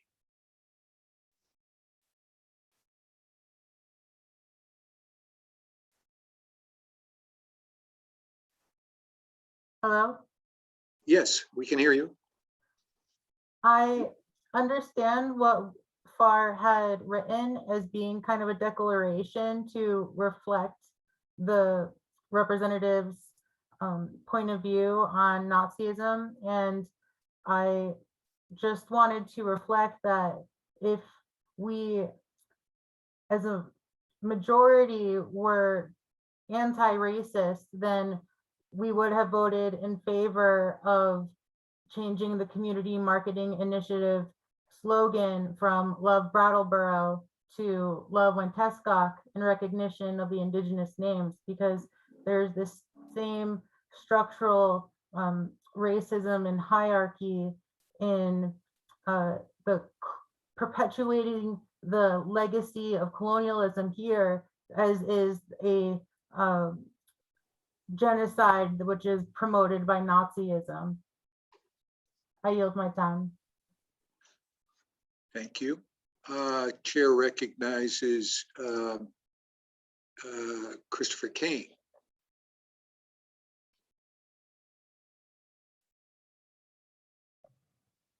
Hello. Hello.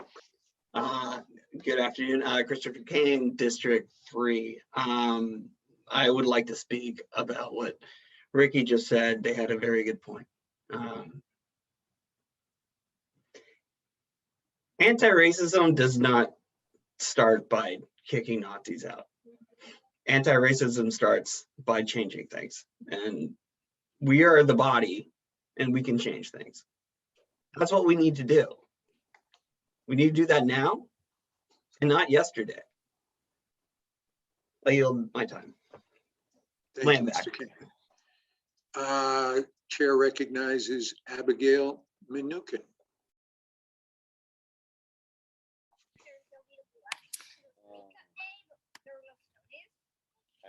Hi, thank you. Abigail Minukin, District 2. I'd like to call to question. Okay. It has been moved to call a question. We'll clear the queue and ask for a second. Is there a second to cease debate? Tim Masil. I second the motion. It's been moved and seconded to call the question on the Mies resolution. All those in favor of ending debate signify by saying aye. Those opposed, nay. We'll launch the poll now.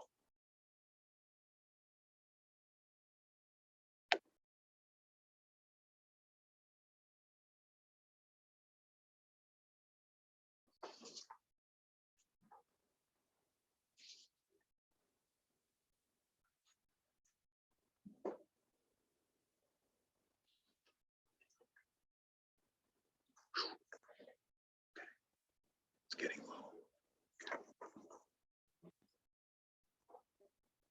Yeah, keep it, thank you.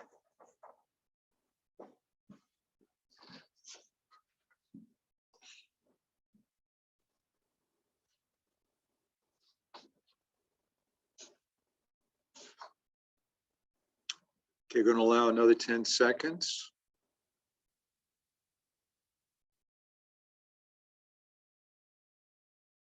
And we'll close the voting. Listen to the results of your vote on ceasing debate expressed as a percentage, 92% in favor, which exceeds the 2/3, 71 votes, and 6 opposed. So you have voted to cease debate on the Meese resolution.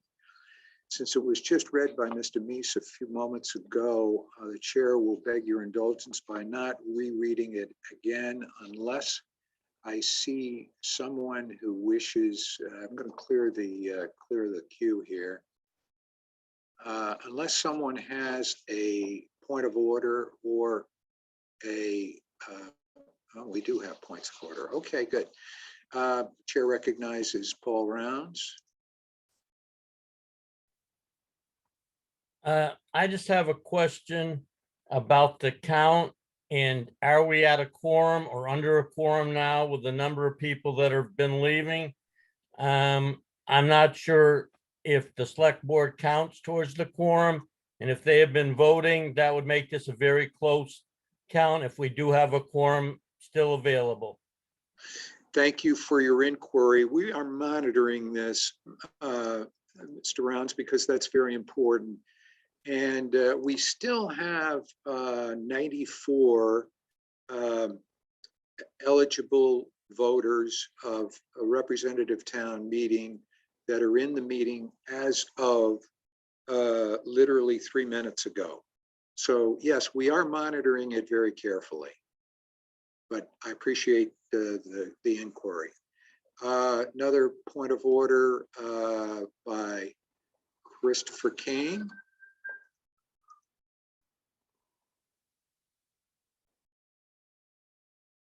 Wait just a second, we can't hear you. It's come to my knowledge that a few people have lost power just now. That hasn't come to our knowledge, but thank you for alerting us to that. I can't ask them to put their hands up because right, they wouldn't have the power. Also, has anyone congratulated you for doing an amazing job? Because I would like to do that right now. Well, thank you very much. You've done an amazing job, and you've consistently done that for years. Thank you. Thank you, Mr. Kane.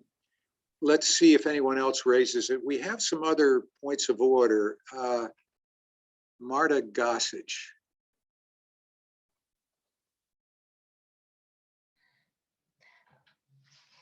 Yeah, I've noticed that we seem to lose quorum, and I can't remember if it was last year or 3 years ago or something like that. There seemed to be motions that still wanted to be on the table, but we couldn't because of lack of quorum. Has there ever been a reconvene due to lack of quorum, or just by everybody dropping off, can they then stop all new business from, all new resolutions from being heard? To my recollection, in my years, a member of representative town meeting, I've never seen a reconvene meeting when we ran out of quorum in the other business section. That's something, again, that the steering committee could certainly look at and address and would be definitely appropriate for discussion. Okay, and what was the email address for new resolutions again? Sorry? What was that email address to submit resolutions to again? You send it to TM Secretary, that's a town meeting secretary, TM secretary, at brattleboro.org. Thank you. You're welcome. Chair recognizes Michael Hoffman, but these are for all privileged motions because we have ceased debate.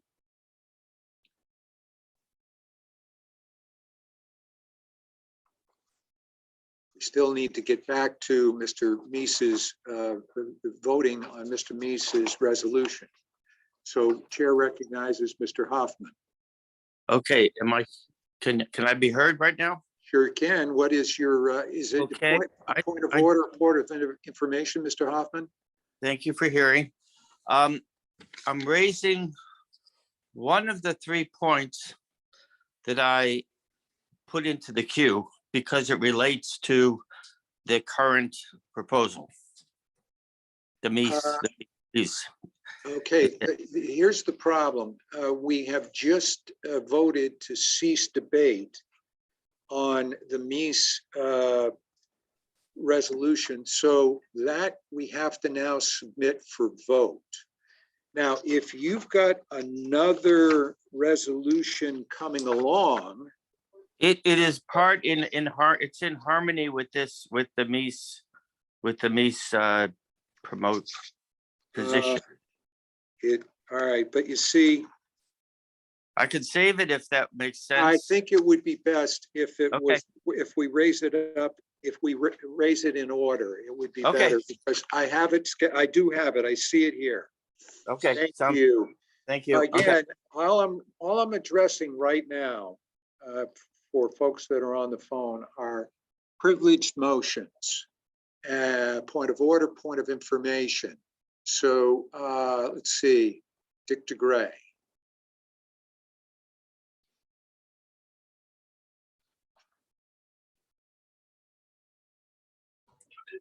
Mr. Moderator? Yes.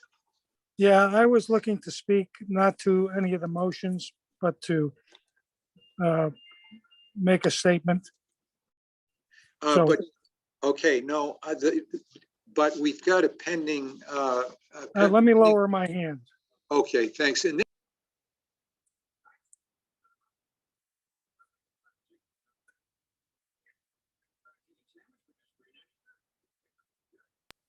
Patrick keeps trying to get rid of me.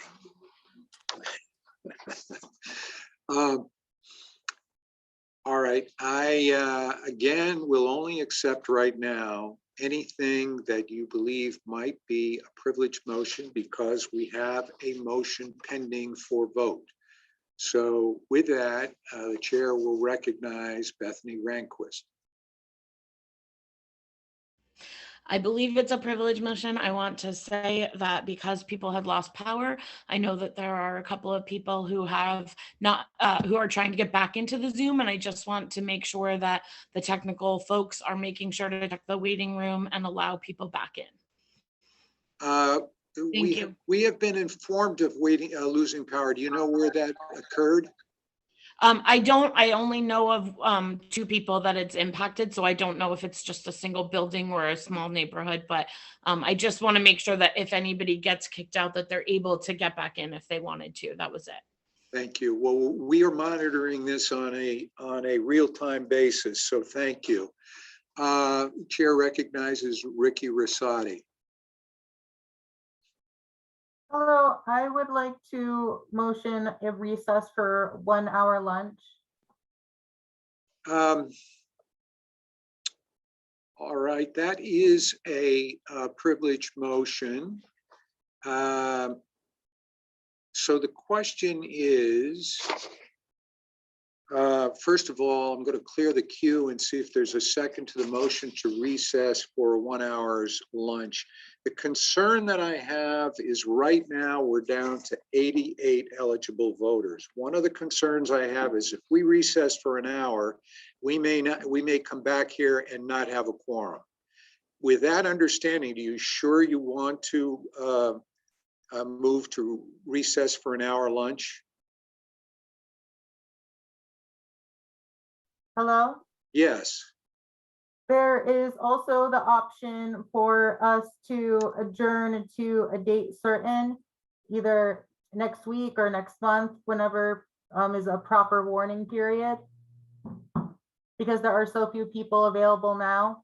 Well, we still have a quorum, and I still think we could get through the list if we continue on at this point. It would be a shame if we had to assemble all of this. It's not a shame to reassemble for us to wait until more people are available. Okay. I mean, that would be an effective way for us to govern. Okay. I tell you what, you raise a fair motion. The motion is, shall we suspend or recess for a 1 hour lunch? Is there a second to the Rosati motion to recess for a 1 hour lunch? If there's no second to that, will you follow it up with the other option to adjourn? Yes, can we at least get, I will recognize you again in a few moments, but I would like to get the Mies resolution dealt with. Is that acceptable? It looks like no one is stepping up to second it, so I would move to adjourn to when we can meet again. Well, I think, all right, is there anyone willing to second that motion?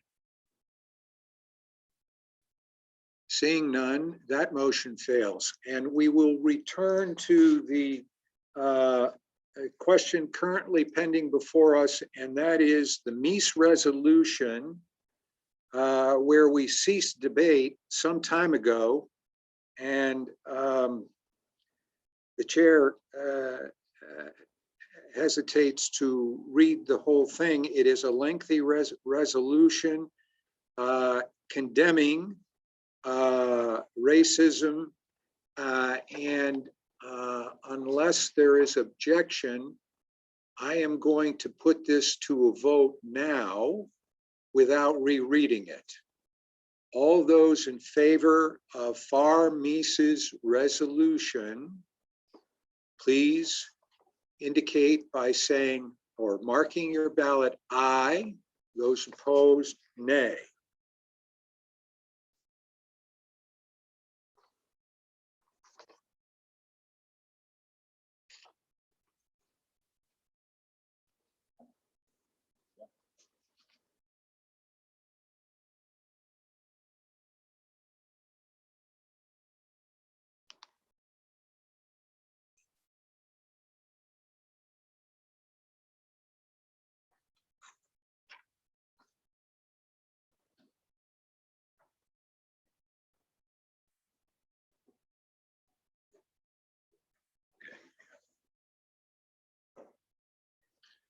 Okay, the chair is going to allow another 10 seconds.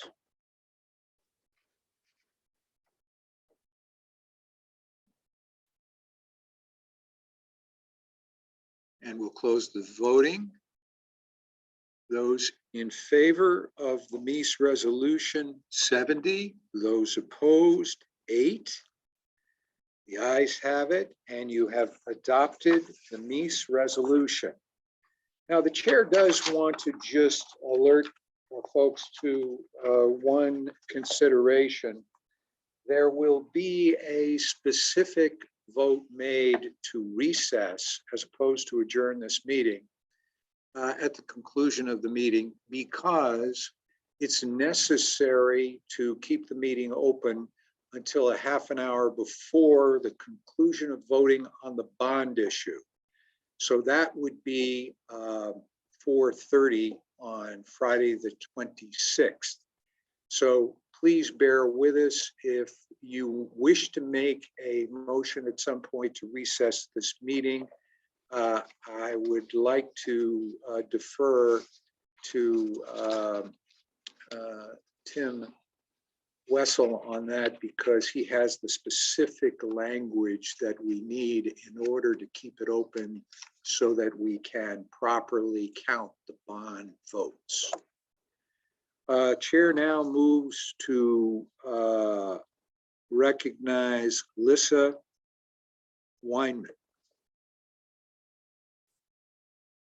Please raise your hand, please. That again helps Mr. Moreland.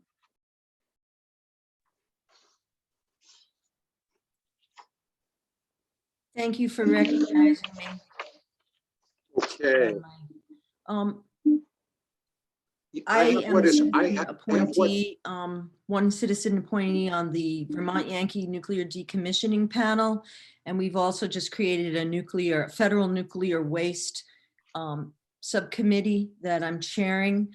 I am not speaking to this resolution in my capacity in either of those bodies today, but I wanted to read the following motion. Okay, thank you. And is this the one that you have provided me, which is revision 2? Yes. Okay, that's great. Thank you.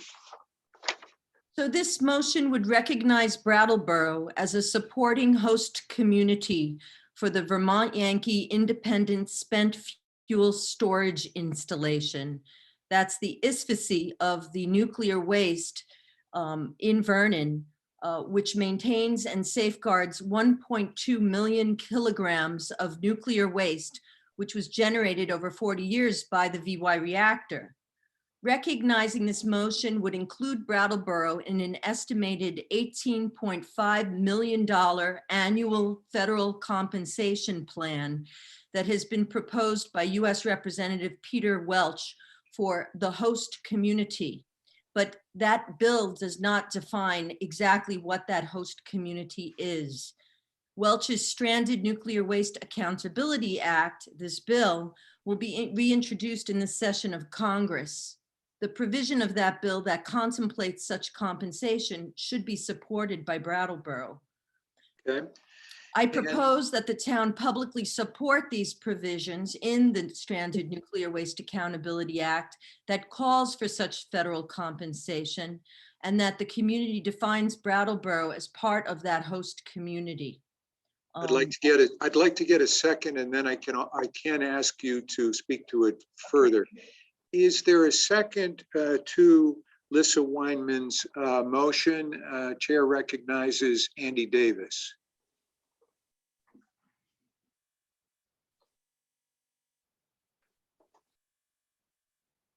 Can you hear me? Yes.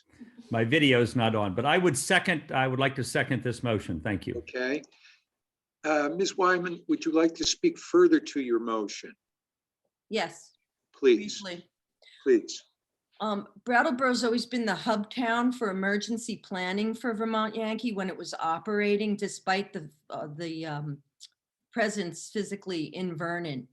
Our first responders will be the ones rushing in if something takes place at that facility. And the presence of the waste negatively impacts property values throughout the region. Brattleboro residents bore the brunt of lost jobs and substantial nonprofit funding when the plant was closed. For most of its lifespan, the Nuclear Regulatory Commission listed Brattleboro as the location of the plant. Vernon receives a huge tax benefit annually from having the waste on site, but Brattleboro receives nothing. So what this resolution will do is basically recognize that Brattleboro is part of the host community, the wider host community that is impacted by the continued presence of nuclear waste on that site. Waste that will be there potentially forever, because there is no federal policy right now for dealing with that waste. That's what we're trying to grapple with in the committee that I just mentioned. So I think it's important that people recognize that Brattleboro has a role to play, and that if federal compensation comes down to the tune of 18.5 million for us having it in our midst and no federal plan otherwise, that the Brattleboro community should be part of receiving part of that compensation. That's what this motion would say. Thank you very much. The chair would also ask that those members that are still with us, hang with us, because I think we're getting very close to getting done. We've only got a few more resolutions to adopt. And so it would be best if we would just hang with us here for as long as we can. And then we're going to do a quorum count as well. just to make sure that we have a quorum still with us. So the first thing that I want to do is, since Ms. Wyman's motion is on the floor, is there any debate on this? And the court, the chair would call on Kurt Dimes. Oh, and I guess he's, oh, there you are. Hello, everyone. Mr. Moderator, as a point of order, I just wanted to clarify, because you keep on mentioning with a sense of alarm that we might not have a quorum.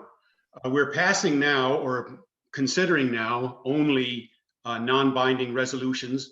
We can stay and debate and discuss and come up with proposals, but they won't be binding, but they can be. That's our job. The charter says we're supposed to be a source of ideas, proposals, and comments.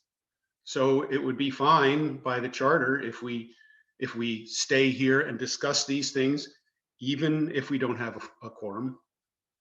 Thank you.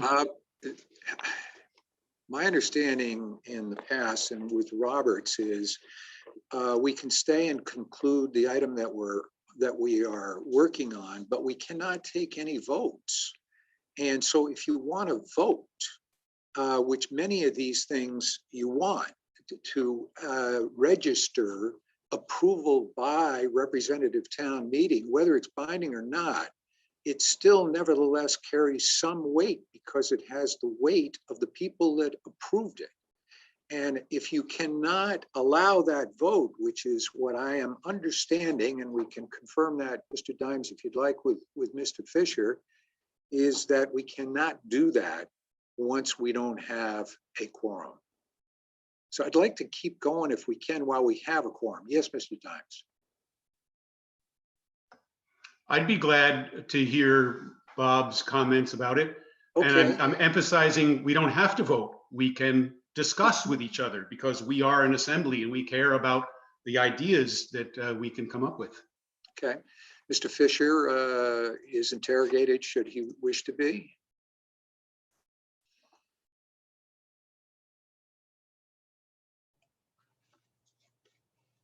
Hi there. Just taking a look at Robert's rules, it states in the absence of a quorum, any business transacted is null and void. And as a result of that, in years past, when we've reached the point of no quorum, even though anything under other business is non-binding, it's null and void. So if it's null and void, the purpose of proceeding with it is questionable. So the only thing that you can do when you lose the quorum is to have the motion to adjourn, or in this case, to recess to March 26th for the sole purpose of closing the meeting for the purpose of the polls to end 30 minutes thereafter. Thank you. Okay.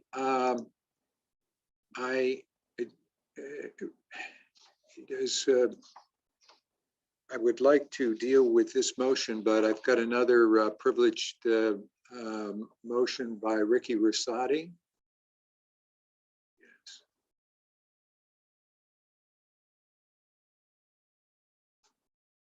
Oh, yes. Chair recognizes Ricky Rosati for privilege motion or point of order. No, neither. I unraised my hand. Oh, I'm sorry. Okay, great. Thanks. Okay, so the question is on the Weinman motion. Are you ready? Are you ready for that question? If so, all those in favor of the Weinman motion to recognize Brattleboro as a supporting host community for the Vermont Yankee Independent Spent Fuel Storage installation located in Vernon, which maintains and safeguards 1.2 kilograms of nuclear waste, 1.2, I have 1.2 kilograms of, it says kilograms. Oh, 1.2 million. Let's do this, let's get this correct. 1.2 million kilograms of nuclear waste generated over 40 years by Vermont Yankee Nuclear Reactor. Doing so would include Brattleboro and an estimated 18.5 million annual federal compensation plan proposed by U.S. Representative Peter Welch for a host community to be defined. Representative Welch, Stranded Nuclear Waste Accountability Act, formally introduced as HR 3929, will be introduced into this session of Congress. The provisions of that bill that contemplate such compensation should be supported. All those in favor of the Weinman motion, please signify by saying or marking your ballot aye. Those opposed, nay.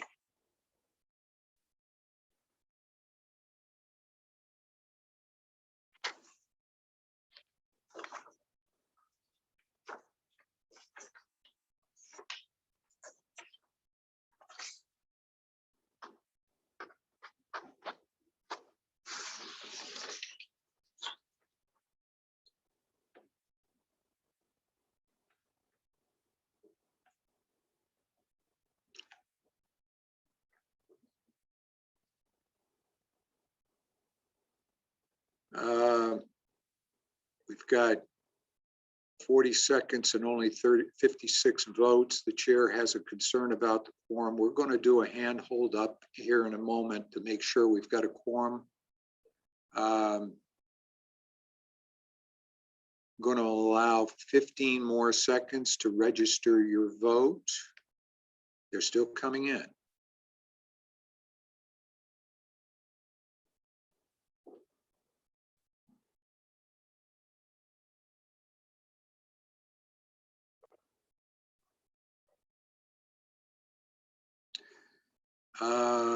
The vote is on the Weinman motion as just read by the chair. And we are now 1.5 minutes into the vote. And the chair will close the polling. Listen to the results of your vote: 59 in favor, 4 against. And you've approved the resolution. Hold on 1 second.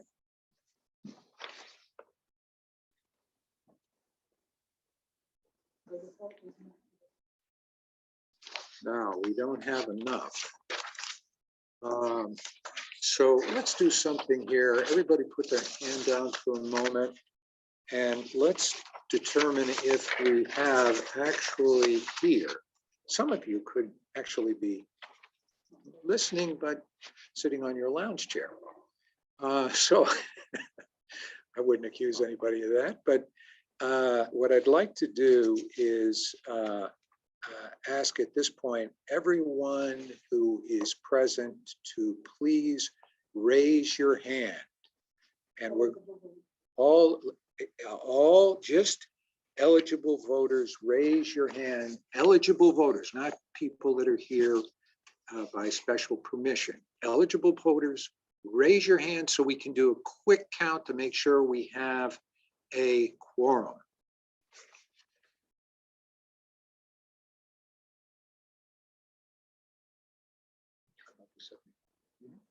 We don't have a quorum. Well, we're gonna give.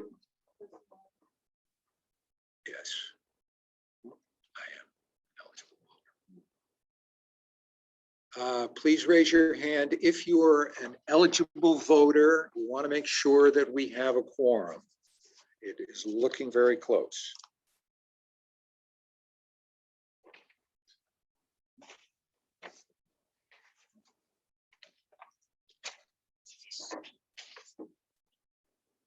Question is, do we have a quorum, which is 75, in order to transact business?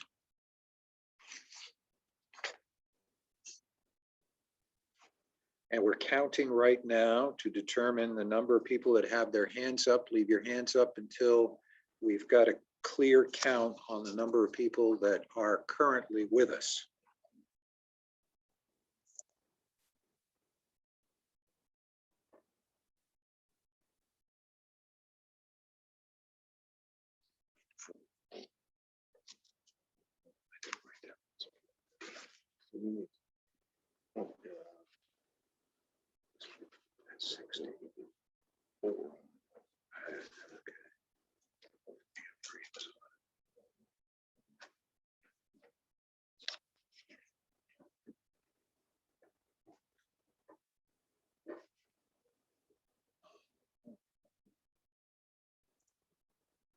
It's going to take us just another couple minutes, and we hopefully will know whether we have a quorum.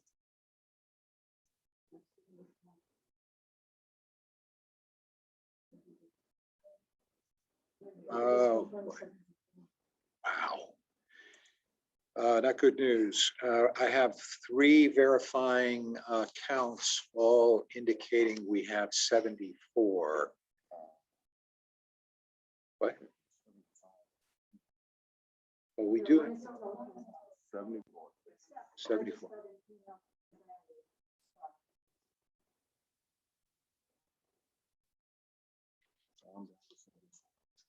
It's 74. We do not have a quorum.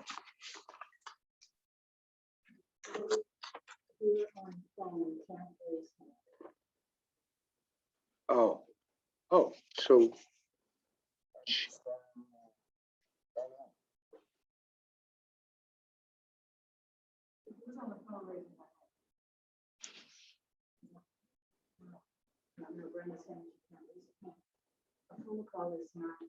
No, it's not no, unfortunately, that's not a valid voter. That's not the way we set the meeting up. So right now, the count is 74, so we cannot transact any further business today. The chair still has 2 or 3 motions, 2 or 3 that I wasn't able to get to. Now, what I would propose, let me just please just give the chair 30 seconds while I just consult with the town attorney, and I'll be right back.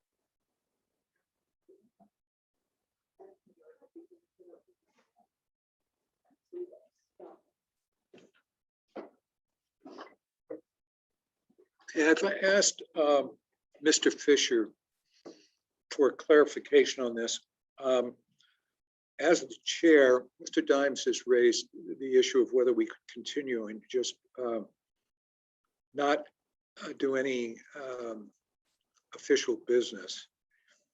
And it's somewhat intriguing, except that the chair is concerned that that conflicts with the charter and Robert's rules. What I've done is I've consulted with Mr. Fisher, and I would recognize Mr. Fisher at this time. Since you can put down your hands, thank you. We'll clear the hands up tool at this point. We do not have a quorum. So the chair would recognize Mr. Fisher for a recommendation based on what his view is on Roberts and our current status. Thank you, Mr. Moderator. I'm reading right from Robert's rules, and it states that the prohibition against transacting business in the absence of a quorum cannot be waived even by unanimous consent. So based on that and our charter, we're left with the only thing that can happen here is to adjourn to or recess to the specific date of the 26th, which is what you mentioned previously. So I think that's the only motion that we can entertain based on Robert's rules at this point. Thank you. Thank you, Mr. Fisher. Then under those circumstances, the chair is going to accept that advice and recognize Mr. Wessel. Yes. Yeah, okay, but I'm recognizing Mr. Wessel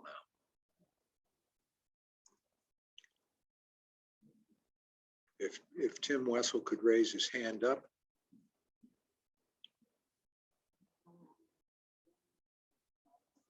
Oh, Liz McLaughlin. Oh, there he is. Tim is there.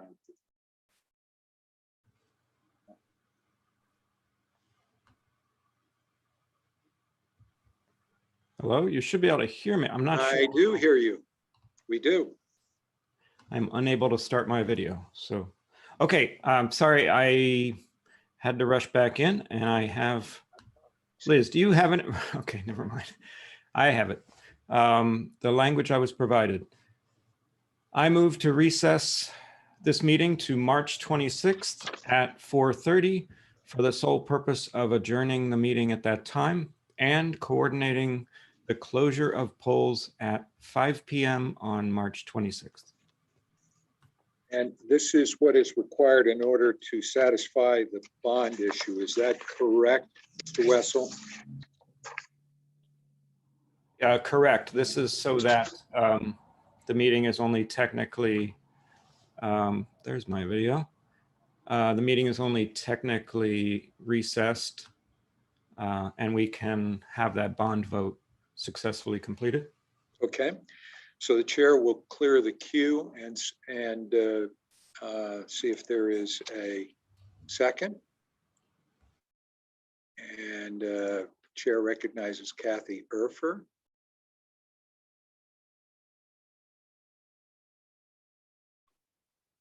I would second that motion. Okay, it has been moved and seconded to recess the meeting to March 26th at 4:30 p.m. for the sole purpose of adjourning the meeting and coordinating the closure of the polls at 5 p.m. on March 26th. Okay, chair's got some questions. Kurt Dimes. Didn't we just hear, Kurt Dimes, District 2, didn't we just hear Bob Fisher, the town attorney, say that in the absence of a quorum, we can't take any votes? And now we're voting on something. I don't understand this. I'm not sure that he said that we had to vote to recess. Hold on a second. Let's get Mr. Fisher back on to clarify that. Actually, that's a good point, Mr. Dimes. Can those remaining in the meeting vote this one thing to recess to a later time? Yes, Mr. Moderator. According to Robert's rules, the only action that can be legally taken in the absence of a quorum is to fix the time to which to adjourn, or in this case, to recess because of the bond issue. So the adjourn and recess are both referenced in Robert's rules. So that's the only motion that is proper before the body at this point, and it can be taken. It's the only one that can be taken. Thank you.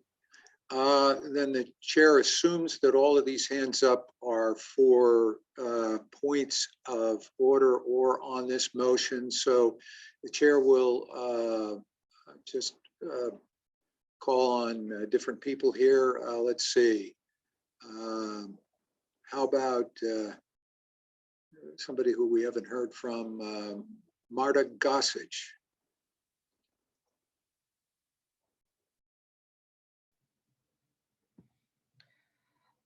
Why would we not adjourn to a later date to conduct business, why is this proposal for the sole purpose of dismissing? Like, why wouldn't we continue business?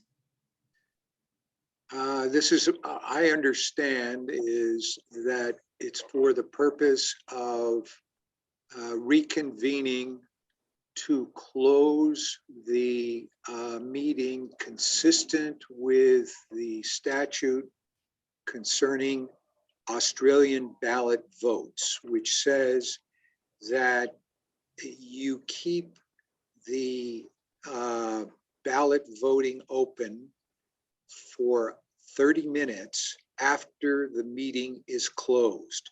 So the meeting would be closed at 4:30 on Friday. Right, but that's my question. Why is that proposal only that? Why wouldn't we reconvene and attempt a quorum to continue business? Again, this seems like a really, really poor way of doing business, because if someone wants, and apparently a number of members of our town meeting committee do want to be obstructionist, and simply by removing themselves, disallow all the rest of our business from being conducted. Well, I don't know if they wanted to remove themselves, but a lot of people are tired. You know, it is a beautiful day, and Right, not but again, everyone's here. my question is, why would we resume just to dismiss? Why wouldn't we resume to continue business? Well, we can't continue business beyond 5 because it doesn't work with the bond. And I'm going to, again, this is a legal matter and I should stay out of legal matters. So I'm going to, on that question, turn that over to Mr. Fisher again.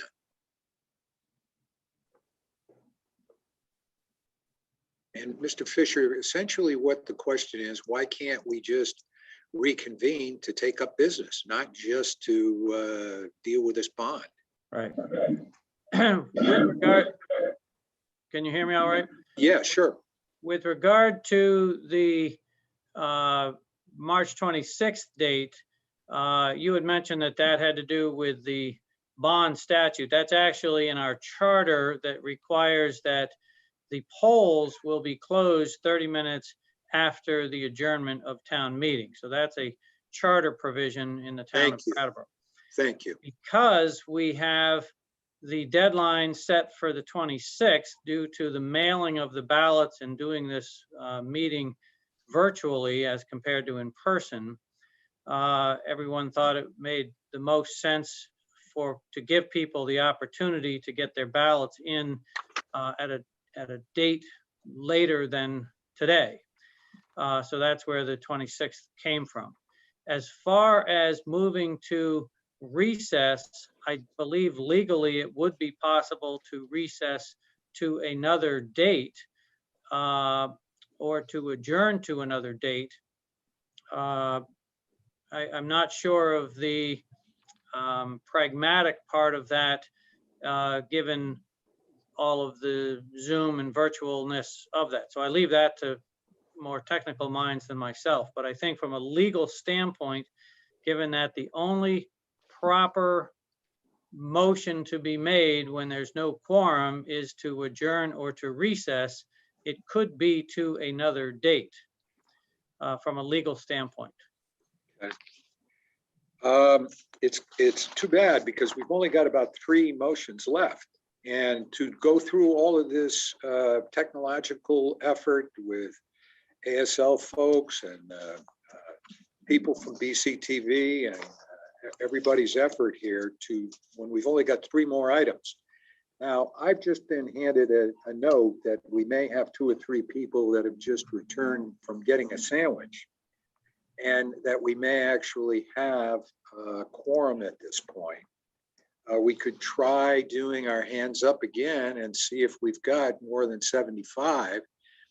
We're very close, folks, and to reconvene this entire meeting and go through all the administrative efforts to put this again, for example, tomorrow morning at 8 o'clock. We could do it at 8:30 tomorrow morning, I suppose, but are we going to have the 75 people on Monday morning? or tomorrow night at 7:30. Well, it certainly again seems as if that we should at least try to continue business as this body was charged in the charter with doing the business. Right, I agree with you. Unfortunately, I am stuck with the rules. And the rules say that if we don't have a quorum, we can't conduct business. So what I would like to do one more time is, would everyone, if people would just stay in the meeting, we could get this done. It's already 1:40. So let's just have everyone please put up their hand one more time. Let's see if we don't have a quorum, because we're very close.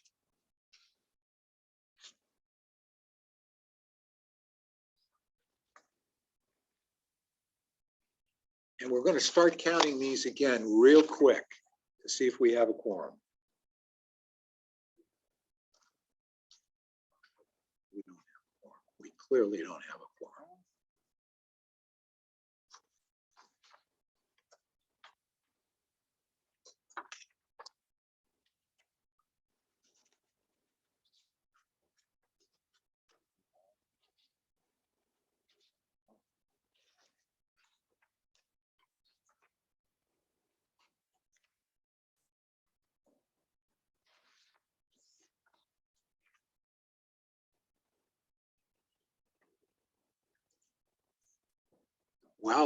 While the counting is going on, I'll be right back. But we're counting to make sure, to see if we've got a few extra people that have joined the meeting.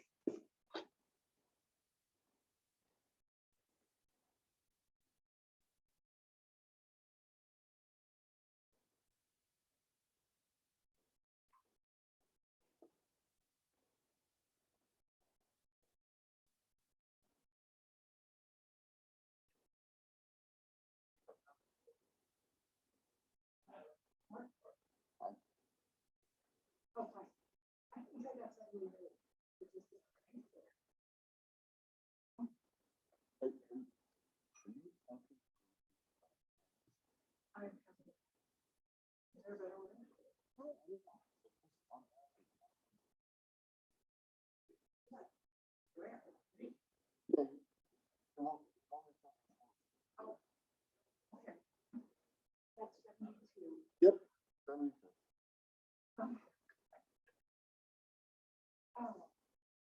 Good counting.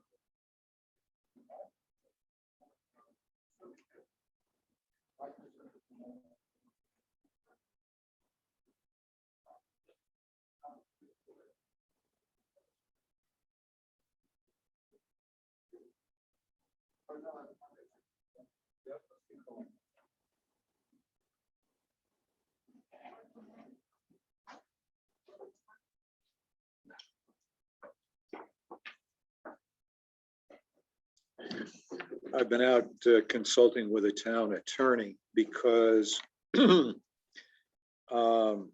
we have very little business to do remaining. There's very little left.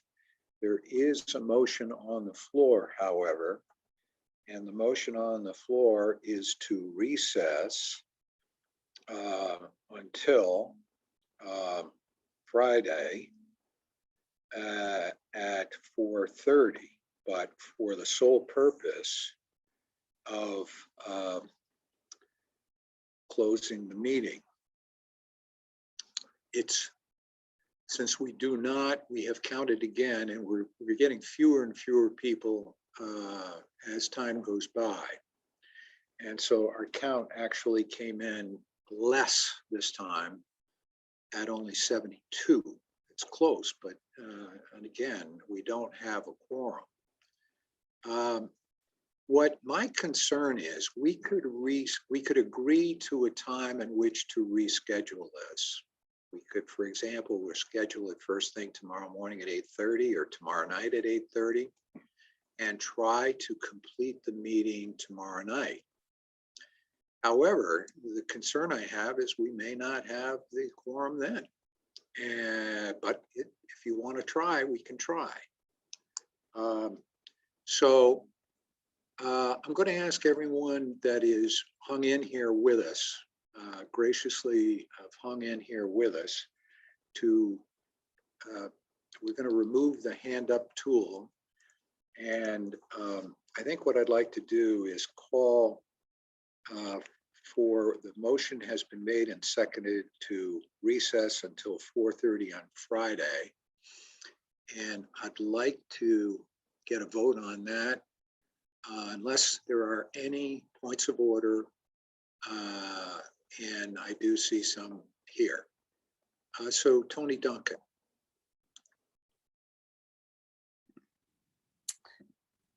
Hi, I just counted on my screen over 80 when you had everyone's hand up.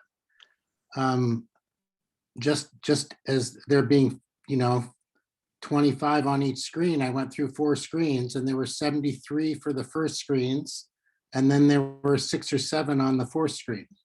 I think that's probably just about an accurate count. And the reason for that is, don't forget, Tony, we deduct and we have an ongoing count, which includes those members who are in the meeting who are not eligible to vote.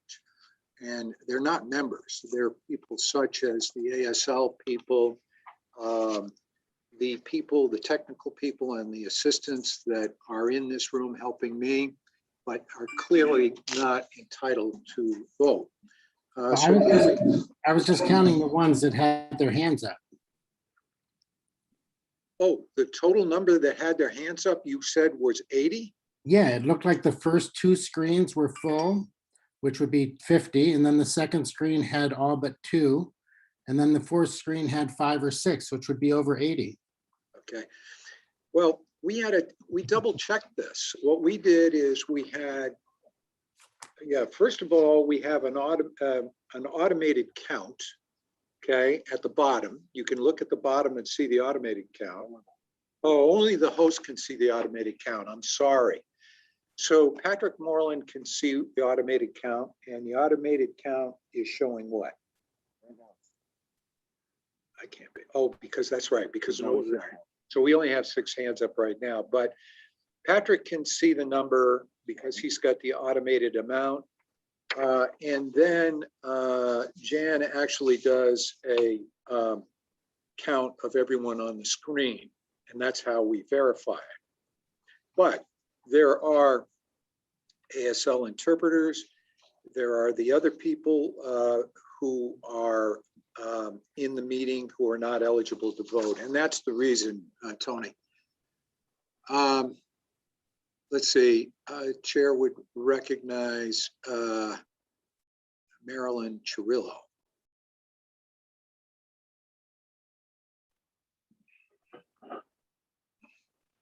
If we were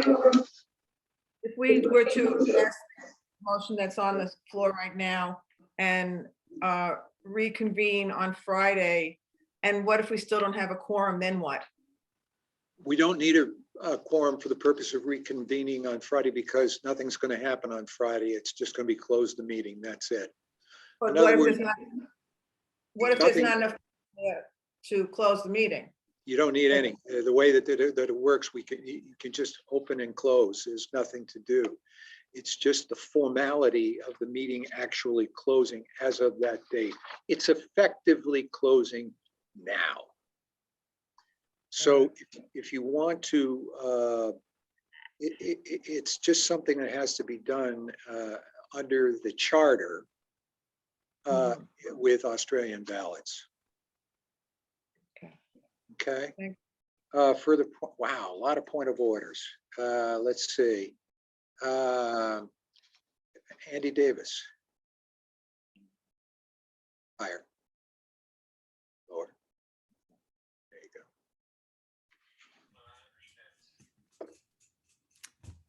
Point of Thank you, order. moderator. Thank you, moderator. I would simply say that we have accomplished a great deal.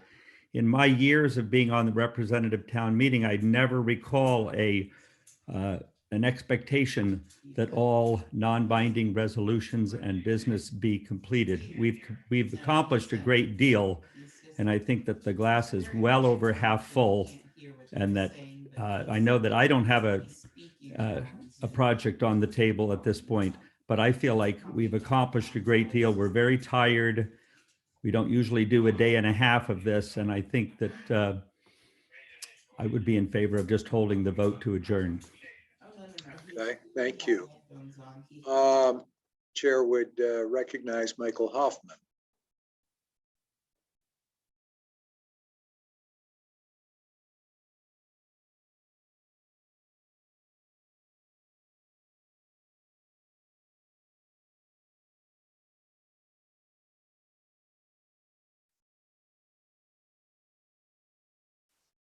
Can't hear you. Hold on 1 sec. 1 second. There we go. Okay. Yes. Unfortunately, my Zoom went down the last 10 minutes it sounds like nothing eventful happened. I'm new at this process, and since I was following the rules, it seems that my proposals will be left unmentioned. Do I just write something in the newspaper? Do I forget about it? Do I wait until? Well, we're still debating that. There's a number of things you could do. You could send a copy of your proposals out to all of the members, or by email, or we may still be talking about another meeting at another time to conclude That this. sounds like the next meeting is only to close this one without Yes. going further. So nothing further will be mentioned, and then the focus is on the bond. So there is no opportunity window to add things. That is true, Mr. Hoffman. Regrettably, I have to say that is true. We just don't have a quorum. We are stymied under the rules and under the charter. Okay. Admittedly, this is a very long meeting, and I empathize for the people who left, but does that get unmentioned that we are okay if you feel like leaving? No, we try to get people and encourage people to stay. But I got to tell you that over the years, people get tired and have other commitments, and they think the meeting is going to take so long, and it takes much longer, drags on. And what does happen is traditionally we do lose quorum. And when that happens, we have to close the meeting. Unfortunately, and there could be, and there's sometimes is still a discussion to be had. And unfortunately, it has happened more times than we would like. Okay, it seems like the best solution then is to go to the public media and write whatever concerns we have in the newspaper, because that way it reaches the most people with the greatest amount of impact, rather than the labor sending out emails to 110 people. I agree with that, except that, don't forget, the emails could be sent out to the whole group at once. It could be one email. So that you could do. But I apologize. There's nothing we can do. We don't have. Okay. Okay. I'll live. See. I agree with I agree with what Andy says about it. It's mostly the cup is largely full, and some of it's being drunk. So I'm good. Okay. Chair would call on, again, Lissa Weinman.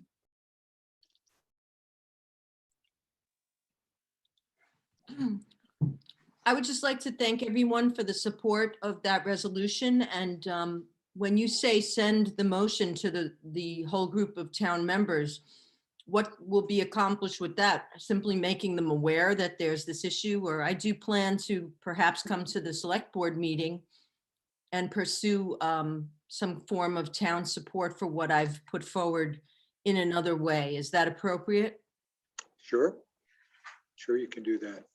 Or we can discuss, I mean, you know, if you want to reconvene on tomorrow night, or I don't know what logistically is involved, because there's a lot of folks that are involved in doing this. And so it's not totally up to the chair to say that we will recess until tomorrow morning, 8 o'clock, or tomorrow night at 8 o'clock, or whatever. But you could do that if you chose to. And I suppose you could vote no on the motion to recess and instead vote to recess until Wednesday night or whenever. But it has to be before Friday, because that the bond is all dependent upon recessing that technicality on Friday at 4:30. Okay? Well, I appreciate the support that was achieved in the vote, and I would not want to put anyone out to do anything further. So thank you. Thank you. Chair would recognize Christopher Kane.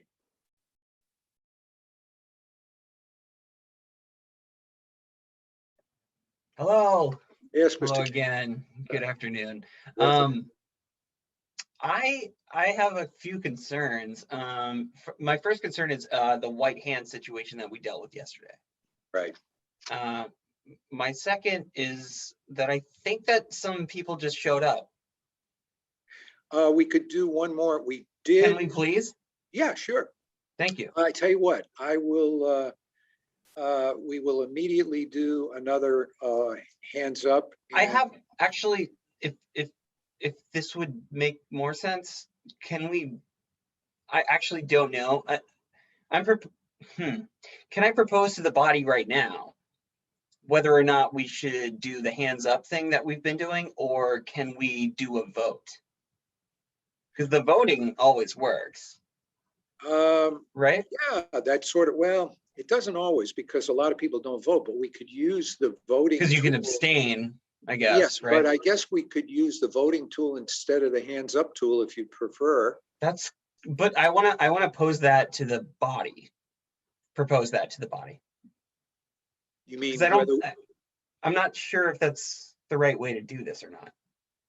I think the hands up tool gives us, we know if someone is there, if they're required to raise their hand. And if you think some additional people have joined, my sense is let's try one more time. I'm just worried that like some people might have the white hand on, you know? Oh, you're worried about the white hand problem. Yeah. And I think the voting thing is more accurate, but I could be wrong. Like I don't know. Like this is all new, right? Yeah, one of the things, you're right. One of the things, Mr. Kane, that Patrick Moylan points out to me is that as the host, he has on his computer a list of the total number of people who are in the room. Okay. The total number raising their hand, regardless of the color of their hand. So he can very swiftly determine how many. I mean, we're not double checking. We are just relying on what this says, but it should be accurate. Why don't we just test it against one more time against Mr. Moreland's calculator that is embedded in Zoom. All those who are present, please raise your hand now. So only voting members so that we can get a total.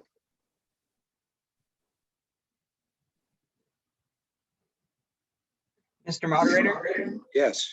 May we do the second thing that I suggested after this, if this doesn't work? You mean do the The vote. ballots? Sure. Yeah. I mean, we can see, but I think this is everybody's hand up, please, that is here.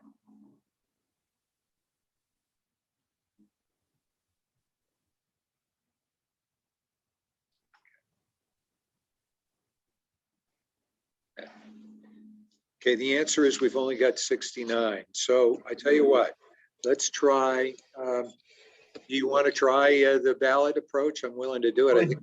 I propose that we try to do that. Okay, I think we can beat it to death, but we'll give it a try. So we're going to just throw up a ballot just to ask everyone to vote. We're going to launch this poll just to ask everyone, please vote. That are eligible to vote, please vote. And let's see if this comes up with a different number. Everyone vote, please, that is eligible to vote. Yay or nay doesn't make any difference. Just vote because we can get a total number.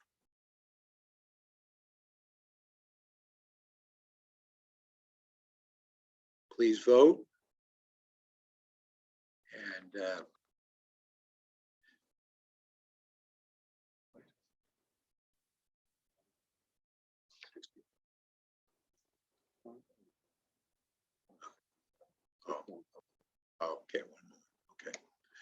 okay, okay, we're 45 minutes into the vote. Are there any more votes? Doesn't look like it. And so the answer is we have 68. We don't have a quorum. I'm going to take another poll. This is a suggestion that Bethany Rehnquist has sent to me, and I think it's a great one. And what she basically says is, let's take an informal poll to see if the majority here wants to reconvene for more business. In other words, let's take a poll, all those in favor of reconvening on Monday, Tuesday, or Wednesday. It would be on whatever the notice requirements are, reconvene some point this week. All those in favor of reconvening signify by saying aye. Those opposed, nay. Right, it's just a poll. This is not a vote. These are all in favor of reconvening at some later date this week, not on Friday.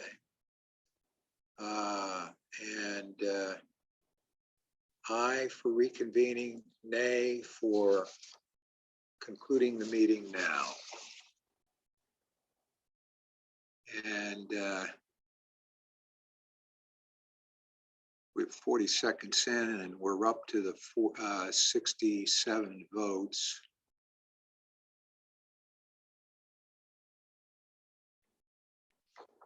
I think that was a good suggestion, Ms. Rehnquist, because there's the 68 votes and we have 36 voting not to reconvene, 32 voting to reconvene. So the majority is not to reconvene. And we have a motion on the floor to recess, and the chair is going to now ask you to all vote on the motion that is on the floor, and that is with Mr. Wessel's motion, whether we recess until 4:30 on Friday, March 26th. All in favor of the motion to recess to March 26th at 4:30, please indicate by voting aye. Those opposed, for the sole purpose of adjourning. All opposed, nay.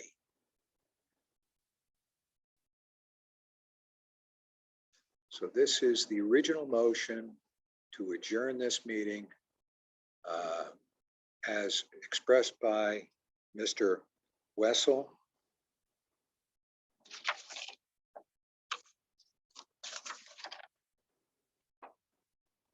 To the 26th at 4:30.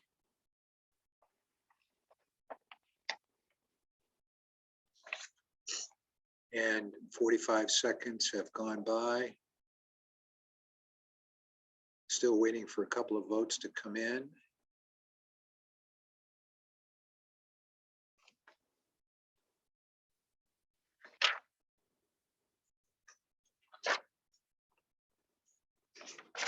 And we'll give you 10 more seconds.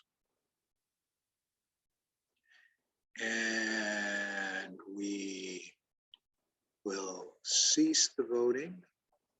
Listen to the results of your vote.